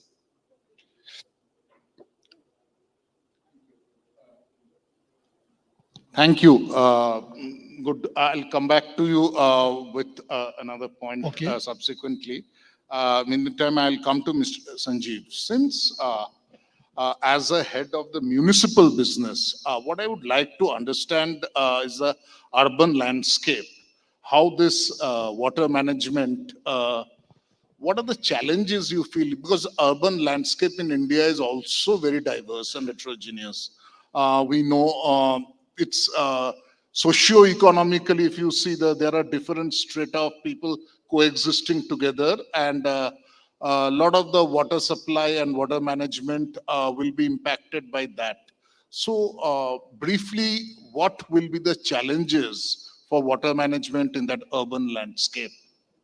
A pretty interesting question. I mean, when I got this thing about making water available for all and efficient management of water, this topic, I probably thought that it was specifically designed for me because I come from a place called Bangalore. And and it was like a few months back, everybody would have read that the crisis of water and things like that. So basically, I would like to put it in a different way, saying that efficient management of water would lead to water for all. That's the thing I would like to put in. Since you asked me specifically about the urban management, I will not delve into the statistics because we all know what is the losses and things like that.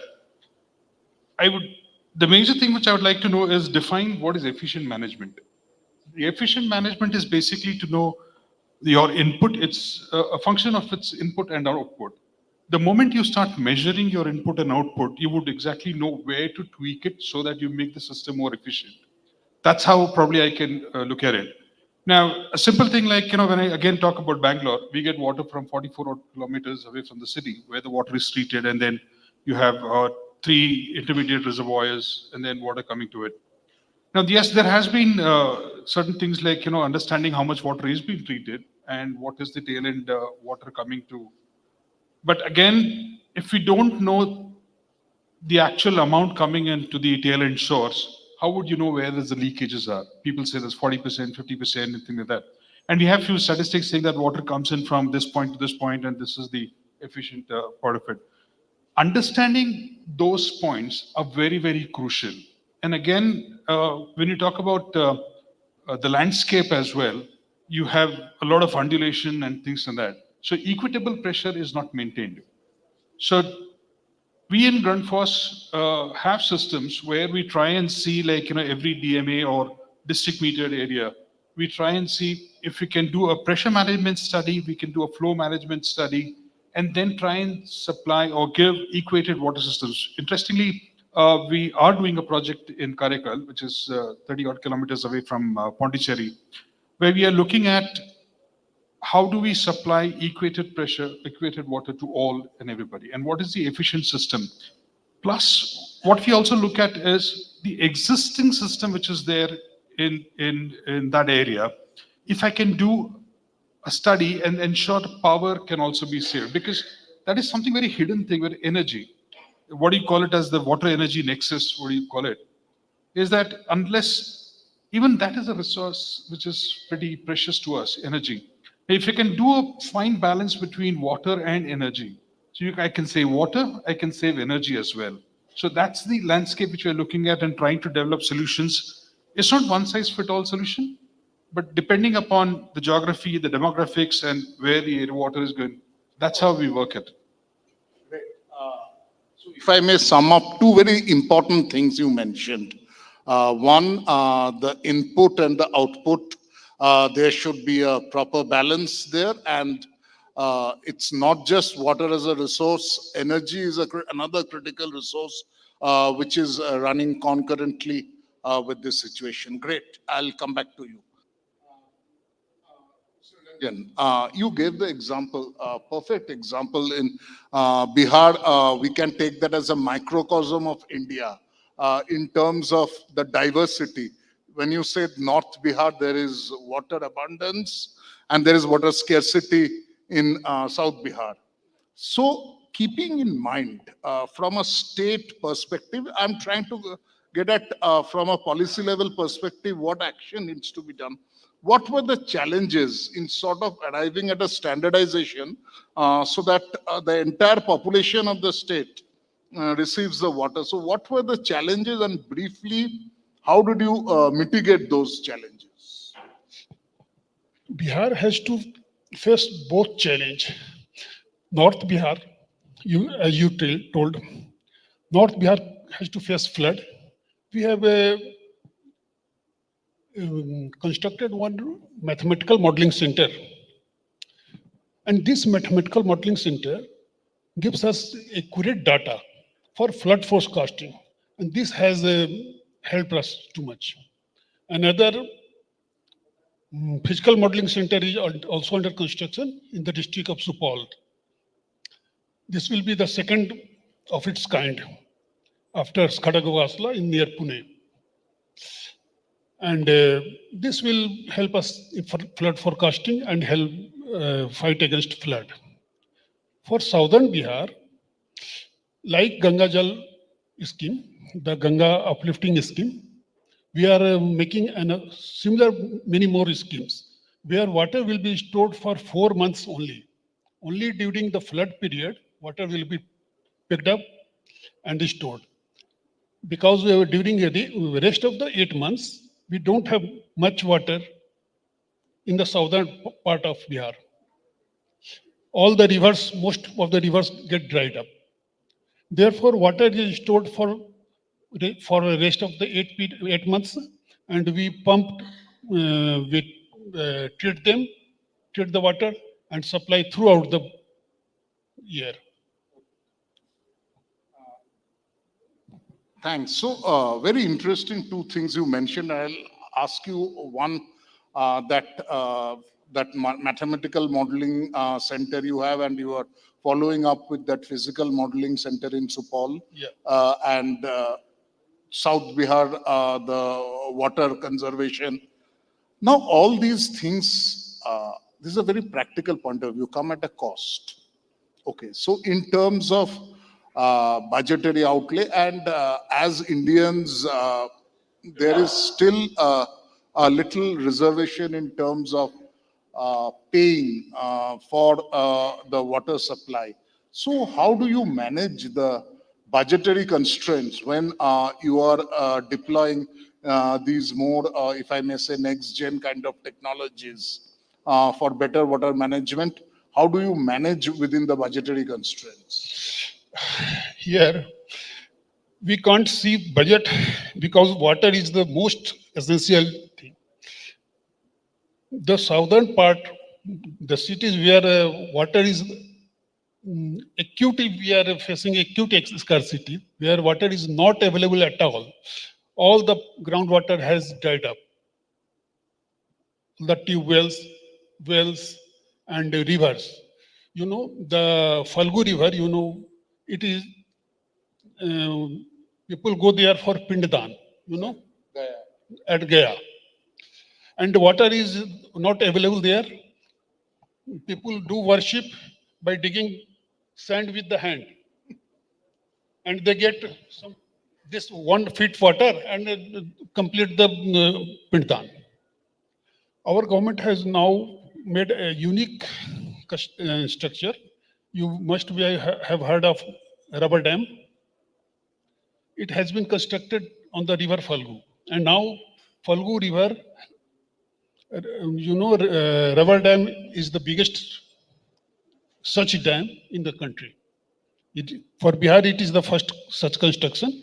But for India also, this is the largest rubber dam made in India.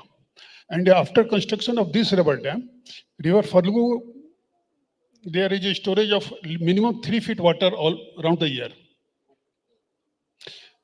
So cost, you asked me about cost. Cost is a bit on the higher side.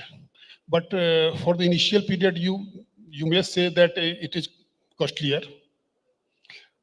But where it is a question of life and death, we don't have to see the cost here. Okay, great. I'll come back to Sanjeev. He made a very interesting point. One about the mathematical modeling center and the physical modeling center, which sort of talks about advancement of next gen technology. And on the other hand, for the South Bihar part, Falgu was one example he gave, but where different kind of water conservation or water storage mechanisms are being deployed. Now, what I put to you, as an industry solution provider, I'll put the same question to you. The budgetary constraint, because for any policy level deployment, as long as it is in theory, it's fine. But when deployment budget becomes a huge bottleneck for us in India. So as an industry solution provider, how can you help these government institutions or bodies to manage the costs better? There's actually too many questions in one question, actually. And it probably have studies or cases which will talk about how we have done it in for the farmers in the agricultural field. Then I have case studies on what we have done for urbanization or tier 2, tier 3 cities and things like that. Now, most importantly, yes, the government projects are all bid on cost basis, which seems that there is a certain cost attached to the whole equipment kind of a thing. And somebody who quotes the lowest gets the job. That's what it is. What we've been trying to advocate is, let's not just look at the initial cost. Let's look at the total cost of the equipment or on the total lifespan of the whole thing. Now, there was a case study done by Thames in UK saying that in a life cycle of a pumping solution, 85% of the cost is the maintenance cost. 5% is the cost of the actual equipment per se, and the balance is the other costs which are involved in maintaining over the period of 5 years and things like that. Now, that concept we've been trying to promote, doing a policy advocacy in terms of it, saying that let's not look at just the initial cost. Let's look at the complete cost of the whole product. I mean, it's great, like things have changed now. All the projects are coming up with 7 years O&M or 10 years O&M and things like that. Now, that actually is pushing everybody to ensure that, yes, we need to give the right solution and just not look at the cost per se basis. Now, coming back to the other thing of how do we look at cost budgeting and things like that. There was an interesting thing which was done by PHED Rajasthan, wherein they said, we will give you a contract to a private contractor for say 10 years to maintain a pumping station. You need to find out your own revenues, how you're going to maintain it for 10 years in the station. So what happens then is then we came into the picture. We said, fine, let's look at your pain points. What are they? And they said energy was one. That's what I said, water, energy, and excess. Now, we went into a model saying that, okay, we'll do energy audit of the pumps, see what is the actual requirement, and see if we can actually reduce the power. So now what you're doing here is not only saving power, but also reducing the bill. So the moment the energy bill is reduced, that much amount is given to the contractor. Right. So there are these case studies. It's just not one size, again, I'm telling you, fits all. There can be a lot of other things. Like, for example, on the agricultural side, let me just complete this one. This is pretty interesting. We were talking about solar pumps to a farmer. The total cost of something around 8.5 lakhs was the cost. And they were growing sugarcane, and they were using flood irrigation. Now, simple practice change from flood irrigation onto the drip irrigation led to a lot of other things. And then again, pumping water, as the electricity was not continuously available, they used to use gensets sometimes. So putting the practice from flood irrigation to drip irrigation, he could save around 25% on the fertilizer, because the moment the water used to run off, like, the fertilizer used to go on the other side, kind of a thing. But these interventions led him from a 5-year ROI down to 1.5 years ROI. So their concept, the mindset actually changed. So these are certain things which we need to look at, both in agri as well as the urban infrastructure, how we can generate funds to use it for the capital expenditure. Great. So primarily, if I may sum up, focusing on the TCO and also, if possible, generate a business model by which itself the revenue will sustain. It will be a self-sustaining kind of revenue thing. Absolutely. So before we conclude, 1 minute to each speaker, and I'll do a little bit of crystal ball gazing, and look at the future. So Mr. Ranjan Kumar, in terms of Bihar's perspective, what do we foresee in the next couple of years?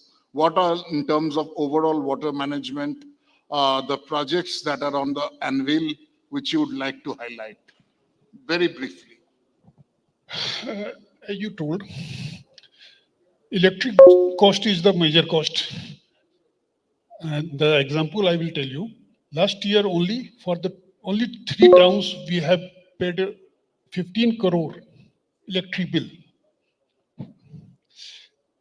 Next. The next project, the next program of our government is only the similar project as we have done in the Ganga lift scheme. Many towns like Patna itself, near Jahanabad, 3 or 4 more towns, we are planning to lift water from the river, stored, treat, and supply. Because there is no alternative, no underground water. For drinking purpose, it is the only solution.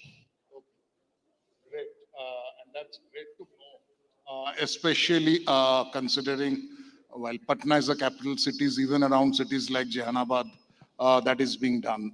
Great. So Sanjeev, you have literally the last word. So from a municipal or an urban perspective, where do you see India is headed in terms of water management? If you can very briefly mention the main outlines of the roadmap that is being planned. There are a lot of initiatives which is coming up. Like CPHS has prepared the new norm for water pumping system and distribution line, and also looking at the total life cycle cost, which I just mentioned on it. There is a lot of scope. If all the industry solvents have been working on with the government, trying to put the best practices on. And I really think that, yes, the think tanks are working in a positive direction, ensuring that giving access water to all in a very efficient way is what they are really looking at. And I think in the future, in fact, in the coming few days or near future, I think all these things, what we are looking at, what would be the best practices which have been carried outside and how to, I think should be replicated here in India and will be replicated here in India. And I really think that it's a very, very good time saying that people would really looking at efficient methodologies to ensure water for all. So hopefully we will conclude on that note that some of the global best practices can be replicated here, as well as innovative local practices like what happened in Bihar, both South and North Bihar. So a combination of global and local best practices maybe would be the way forward. Great. Thanks to both the panelists. And before we disperse, may I request Gopi Krishna Arora, co-founder and director of APAC News Network, to hand over a small token of appreciation to our speakers. Gopi, can we?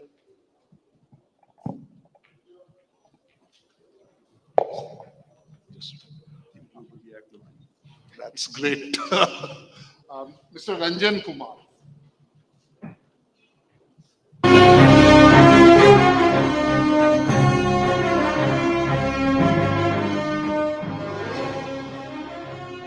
Sanjeev Siri.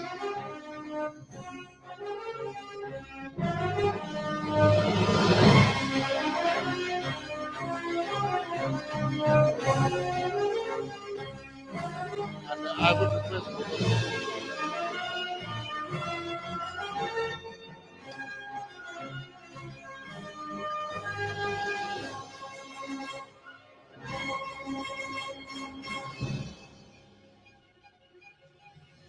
and with that,